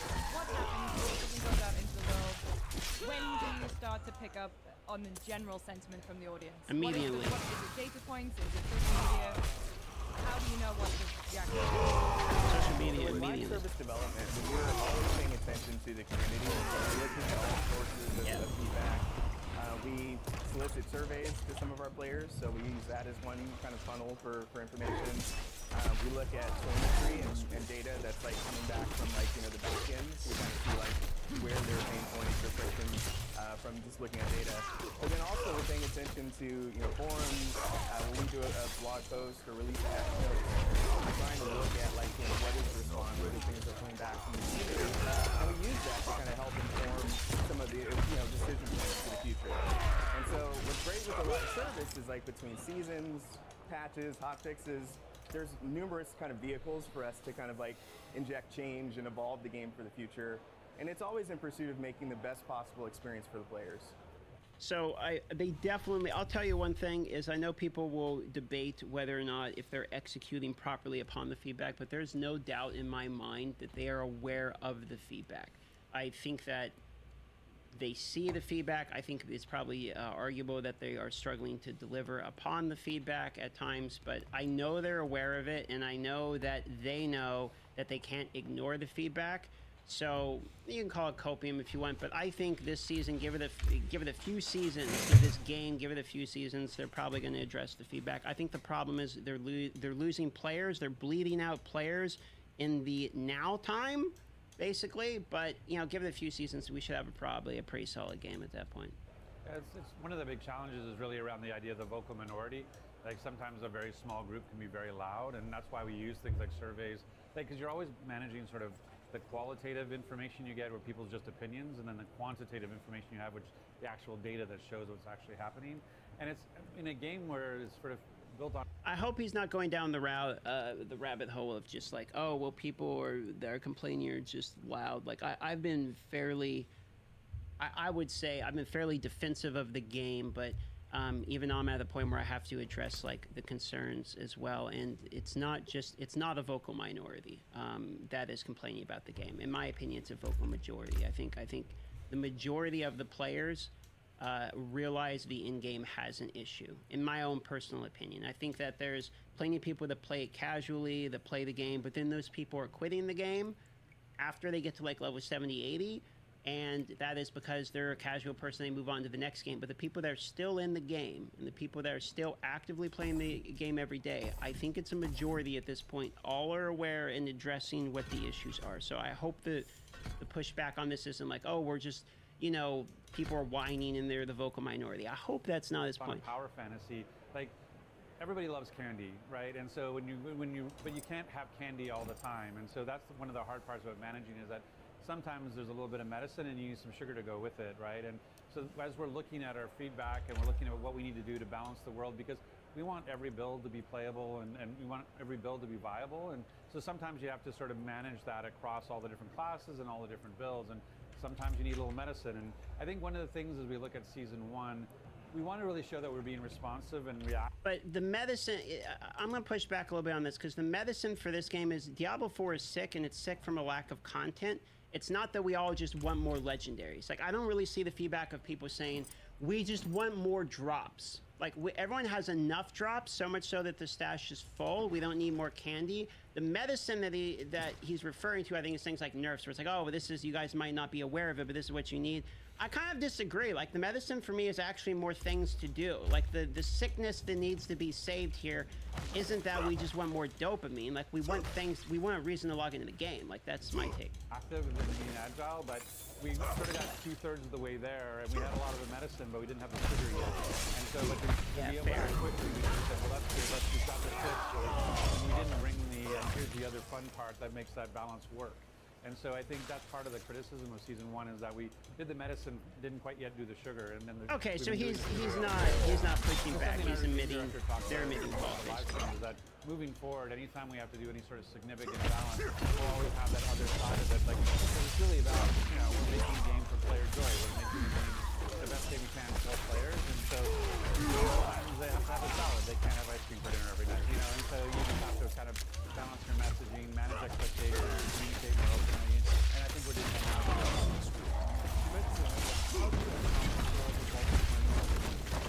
That feels like you're pushing to them, also not balancing that with the realistic kind of changes that you can do. And it's obviously like Diablo 4 comes out, everyone's super positive, and everyone is like really up on it, and the vast majority of people are enjoying it. But then the conversation quickly turns to like, this is missing, that is missing. So that conversation is very much defined, pushed by a group of people that are at the level of enjoying it, and they're the only people that are really vocal. So it can seem like when people are looking at it, oh, this is a really pervasive issue, and it's actually just a small group of people. I don't like that opinion. I've said I don't think most people are going to get to 100, but I think a lot of people will get to 70 and 80. I don't think it's a small group of people complaining about the game, and I think the people that are complaining about the game are the people that are supporting it the most, which are playing it the most at the moment. So, kind of, I don't know if I like this line of, like, thinking of, you know, it's, how do we deal with the fact that it's just a small group of people? It kind of seems like dismissive of the complaints. Like, this is, like, it's reviewers saying this. I've even seen, like, some casual people that make it to, like, 70, 80 and then get bored. The hardcore people are saying this. All of the major Diablo partners and content creators are seeing this. All of the guide builders are saying, this isn't a small group. This is most of the people who play the game at the level that they would want them to play the game, which is all day, every day. Like, basically, they want people to grind their game. These people are grinding their game and saying there's a problem. So I kind of don't like this line of questioning about, like, how do we deal with it's just a small group of people? Like, it's a lot of people, guys. How do you, like, approach that? And is there anything that you do to try and tell your own team, like, hey, I know it looks like this, but we have to think about everyone, and how do you message that out as well? Yeah, I mean, like I said, I think the quantitative data really helps there, so you can actually see what's happening with the game, and you can go like, oh, you know, this might be an issue for people who are level 100, and this is the percentage of people who've actually gotten there so far, and we can sort of look at how big of an issue that actually is. But I mean, but you should also look into the fact that people aren't getting to level 100 because they get bored. So it's like, oh, well, only 1% of people get to 100, but that's a symptom of a problem. Like, if people aren't getting to 100 because they don't want to, then that's, in my opinion, that's kind of like, that's data also, right? Hello, Mr. Martillus. I don't want to say vocal minority to be dismissive, because sometimes that vocal minority are also your influencers and the people who are, you know, tastemakers who will be like, hey, this is how we feel about it, and you want to take that in as well. And that's why it's always is a balance between knowing what are we hearing and what are we seeing in the game and what are we feeling when we play. And I think that notion of like, hey, you know, one of the things we were excited about with D4 is that as a mainline game, no other Diablo game actually had any end game at all. Like, when the campaign rolled credits, you were done. And so we were really happy with D4 to have Helltide and Nightmare Dungeons and the Tree of Whispers and PvP. And so we felt like this was a great starting place. And so when we talked, even if you go back to our interviews pre-launch, we would talk about... I think it's fair to give him the point that it is a good starting place. I think that's fair. I probably will get some shit for this, but I think Diablo 4 has good bones. I don't think it's unsalvageable. I do believe Diablo 4 can become a great game. I think it will become a pretty good game in a few seasons. I think right now there's a lack of content. I think once we get more content added into the game, a fix from 80 to 100 in terms of boredom, basically, is what I really want to see. Then I think there's actually something there. And I think the more that we add to the end game, the better the game's going to get. I don't think it's unfair at all to give him that point. It does have good bones. It is a good starting structure. The overworld's pretty cool. There's a lot they can add in. It's a little barren of a wasteland right now, but like the actual structure of the game isn't actually that bad. Like, we get these new in-game bosses, make 9 more dungeons a little bit more exciting, yada yada yada. We add some more things, maybe make PvP a little bit better as well. There's a lot they can still do, which I think is what he's trying to say, which is a true point. This is the beginning, not the end of Diablo. You know, this is a foundation we're building upon, and you're seeing that. Like, with these 5 additional bosses, with Ne kontam. Kako se bije s tobom? Zagrao te robu ima koze. Yeah, that's all fair. You can kind of grind your way to 100 and go, like, what the heck, where's everything else? All this stuff is being layered in over time as we go, and we're continuing to make the game, you know, better and better. So I think that's totally fair. Like, it's unfinished is, I think, a way to say it. I feel like the game, after playing for a bit, I feel like the game is it was released either a little earlier, it's a little unfinished. I think once it is finished, it'll be a pretty good game. And that is most of the sentiment I've actually seen from this vocal minority as well. Most of the people aren't saying the game's complete trash. Most of the people aren't saying have complaints about, like, add these things into the game and we have something. I find myself to be in that same category. Add a really good in-game and you have a pretty solid game. So the 1 to 50 and the basically getting to World Tier 4 and the campaign, which is fire, by the way. Campaign's fire. All of that is good. All of that is good, enjoyable gameplay. 1 to 70 is pretty fire in my opinion. 1 to 50 especially so. Campaign is rock hard solid, okay? The seasons are a little lackluster. Add better seasonal content, add in-game content, we got something. it really is just sort of like, definitely take in what you hear, but also, you know, trust but verify. Go and see what the data is telling you as well. In addition to that, I think the other important piece of this is transparency, right? So we're really trying to create and be open with our community about setting expectations. Like, here's what we're trying to do in the near future, releasing patch notes early, really just having live streams, the campfire chats, letting our audience know, like, here's what we're trying to do in the short term, here are things we want to even do in the medium term. Campfire like chats are good. Leaderboards for season 3. Like, we're trying to just, like, you know, be more open about that information versus always holding everything to the vest. And Vid and Joe in our last, you know, he talked about philosophy. Like, here's why we're doing certain things. Because I think it's one thing to say what you're doing, another thing to say why you're doing it. And so I think helping people understand, like, oh, this is our goal, this is what we're trying to accomplish, and just give some background to why these decisions are being made. You know, you guys have been quite candid with, you know, the patch came out and it nerfed some stuff, and you're like, okay, we did it wrong, we won't do that again. And then you talked about all the vehicles you have to kind of approach it.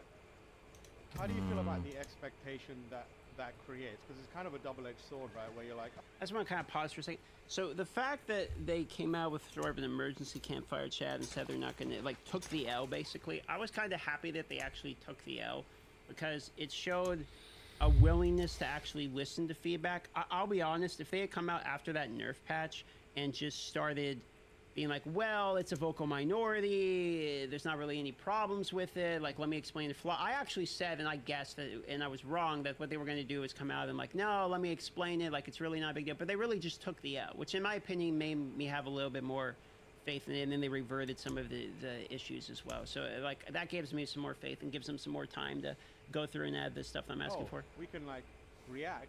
But then the expectation from the audience is when they demand something, they need it immediately. And they're like, why do you put it? How do you guys as developers feel about that? And how do you try and manage those expectations? It is a balancing act, you know, depending on what it is we're trying to address. I mean, it can obviously take development time to get it right? You don't want to be too hasty to just rush, you know, change. You may end up, like, imbalancing the game in a different way that you maybe didn't foresee. So you have to take your time to really think through, like, okay, how do we want to address the problem that's been flagged? Look at it in terms of priority as well. There's oftentimes competing priorities. So it's like making sure you're targeting the thing that's going to have the biggest impact for the player first and foremost. And then finding the right, you know, time to release those things. And so it's just really a balancing act that, you know, our leadership and our designers have to really kind of, like, work through for each issue as it comes through. Yeah, it's also complexity of the development process. You know, when we look at, we have essentially 3 teams working on the seasonal side. There's, like, we have our odd teams, so like doing season 1, then season 3, and season 5. We have our even teams doing season 2, season 4, and then we have another team that's focused on what's going on in the live game. And so on top of those 3 teams, who are, like, the odds and evens are leapfrogging each other. We've got our live team, and then we actually have an expansion team working as well. And so when we hear a piece of feedback, there's always the conversation. If we agree with it, then it's like, is this a short term? Hey, we can do that as a hot fix overnight. Is this more of a patch that's to come in 2 weeks, or actually it's something we're going to address next season because of the way that, you know, we're a lot of the ways, that's part of the thing, like, when we put out season one was finished when we released, and so there was no real player feedback yet, other than sort of the beta feedback. But after launch, like season one was kind of done, and so that's why we use that preseason time to tweak as much as we could, and why we. Yeah, that's why I'm saying I'm giving it to season 3. In my opinion, because season 1 was basically ready to be shipped on launch of the game. They had to have that in the backlog, basically, to buy themselves development time for all of this stuff post-launch. So season 2, we give things like fixes to resistance and the in-game content additions, and then by season 3, in my opinion, which I know it's like 9 months after the launch of the game, because I've had baby by now, but basically when season 3 comes out, that is like they had season 2 to develop season 3, and season 1 gave them the time to fix all of the issues. So by season 2, the issues should be fixed and in-game should be added, and by season 3, that's when the first real major season should happen. So I'm giving it till then, and then I've said many times, if by season 3 I'm not feeling it, then I'm just done with Diablo 4 basically, and I'm going to move on to just full-time variety stuff. But I'm willing to give it to season 3. I know not everyone's going to be willing to. I know people are going to call it copium and all that, but I'm willing to give it to season 3 to see how the game shakes out, because I actually believe what Rod's saying. Like, I know season 1 was ready on development. Season 2, they're probably trying to cram in as many fixes as they possibly can for all the stuff people are complaining about and add some in-game. And then, in my opinion, season 3 is really when they got that's their shot. That's their one chance. You know, remove the need for the altars of Lilith and that kind of thing. So it's just that notion that the trains are always running, right? The trains are always leaving the station, and what can get on which train is always part of the balancing act of like, oh yeah, we agree with that feedback. Now which train can we actually make it on, and are we willing to delay other things to make that happen? Because I think sometimes people just feel like it's always additive, and really it's kind of like there's only so much scope that a team can do. And so to say like, oh, this new idea wants to come in, well then that means usually another idea needs to get postponed. And so when we're talking about the prioritization, it's like, oh, we want to do this. Are we willing to slow down this other thing? You know, and so that's definitely one of the things, the give and takes you have to do when you're balancing. I don't want to say misunderstanding, but a lot of the kind of discussion is also attributed to things like the battle pass system and the season model as well. And some people say it doesn't feel like it works in Diablo. And, you know, we've had other people who make games similarly, like the Path of Exile, keep looking at and being like, we're learning a lot from the viability of something like a battle pass model. How often do you kind of like reassess that? And I'll be honest, I'm so over the conversation about Battle Pass. I don't actually think the Battle Pass is a big deal at all. I think that it's completely free. You don't have to buy it. The buying it's just cosmetics. The ashes give you like a 12% experience boost, which you can't even pay for anyway. It's only from the free portion of it. You're not going to outpace the purchasable portion of it, so therefore there's no pay to win at all. People are still complaining about the Battle Pass. I understand the argument of it's a $70 game and they're also selling microtransactions. I don't care if you sell cosmetics. I don't care in any game if you sell cosmetics. It doesn't bother me if they want to make more money by selling cosmetics, as long as there are still good-looking models in the game, and the cosmetics aren't the only good-looking models, so you're basically paywalled to look like a clown unless you actually have good cosmetics. I'm perfectly fine with cosmetics. I'm over people asking questions about this. do you think it does still work in this day and age? Especially because it's like a lot of cosmetic stuff and you don't want to upset the balance, and when it is like you can't put a lot of meaningfully changing content in there, is it even worth doing? How do you approach like looking at that kind of system? I think that's what we're learning now. Like, you know, that's one of the things is like we're having lots of conversation about the first time we've done something, you know, and so in times we'll come together and we'll go like, hey everybody, this is one data point, you know, and like, and we're looking at season 1 and like, what's the battle pass doing? What's the shop doing? What is the seasonal reset doing? How do we feel about it? And it's like, at the end of the day, it's one data point. And so I'm really excited for season 2 on October 17th, because that's now we'll have 2 data points to go like, okay, how many people are playing? How many people are engaging in the battle pass and shop? How's it all working? And so I think this is all learning for us. Like, I know people tend to think like, oh, you had 10 years with Diablo 3, you must know everything. And the answer is very different games, very different team. And so and obviously the industry's changed in the last 10 years. So for us, it's really, this is a lot of learning for us. So we're gonna, you know, make some mistakes as we're trying to make the game better and better. Yeah. Do you think there's kind of like a different expectation on a team like the Diablo team, or even a developer like Blizzard? Yeah, because obviously you're seen as one of the biggest developers in the world. I see where he's going with this question. So basically, it's like, are Blizzard held to a different standard? I think Blizzard is always going to take TRLs almost no matter what they do. I'm not saying that it's impossible for them to take it without you, but for the most part, welcome to my channel. Blizzard has been getting, negative PR kind of continually. There's entire channels dedicated to just talking about how evil Blizzard is, etc. I try to give balanced takes that, look, even if I come out here and be like, there's things I like about Blizzard, things I don't like, just saying there's things I do like it's enough to get me targeted by these types of people. So, Blizzard seems to be in a position where they almost can't win no matter what they do. Now, I know some people will respond by saying, we'll just make a good game. Diablo 4 was good, be universally praised and all that. Sure, there's probably some truth to if they made the game better, it wouldn't be received as negatively, but when's the last time you guys have seen some positive Blizzard headlines? I mean, these guys managing PR have got to be some of the most stressful positions in gaming in the world right now. They just get roasted in the ground continually. The thing that you're introducing is still quite new to you. There's the expectation, well, this is Blizzard. They shouldn't be allowed to stumble or able to stumble. They should know this stuff. Like, how do you kind of like approach that sentiment, knowing that there's no like pushing back against it? I mean, I think it's just impossible question to answer. We're all kind of just working our way through it. It's like, sure, we have a lot of benefits of being part of Blizzard, and we have a lot of learnings, and we're able to talk to each other and understand what's going on in WoW and what's going on in Overwatch, and we can talk to each other. But at the end of the day, we're doing a lot of different things, and even we have some DC veterans. A lot of our team, like a good part of our team, we were at the launch party where I was like, how many people, this is your first game ever? And like a bunch of hands go up and you're like, this is the very first game they've ever shipped is Diablo 4. And so there's definitely like the combination of experience and the ability to access Blizzard, but like we're still going to learn as we go. And so, yeah, I mean, I think I get the, hey, you're Blizzard, you should never make a mistake. But at the same time, like, again, the industry is always changing, the games are always changing, the players are always changing. So it's just going to be learning as we go. And that's why what I love about a live service is we can evolve over time. It's not a fixed state. And so that with each season, and we're going to support the game for years to come, is that we can evolve and learn as we go.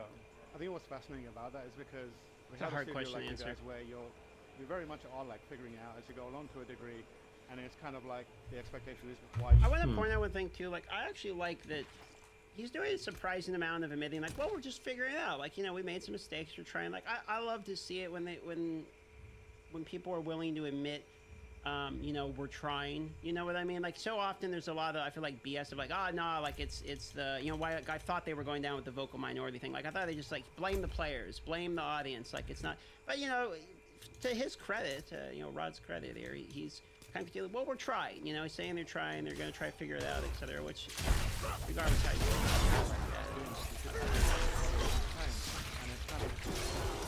that's great. But then on the flip side, you have a team like Larry, where it's one of the best audiences in a long time. But it's very forward facing, and people are celebrating that right now. It must be kind of wild to be in an industry where you can have two contradicting kind of like narratives on the same thing going, and like how do you deal with it on a day-to-day basis as developers? I'm just really happy that it feels like the year of the RPG.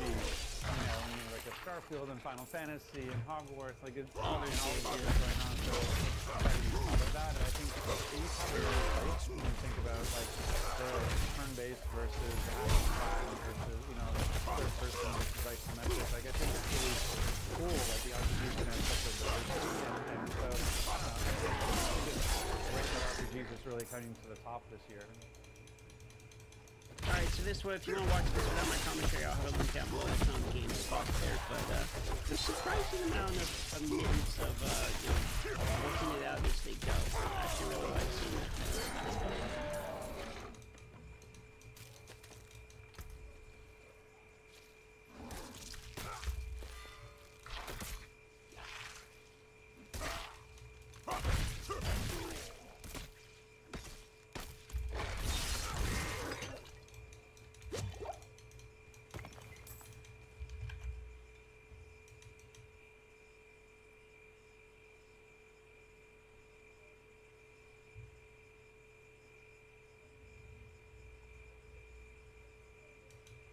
Path of Exile is ruining Diablo 4 for me.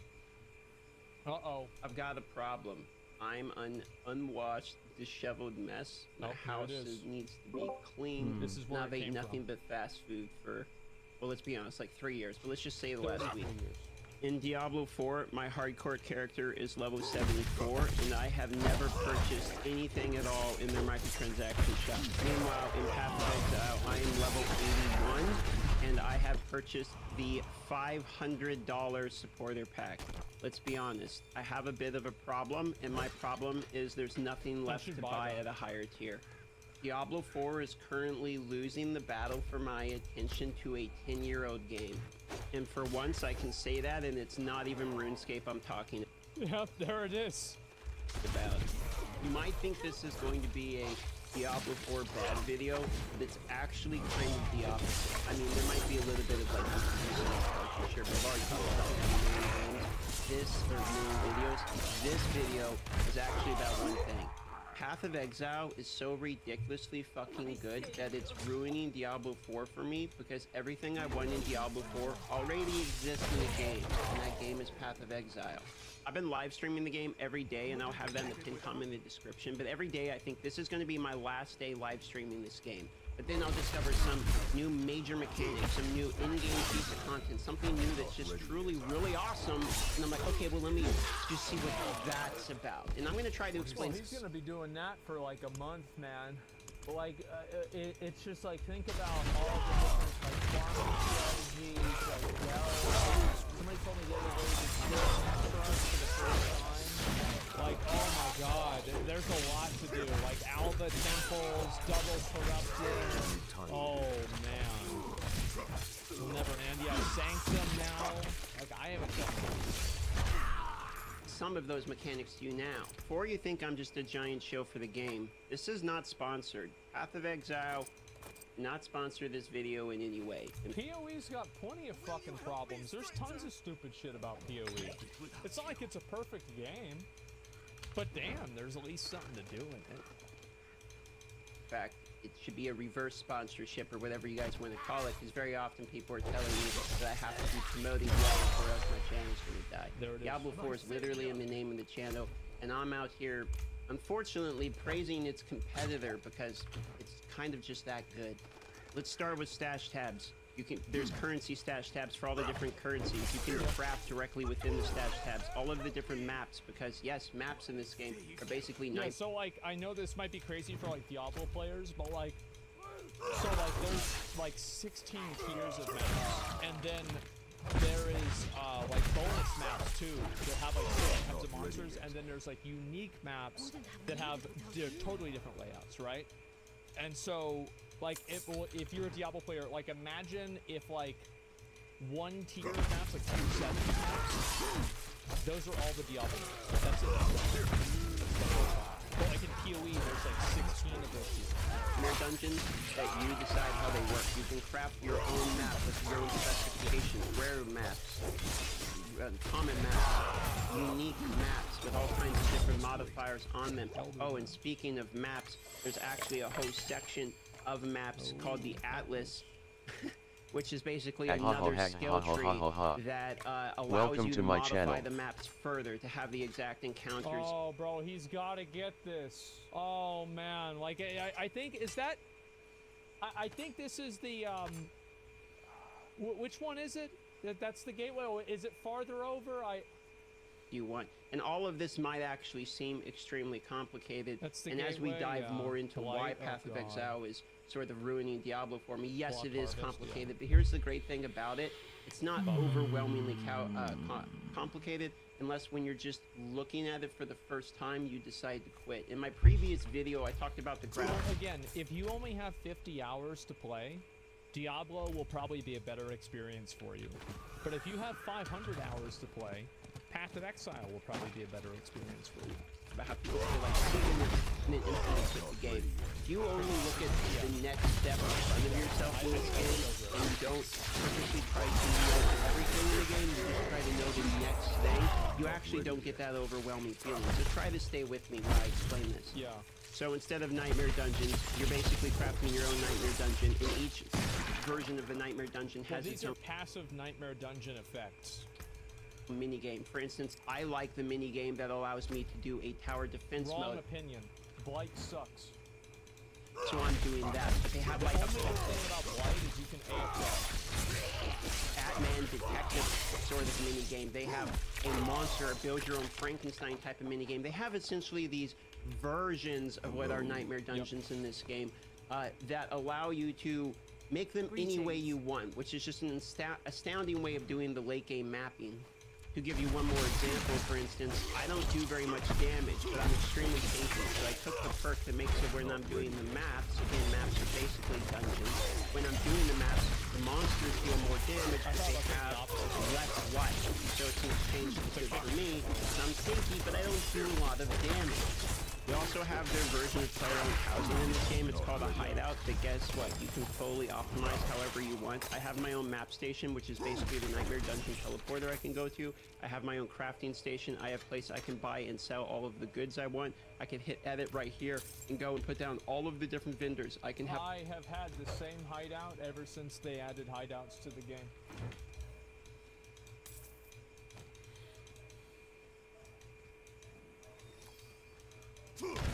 And every time they add a new NPC, I just put them in the corner. I remember whenever they added Cassia, I was like, okay, let's put that bitch in the corner. June, put her in the I actually put June in another room. I didn't like him, I didn't like put him in all of my different cosmetics if I want it to look like whatever I want. And even if I don't really like this place that much, there is a ton of different hideouts I could actually change it to make it look completely different depending upon the environment I want. And these hideouts I can either purchase for microtransactions, which I have, or you can actually find these. You see how this says found in map, found in Act 2, found in Act 5. A lot of these you just play the game and you discover them, and now they are unlocked forever for you. I just wanted to show you how cool this crafting is if someone hasn't seen it before. Here's an unidentified rare chest plate, okay? So I can identify it. It says, oh, it's got fire resistance, you know, physical damage reduction, armor, and strength, for instance. But let's say I didn't like this, and you'll notice that there's sockets which are basically where you put your stuff. And it seems like it's complicated. Oh, bro, he doesn't have the implicits? Oh, look at that. He's got like, that's got to be like a T1 life roll plus an armor and life roll as well. Oh, it's actually pretty good. So you put your chest plate here, and let's say I decide I like this chest plate base, but I don't really necessarily like all of the stats on it. You can scour it, which now makes it a common item again, and now I just have the piece back, okay? Then you can put quality on it, which improves the overall quality of it. So now it's plus 20%, which is the maximum. Then I can roll it rare if I wanted to see, oh, I got a good rare or a bad rare. If I didn't like the rare I got, now I can re-roll. I wanna this rare again in order to try to get a rare one I like. Now I get a rare piece that I really like. Let's say 30. No, we don't want that on that code resistance. I then get other modifiers for magic. So now I can add additional modifiers onto it. So it has armor and code resistance, which are both quite good. Then let's say item that I want to upgrade it to, or magic item I want to upgrade it to rare. Don't you fucking, don't you, God damn it. Now it is a actual rare item. It goes from blue to yellow. So let's say I like that, but then I want my own stat on it, so I can take it to the crafting bench, and I can put, you know what, I think I'm going to put maximum life on this guy. So I was able to craft a piece of gear that feels amazing, that basically has everything I want on it. And if it doesn't have the ability for me to actually have the colored skills that I want, because skills match a color socket, I can go in here and I can reforge the number of sockets. I can reforge the color of the socket. What if you just got a 6-link? Basically what I'm trying to explain to you, it's probably overwhelming if you are a Diablo person, don't understand what I'm talking about. What I'm trying to say to you is Path of Exile has everything that I wanted out of Diablo 4, which is easy to search stash, tons of repeatable in-game content, and I can customize. It's like Diablo 4 already has the Season 2 patch. Sorry, Path of Exile already has the Diablo 4 Season 2 patch active. Is it the way I want? Got items that allow me to make an item exactly like I wanted with an intuitive crafting system. And you get the currency. Intuitive, I think that, ooh, I don't know. I mean, fracture crafting, beast crafting, unveil crafting. I think intuitive, fossil crafting. Oh, but you know, it's good. Item level brackets, yeah. Is your item level 86? So it's not? Oh, so you're a loser then. Crafting from just playing the end game, so you can Yeah, actually sort of blocking build off your own affixes, item. Speaking of items, the itemization in the game is literally insane. The depth of which you can have things is absolutely nutty in this game. Like if I go and look at this, plus 1% increase attack damage for 450 armor. So I'm just stacking as much armor as I can get on all my pieces and to increase my attack damage, and that just happens to be one of the things that one of the items do. But there's like 1,000 unique items. There's actually 850 unique items are in the game, and so there's all kinds of 850 unique items in the game. 845 of them are shit.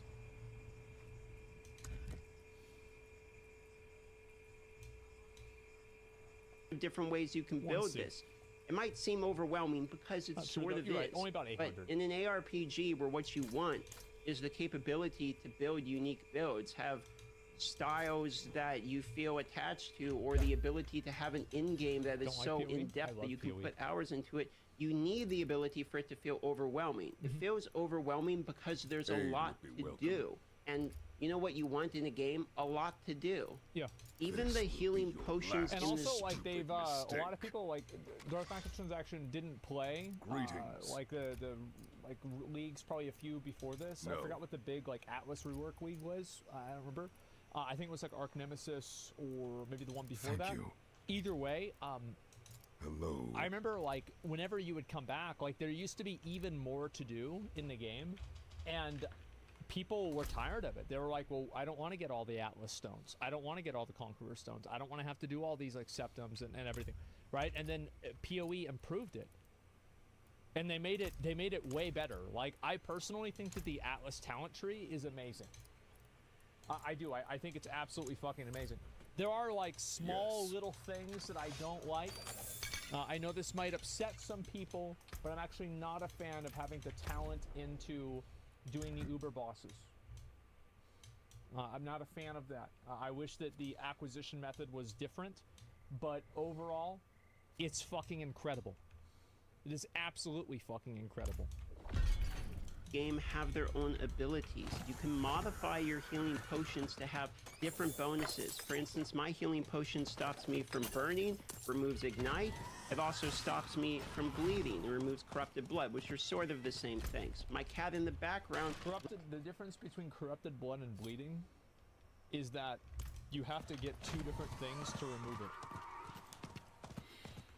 That's the difference. I need more time. Lets me know when she wants to go out.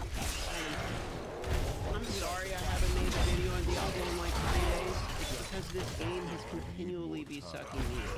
The more I play this game, the more I uncover. And every time I uncover something, there's another thing telling me, well, did you try this yet? And most of the time the answer says, no, I haven't tried this yet. I skipped 1 week in PoE, and I come back to Not ready yet.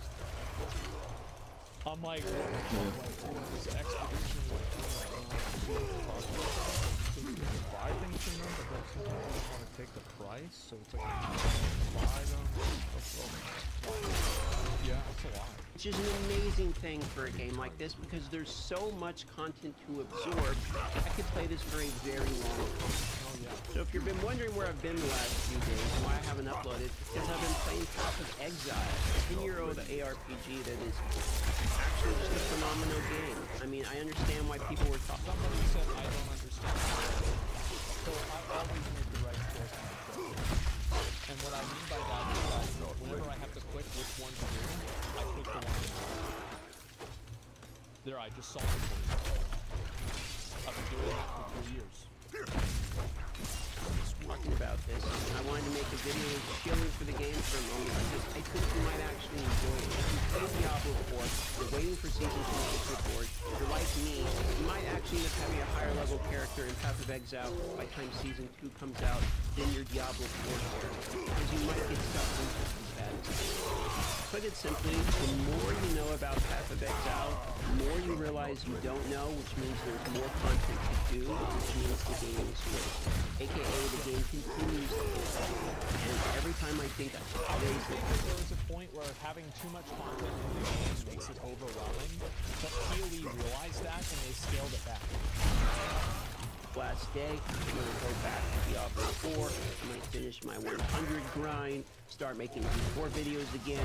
I run into something in Path of Exile while I'm live streaming. I'm like, wow, this is a whole new boss. This is a whole new area. This is a whole new minigame. And I find myself going, okay, one more day. I'll do one more day, and then surely this will be the last day I play.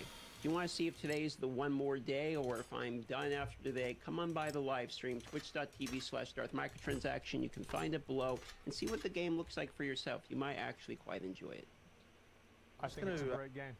Like, I would absolutely recommend PoE. I've said it 50 fucking times. I'll say it 50 more fucking times. It is a great game. I'm glad he's playing it. Thank God. Obviously, look at this, 288,000 people. It's got a massive community. People absolutely love this game. I will say, though, there are people that go in blind and they enjoy it. My advice is to look at a build guide and then deviate and then learn from why the deviation is either a good or a bad idea. But you should go in there and make your own decision and play what you want. I think PoE is an incredible game. I'm super excited about PoE 2. Everything that I've seen about PoE 2 makes me more excited. Why are you not playing it? I'm not playing Diablo either. The reason I haven't played it is actually very simple. I've been playing other things. If I didn't have any other responsibilities, my character would probably be level 96 right now. And it's probably never going to get to 97. I need time realistically. But, you know, even though I'll keep playing.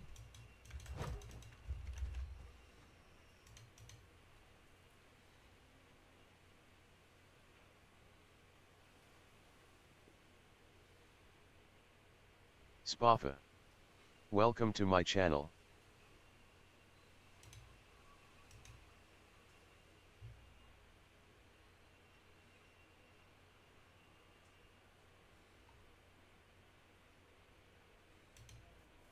I'm surprised this gen has not been finished, man.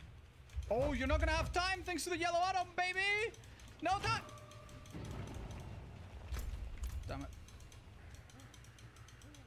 Because if that's what they added and that's what they thought would help Trapper, man, oh my lord. We are hopeless.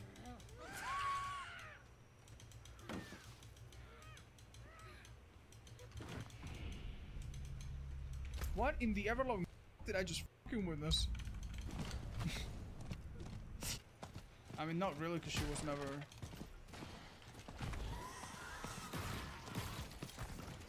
I'm gonna swing. Oh, shit, okay.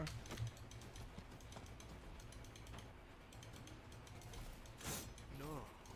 If you have a It's the safest town. What here is the green herb?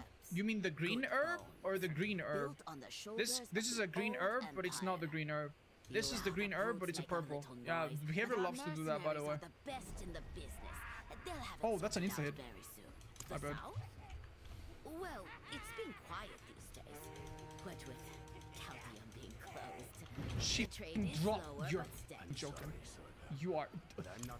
Brother, who are you chasing? Look, she's here! The young die. Let's just kill her lagging, that's it. Nah, that's just... Nah.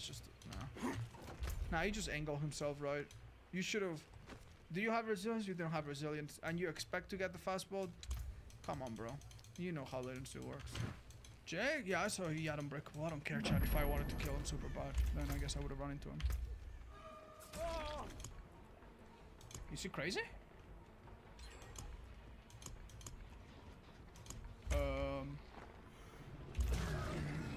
Hey, what's up? Nice balanced landing, nerd. You don't want to take that window? You don't want to take that? Why did you take that window? Ball that window. Do it. Ball the window.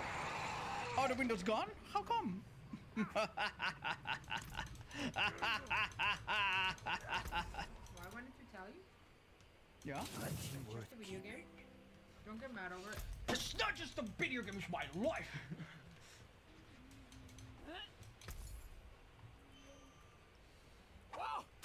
Is this lightweight? I think those scratch marks are weird. Dude, that looked like a genuine like slap. Like even my camera was like, that was weird. We definitely don't want to waste an Eerie and a purple. You know what? If I get a bad add-on, I can just re-roll it. So who cares, right? Let's do Billy. If I get Eerie and all right. Damn it. This must have belonged to a traveler. I'll put it. A 10% chance. God damn it. Okay, this is 3 awful perks on Bamboozle. We can give this to our bestest Billy boy. Of course he did. He never trusted us to combine, bro. Oh, excuse me? How did I run into that?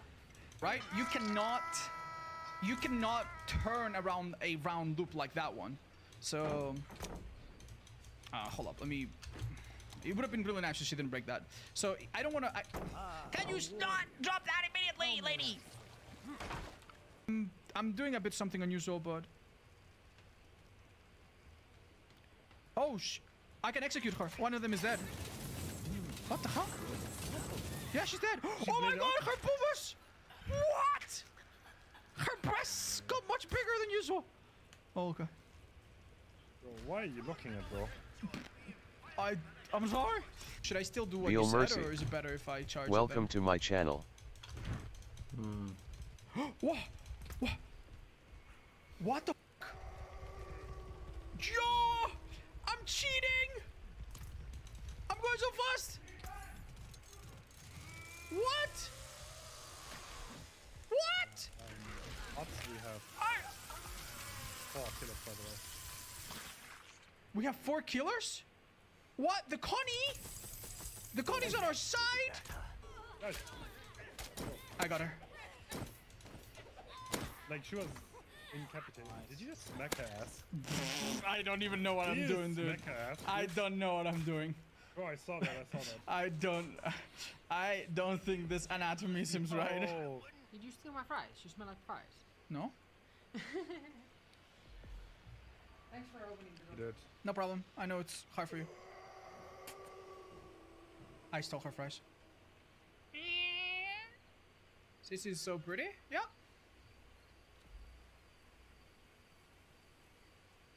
A mother. Only a mother could love this face. That's where Shoopy? That's right. Where is Shoopy? Oh my god. Is Shoopy an alien? It would explain a lot. Nina, do you think Shoopy might be an alien? Oh my god, she's out of being assimilated. Yeah. Where are they? Oh, they're in a freezer upstairs. They're hiding in a box. What? Yeah, they're hiding in a. I found them.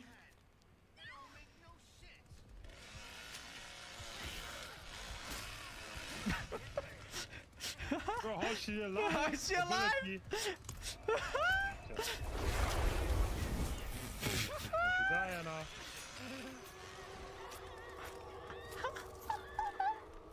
That was brutal. Oh my god, dude. Oh my god. Nice job, guys. No? Yeah, on the stairs? He's going up right Yeah, I'm gonna whack him. Leo, come. We can double tap him. Yeah. Now, 3, 2, 1, now. Yeah, you got him. Good shit. Is my ability back yet? No, it's not. Oh gosh, I'm in trouble. Oh shit, there's fish! Good luck! Where you going? Where you going? Yeah, I'm trying to find something. You scream with the egg! I'm okay! Oh my gosh, I'm dead. Hold on! I'm outside.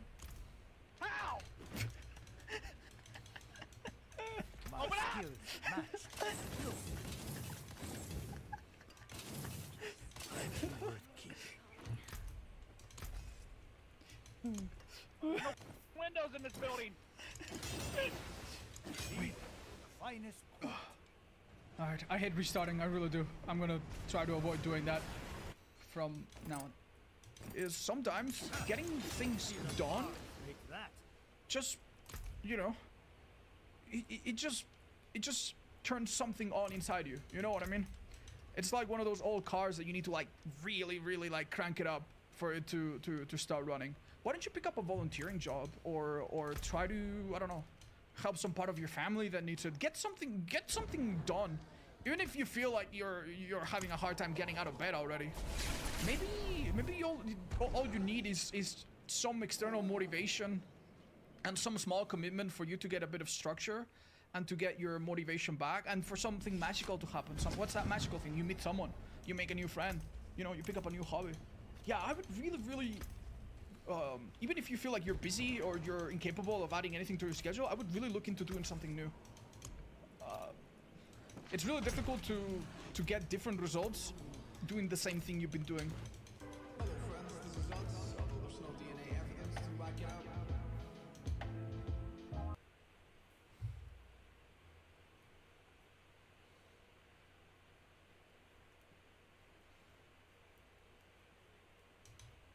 Armored Core 6 is a funny, rooty-tooty shooty game all about building the right mech for the right job. The game offers the player so many different ways to tackle the challenges it presents, all excelling in their own ways. But what if we didn't take any of the options provided for us? If you accidentally load into a mission without a gun equipped, you'll find yourself punching rather than doing anything useful. This seems to be something which a lot of people know about, but have never really tried. Varty video included, who told me about it. I sent him a little kitty cat back, and he seemed to like that. So, I'm here today to find out, can you beat Armored Core 6 with no weapons used? Alright, so the run begins. Right away from the tutorial mission, we are forced to use a mech with weapons. So, can you beat Armored Core with no weapons? No. Or so I thought. Until I made a very unfortunate discovery. Oh, wait. That does damage? Oh, that does damage? Oh, well, I've shut the bed now, haven't I? That's me fucked. I'm sure for the tutorial mission, you guys wouldn't mind if I just skipped this one. But when I say no weapons, I really mean no weapons. Please don't say it works. Did that work? Please don't say it worked. Oh my god, it worked. Oh shit. Oh no. Oh fucking no. Please. Oh no. Guys, come on. Now this one was one of the hardest fights in the entire run. Straight up from the start of the game, we are met with a solid brick wall. Thankfully, with it just being a tutorial boss, it was rather easy to dodge. All you really gotta do is just stay underneath the boss and it can't really do much back to you. So it was a huge test in patience, a common theme with this run. The only major problem we faced by doing this is sometimes we chased the boss outside of the arena, which led to some very frustrating deaths, especially this one with only a few hits left. Just dodge. I'm dead. I'm so... He's out of bounds. He's out of bounds again. No. But with a lot of patience and not that much skill, to be honest, we finally got this one. He's out of bounds, out of bounds. Okay. No way. Dodge. Not while I'm This is actually nerve-wracking.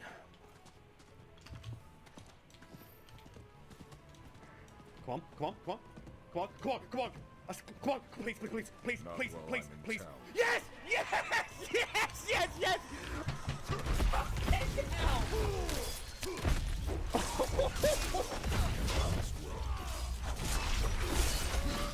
That's what it's all about, baby! Look at my ammo! No ammo spent! That's it! Alright then. First thing I'm doing... Get off my screen. First thing I'm doing... Oh yeah, baby. That's actually, believe it or not, better. That's better. This is actually getting easier, believe it or not now. So now we can finally get back to our no weapon mech. And I took the time to give the mech their classic Lenny colours. Reborn. Oh, that looks sick.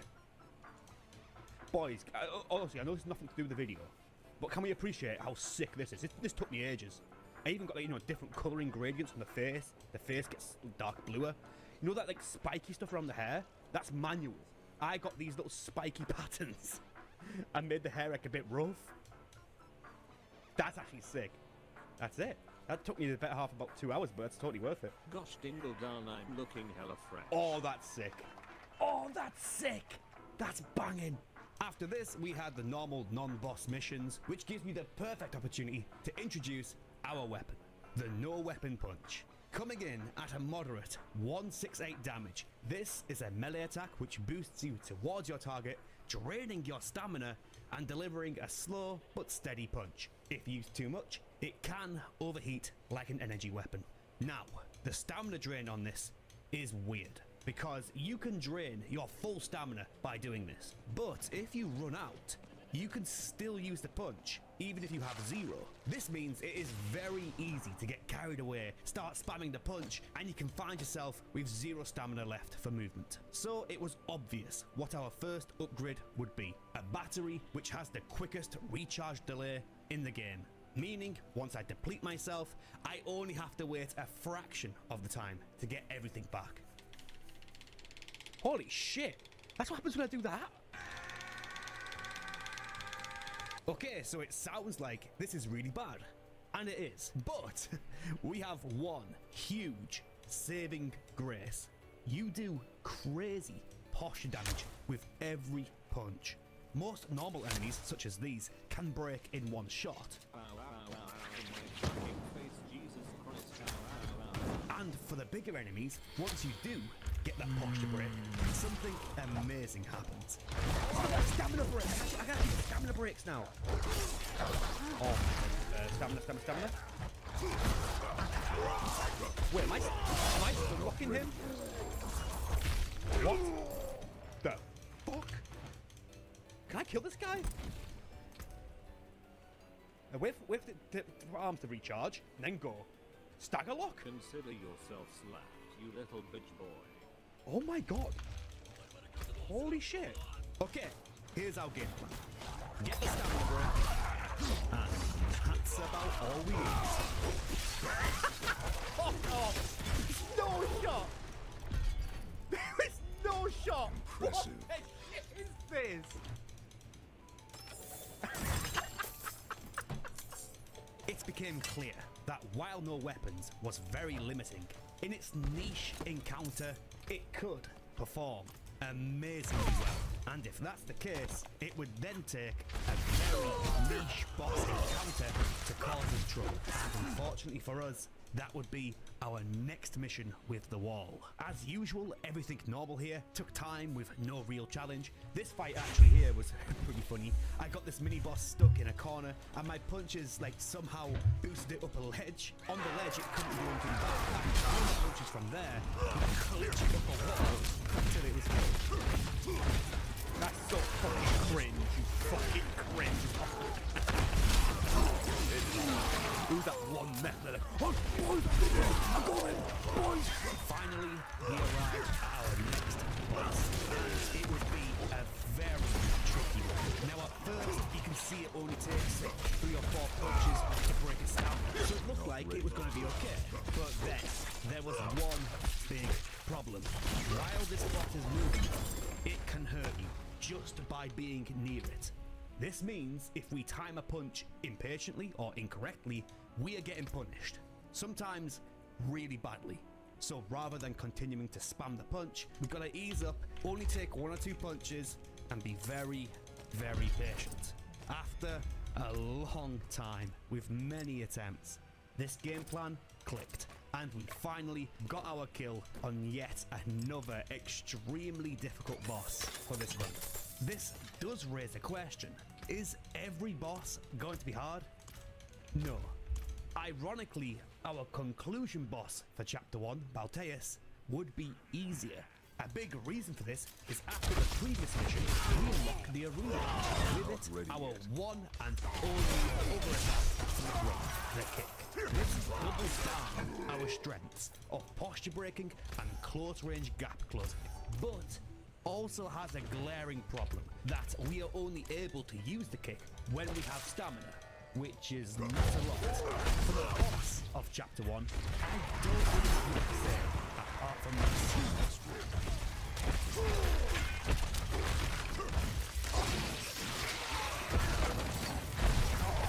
Fortunately for us, this is another stun lock enemy.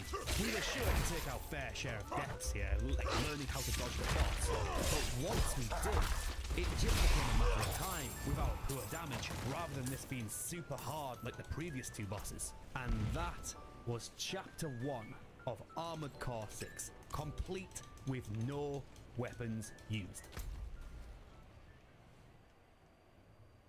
Who are you? Oh my gosh, I finally found my robo-waifu. Yeah, whatever you say, baby, give me smooch. At least take me out to dinner first, Jesus Christ. Chapter 2 begins, and we have some changes to our mech. The main one being the legs. This is a huge one because it's changing our kick. Now, I did the number crunching, and for pure damage, the tank is the best. The quad being second, and normal being last. Although the tank seems to be best here, for this challenge being so reliant on dodging and staying alive long enough to get the kill, I just think that poor mobility here, it's not good enough. So it comes down to the normal legs or the quad legs. Now, not only are the quad legs better damage, I also find the hitbox to be far more challenging. It hits enemies in a nice wide 360 around you, plus has a lot of active frame time. You can see here I activate the kick quite early, and it lasts long enough to go over and actually hit. The quad legs end up being our main choice of legs. This is probably the most damage I've seen out of the build yet. Now the build's looking like 2 punches, great posture, but how much damage does it hit? 1,500. But again, what's interesting about the strategy is that it's involved saving damage from the punches range so much damage. So it's a very, very good DPS, sure, but a very hard scenario, very scenario that you've got to think about. Chapter 2 has 2 bosses. The first one, the Smart Cleaner, was almost a run. It is just like the wall fight, except rather than hitting the whole back, it's just a tiny red square at the front, which, like the wall fight, puts you in the perfect range for the boss to land you. I really thought this would be the end, but very luckily, I did find an exploit here. By positioning myself very carefully at the top here, it would bait the boss back and forward like over and over again. After some practice setting up this tech in the position, it became a reliable strat and turned this one ender into yet another test of slow and steady patience. Ultimately, Boss 2 also looks to be quite hard because it also uses melee against you, and in a melee versus melee boss fight, we require obviously shot. However, for some reason, the way our punch boosts us towards the target, it was just so perfect.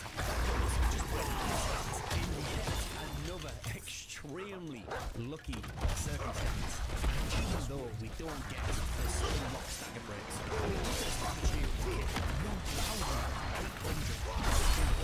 I'm very happy with this one because it is more like what normal battles looks like without a setup. Rather than us getting flipped over by some big niche gimmicks with the wall or a smart cleaner, this is just straight up a fight. In a fight, excel, and that was the very short checkpoint with no weapons used.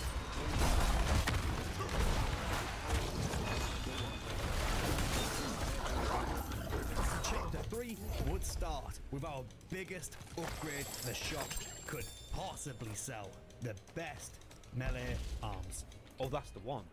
That's it. Wait. That's so weird that this is just, that's attack power. But for firearms, it's just tracking. Welcome to my channel. Yeah, for melee, that's the one, isn't that? I think that's best in slot. Our punch has just got as good as it'll ever be. That's it. That's how punch has been maxed out. There will be a lot of missions in this chapter, but not too much to show. The thing is that the game wants you to go around these side missions within the missions, such as killing extra enemies for more money. But since we don't buy weapons, we don't really care about the extra money. This makes a lot of missions just sprinting to the finish line, and the fights that we do have to take are honestly not that bad, with the new arms especially doing extra damage and even more posture breaks. Even in this 2-on-1 AC fight, I thought we were in trouble, but the no weapon run turns out to be an absolute demon in core versus core fights because of the stagger lock. Get you. Back to your post, Grunt. I can handle myself then. Bless and thank you. That's not to say it was smooth sailing though. There are some missions that I want to show here. First of all, this one gave me fucking PTSD from the first boss in the game, but it ends up being easier now because we can punch, so no problems here. I just thought it was fucking funny. The next mission was this mini boss, and it looked like to be another wall or smart cleaner boss. Our worst nightmare. But if you position yourself right in the middle, for some reason, it doesn't hurt you. Yet another extremely lucky happenstance, which had the full potential to end the run right here. The last mission I want to show is this one, a defend mission. You have to stop these normal trash mechs from beating your 3 targets. On a normal playthrough, this is no bother, but on this one, it gets right down to the wire. The obvious problem being is that if something is attacking your base, you can't just turn around and shoot it. We have to fly all the way over every time to each enemy and then punch it. So this ends up being a very calculated mission, remembering where enemies spawn and knowing like what we can ignore for now and what we need to get now. Finally, we managed to get through this one, losing just 1 of our targets. I sure do hope we don't have to do this type of mission again 2 times in the future. It's like all the, you can see all the humans, and you can't really see them, but all the humans are behind that glass. I'm like, oh, get the humans, get the humans, fuck. This now brings us to our chapter 3 boss, the Ice Worm. And you are forced to use this disabling cannon for the fight. So, can you beat Armored Core with no weapons? No. Okay, in all seriousness, this is really just a gimmick that the player has to do. I'm not using this weapon for its damage. Plus, it's a very weak way for this all to end. So, I think we can all agree, just for the sake of this like little gimmick, it doesn't count.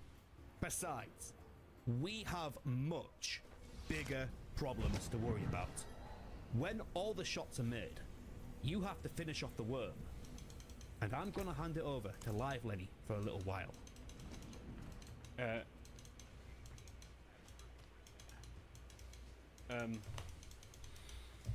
What now? What now? Wait, what? Is it over? Wait! How am I supposed to do that then? Wait, how am I supposed... What? No! Right. This is my next attempt. I've got to go full power with the kick and everything. I'm going to have to try everything I've got. I've even got... Wait. I've even got this shit. Just a kind of ability. I've even got that for the extra damage. I'm going... This is desperate. This could be the end, though. It really sucks that the ending of this is not that it's too hard. The ending of this could be that I'm just hard locked out because of the mission's got a DPS check. That fucking sucks. Ah, come on, we can do this though. Come on, I really hope we can do this. I really want to do this. What's this? How much is this doing? Oh! Oh, that's good! Oh, that's good! That could maybe be the difference. Oh shit! Okay, it's going to take.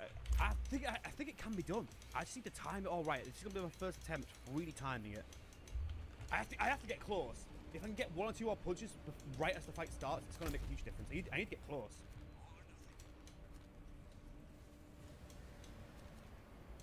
It's dash now, dash now. See, if I'm close now, that's already 2 punches in. 1 punch. Kick, kick, kick.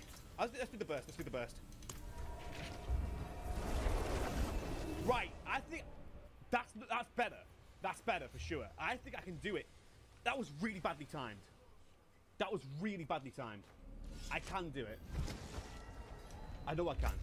That's like another 5 or so punches. There's a bunch of optimization there to be made. I can do this. It's a bit far away. Get closer, get closer, get closer. That dash now. See, I've missed a punch there. I've missed a punch. 1, 2, 3, Toji always goes into it low. 4, Where 5, did he get so 6, much salt from? 7, 8, 9, 10, 11, 12. I mean, that could have been it. If I timed the explosion a fraction earlier, that was it. If I timed it a fraction earlier, that was it. 9, 10, 11, 12. Hang on. 13, 14. One more kick and a burst. And a burst. Go on. Not while I'm in town. Oh my god, yes! Yes!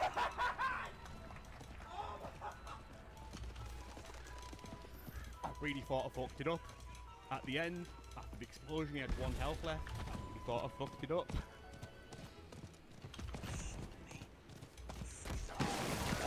And that was chapter 3. Beat with no weapons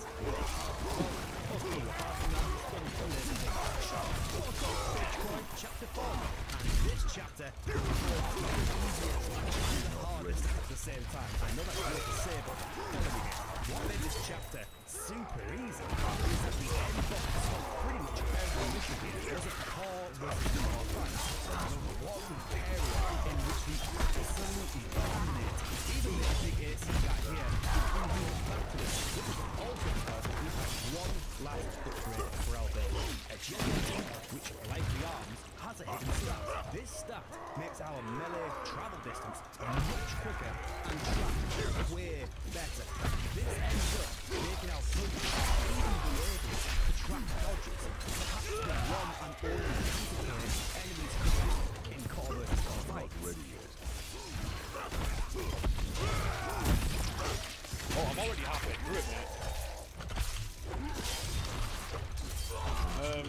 Already halfway through it, lad. So yeah, it's a bit of a shame. I don't really have too much to show here. I mean, the missions are just a race to the finish line, and when I do get to the mission boss, it's just another core versus core fight. As much as I love Rusty, he didn't stand a chance. I fucking sucked his cock off. Oh wait, I don't know. I can't say that. So, buddy, who needs you? A bit fucking rude. Your mama needs me shut the fuck up. So then, what's the deal with Chapter 4? Why is it so hard? Well, it is yet again the end of Chapter 4 boss, the series Ibis Core. Now, I know we were just saying how broken this was in Core vs Core, and this being a Core vs Core finale, like what's the difference? This one dodges a lot. You can see here that I'm doing my typical like rush down strategy, and it just keeps backstepping it. Like sometimes I do hit, but mostly I'm coming up blank. Of course, when we do get that posture break finally, it's business as usual. But getting that break is proving very, very difficult. It's a very methodical fight which I can't just spam at. I've got to explore the right radius that I have. Your punch will bring me to the boss, but if it does dodge, there's enough left to go the extra distance. It's a lot of thinking here. But then we find out it's a 2-phase fight, which means we do it all over again. I tried a lot of different strategies here, mainly switching back down to the super quick legs, hoping this extra mobility here, traded for less damage, would help me stay alive for longer. But no, there was no way around this one. I was just getting slapped, especially by the phase team of 3. This, again, was looking like the end. But this time round, I really didn't mind it. And one ending against some cheap gimmick like the ice worm or the clean boss would have been really fucking weird. But the one ending against an actual competent fight, which exposes the weaknesses of this no weapon build, well really, that that's just how it is, and that's fair enough. If it ends here, that's completely valid, and that is the way I was thinking about it. Out of all the possible ways this could have ended, this is perhaps maybe the most satisfying way it has to end. But I noticed I was starting to get pissed. Beginning the second phase, and this time dying at halfway in.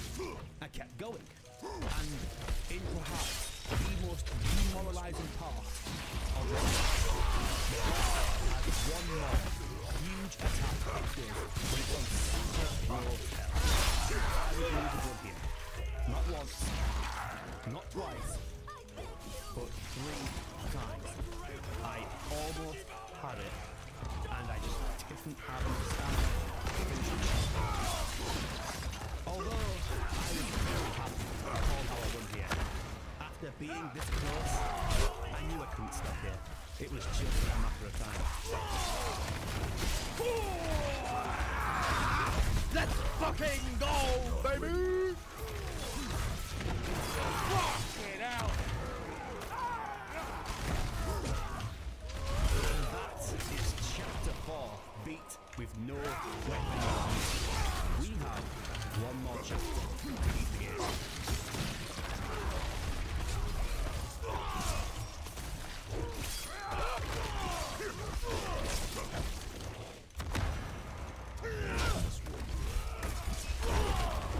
Oh, what's this shag I'm in? What? Oh, fuck. Don't make me go back to bumping people. Don't make me go back to doing this. Oh, no. No. Please. No. No. Please beat it for me. Please. Oh, it's going to take you a while. Not ready yet. Yeah, I'm stuck in the love. Well, you can't help him then. Let me get one. Let me go. She's doing it. Go on, love. I'll take this one, love. I'll take this one, love. That's all me, baby! After that very scary start, Chapter 5 begins in proper. This would begin with a defend mission. Oh, Jesus fucking Christ. But it was made just barely possible by our melee boost upgrade from the jet. The ability to close down those gaps way quicker and then one shot due to our upgraded parts made this way nicer to deal with. But that's not to say it still wasn't very close. This is 30 seconds left on the mission, with just 1 hit left on my defense's health. Come on, come on, come on. No! Come on. No, no, no, no, no. I'm out, punch, I'm out, punch. Kick. Okay, I'm just doing that. Sure. Why not? I'm not ready yet. Fuck. 30 seconds. No.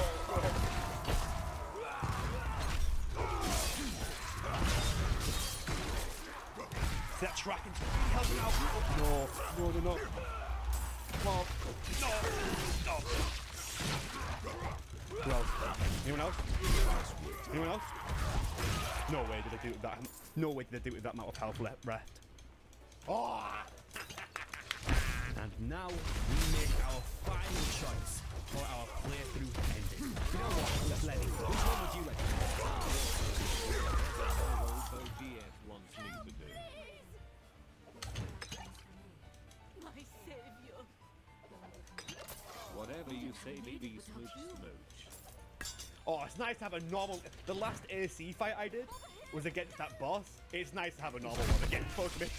Look at this shit. Business as usual.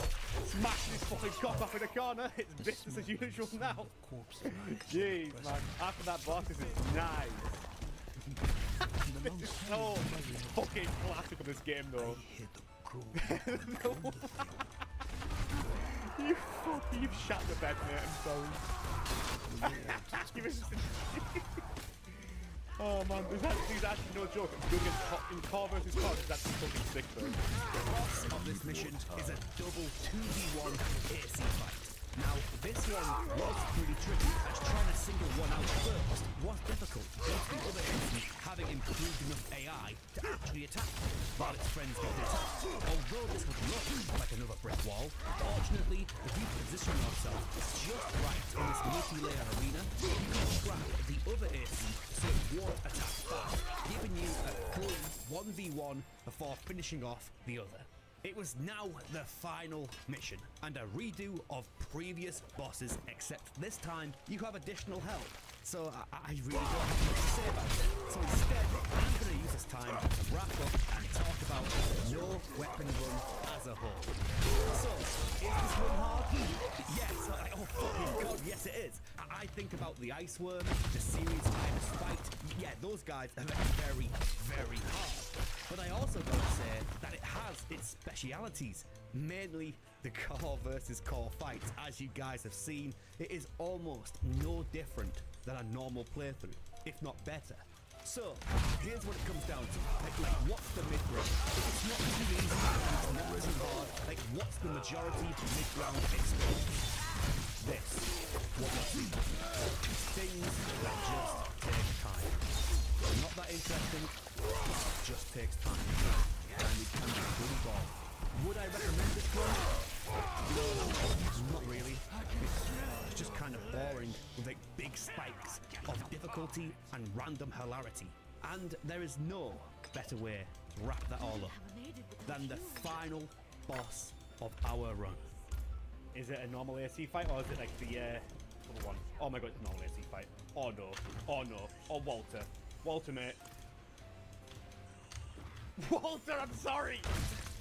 Oh dear. It's oh god, it's gone terrible for you, Walter. The final boss is the one thing this build's good at. Oh dear. Oh fucking dear. It's all gone bad for Walter. He shut the bed. Out of all the challenges I've done, I think this one is on the lower of the fun scale.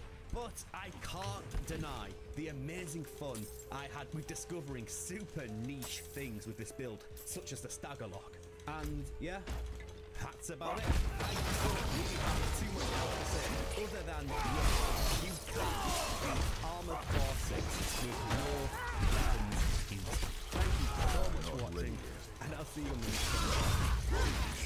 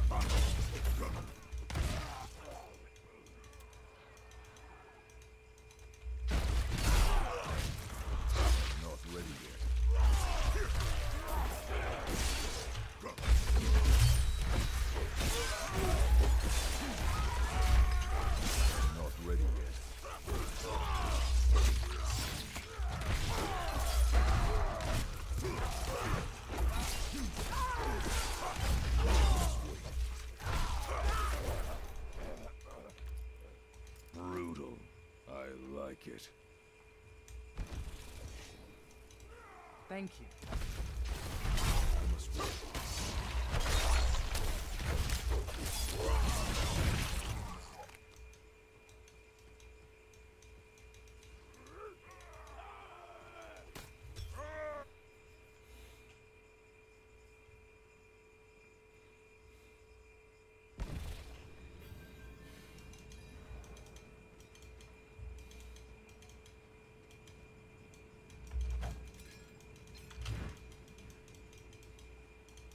Separated.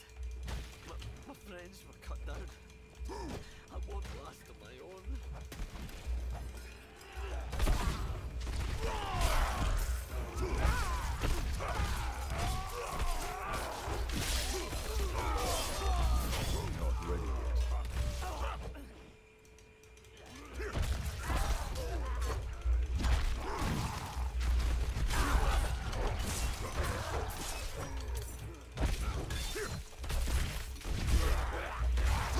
Not ready yet.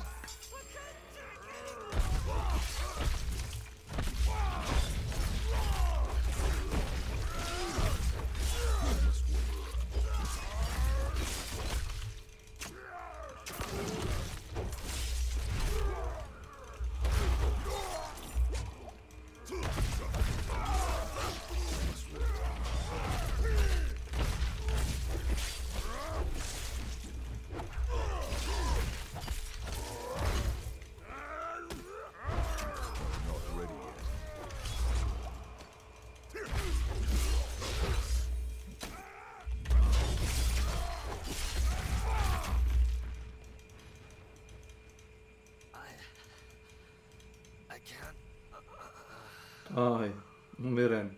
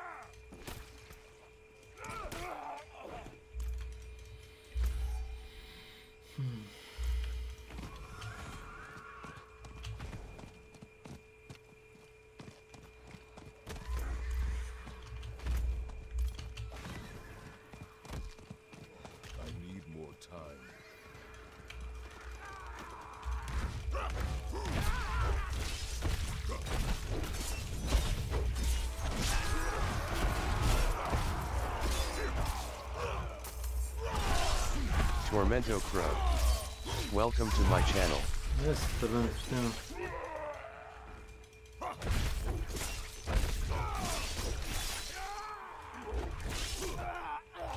shit.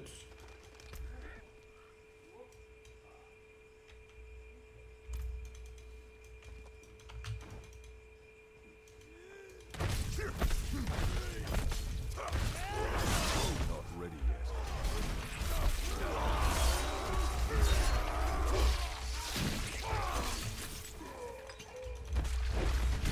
Mrš. Ti ćeš mene da biješ buzdovano.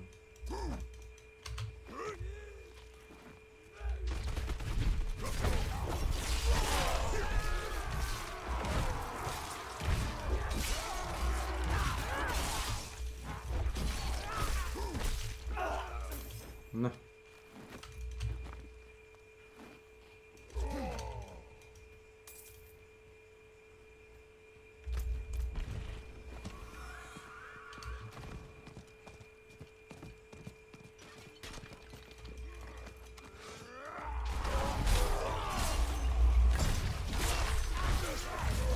Not ready yet.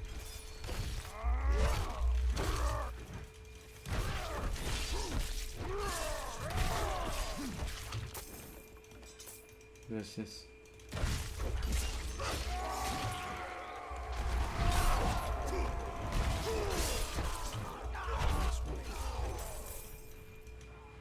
Dobra.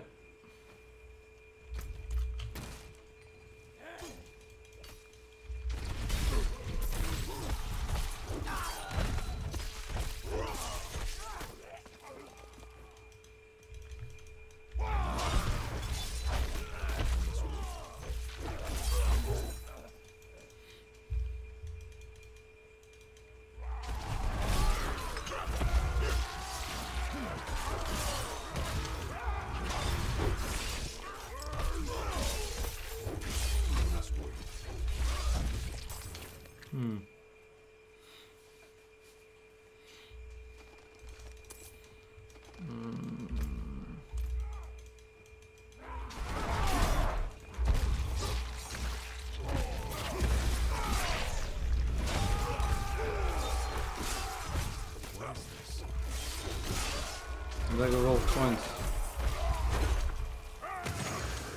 Wow.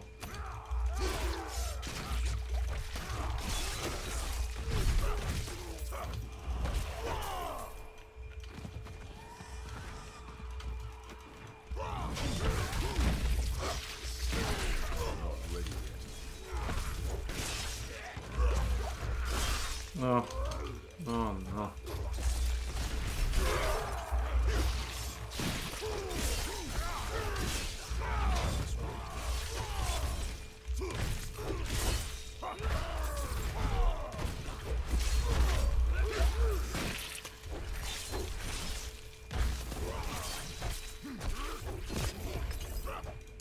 Hop.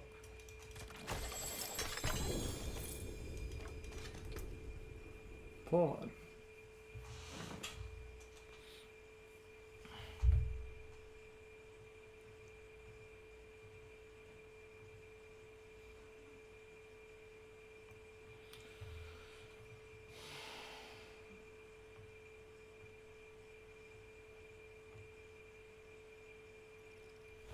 It's not really that good.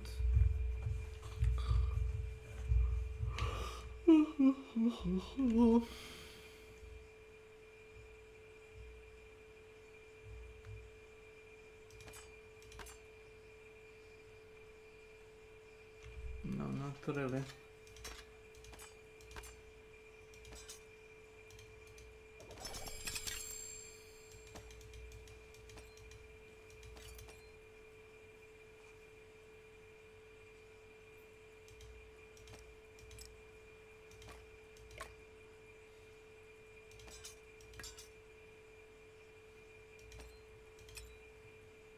No.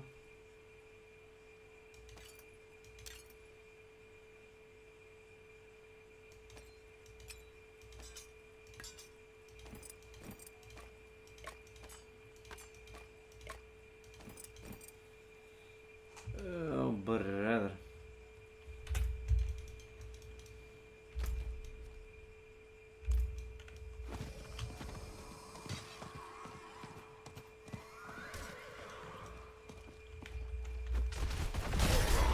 DDES. Welcome to my channel.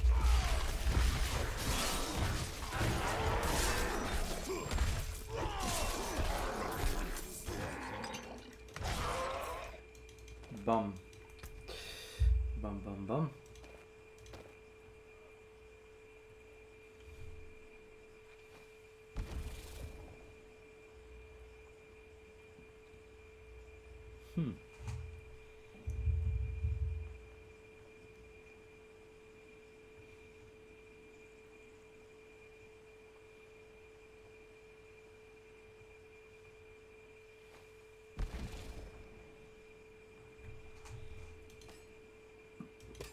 Actually, solid mace.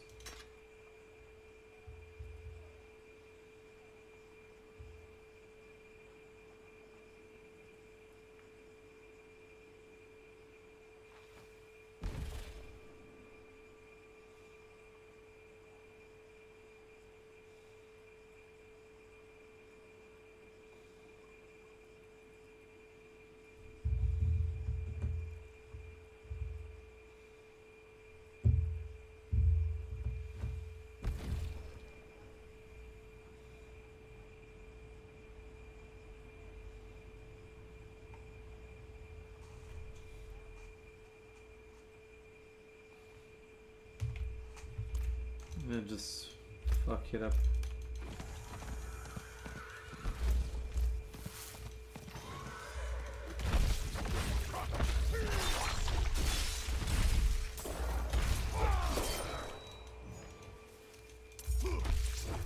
Uh-huh. I must wait.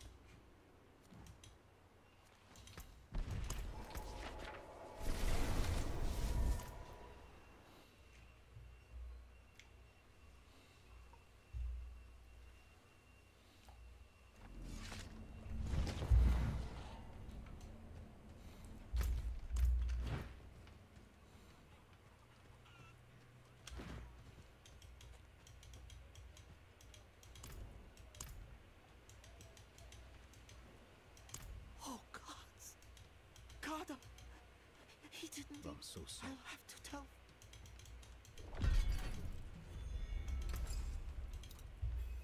A key worth keeping.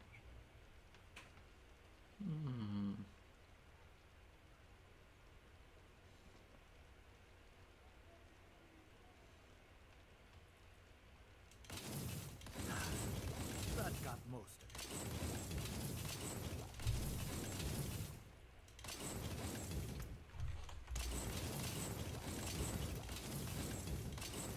Win favor, my friend. My skills unmatched. You'll see. Sure.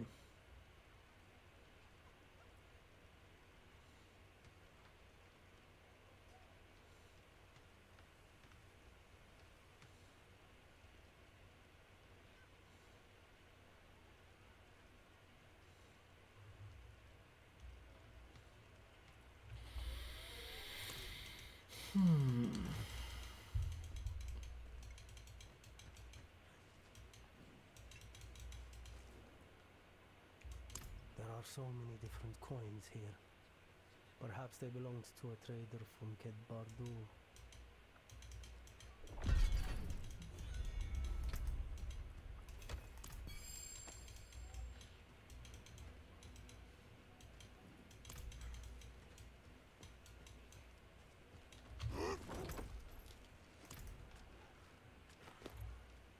Oh, please.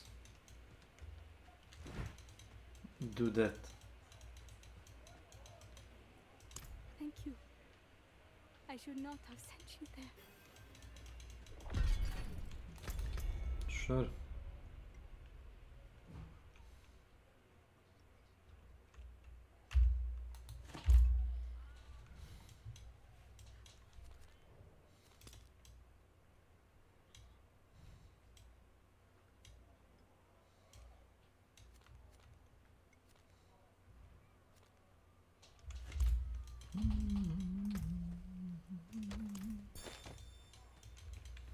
I can't do that here.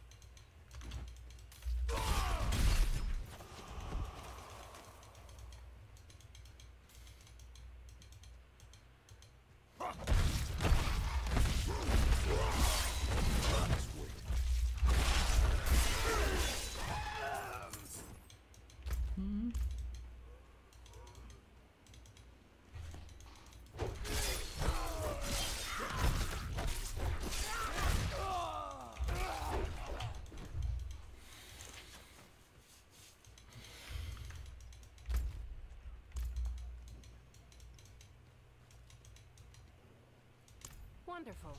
Now one of our kin witnesses your wailing. Ignore my brother. I've had enough. The cannibal. If you would... Okay, I can kill cannibals, go on. Mongrel flesh eaters see our shame, our weakness, and season. No, I do not.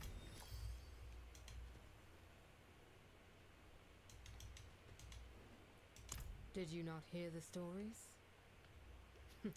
Not sure. We carry the shame. Crane tribe's honor fell with Ariat. We fight alone. I've never let one live long enough to ask. They feed on even man.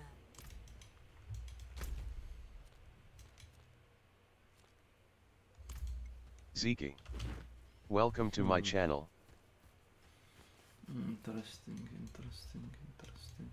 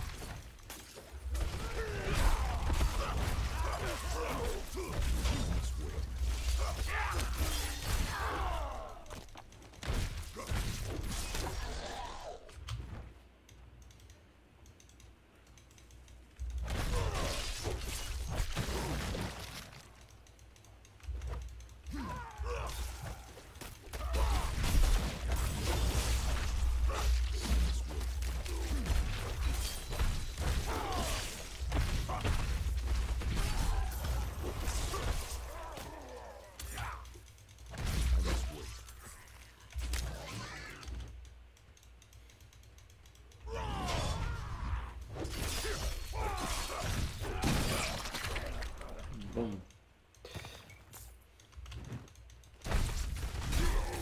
Not ready yet.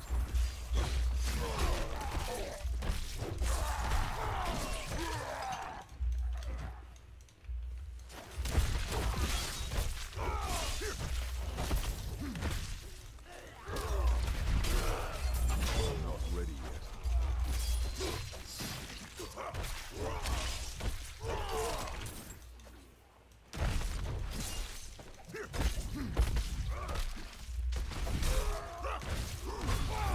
Not ready yet.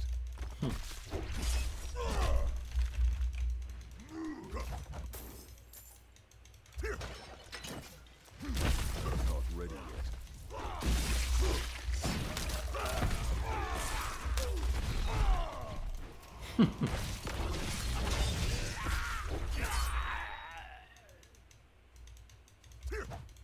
I must wait.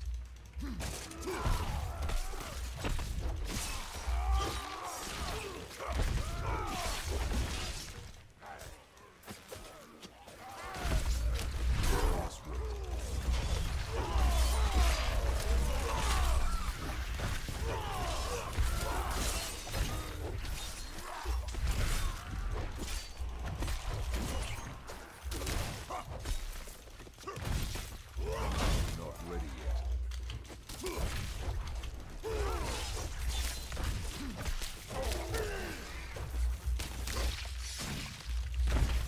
Not ready yet.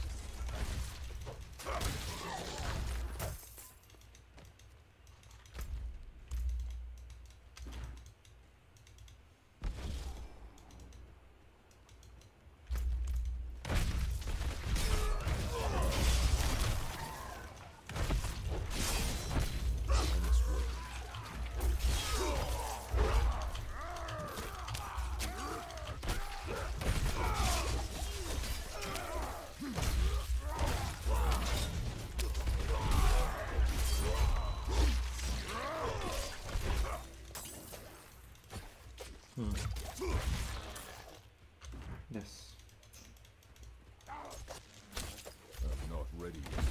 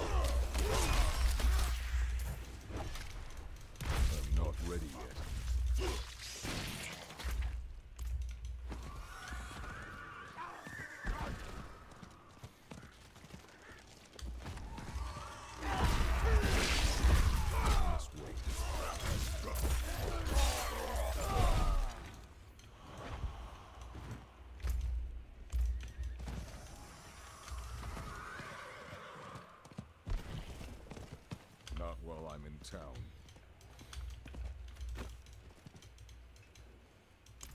You honor your clan, but I... Don't be foolish. I can't help.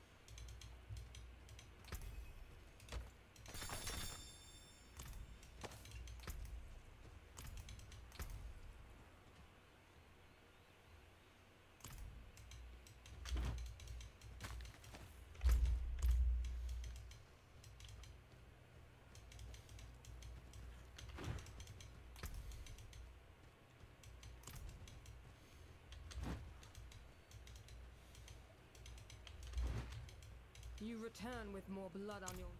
We watched them, learned from them. They consume flesh to take the strength of those who are to Honor? Yes. Honor is with the... But you have no... It seems we've lost more than flesh. We've forgotten. If we are to have any... Meet me at the burial ground. Since the great betrayal, Crane tribe has... I return. No skull.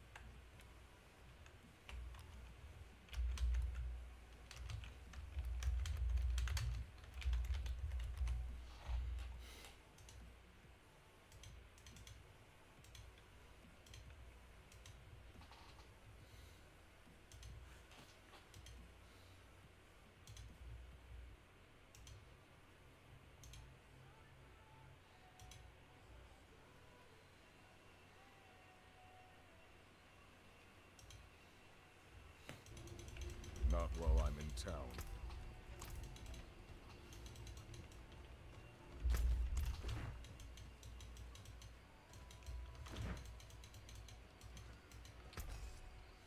Hello, Snake. Tim. Yeah, Hunting Party. Ich muss noch mal ready machen, Maus. Danke. Fat Eddie. Hello, Snake. What's up? What's poppin'?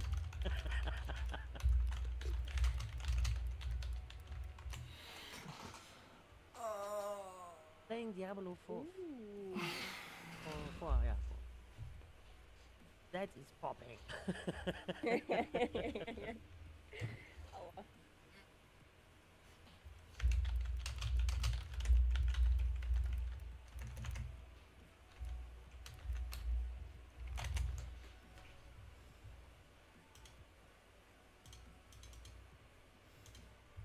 Das muss man aber mal rausklippen, ne? Ja, das klippe ich dann noch raus. 1 Stunde 48 sind wir jetzt. 1 Stunde 48, ja. No, I'm no prestiging.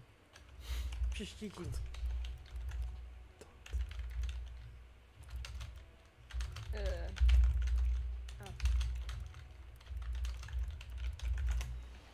Hello, Snake.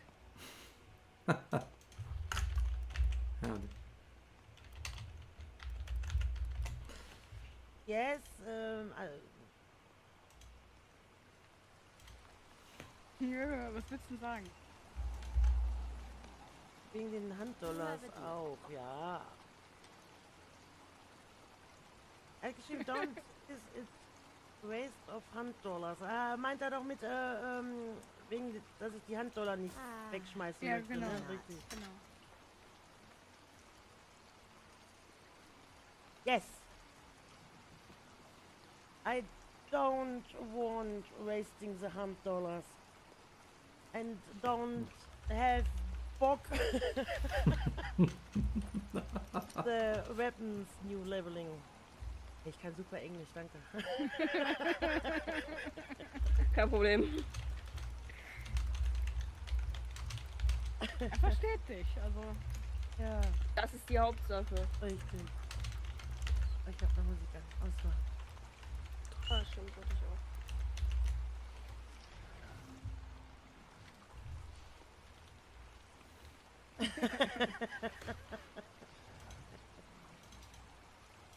Hast du Englisch überhaupt in der Schule gelernt? Ja, ich hatte eine super Note in Englisch. Sag mal. Nein. Euer Schulenglisch war mit Sicherheit noch beschissenerer als unser Schulenglisch. Definitiv.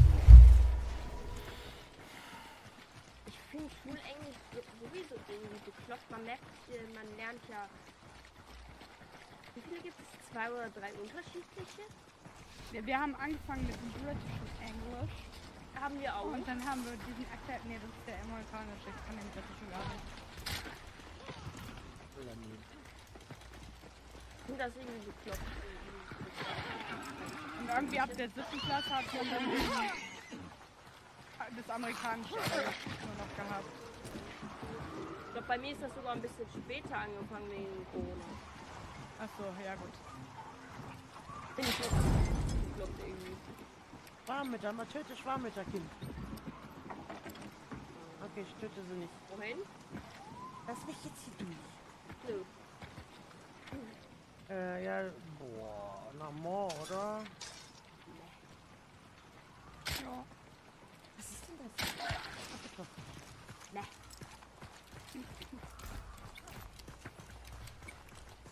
Aber eigentlich musst du für britisches Englisch nur eingebildet sprechen. Hello. You want a cup of tea, sir? Ich glaube, dann reicht das schon. Ich glaube auch.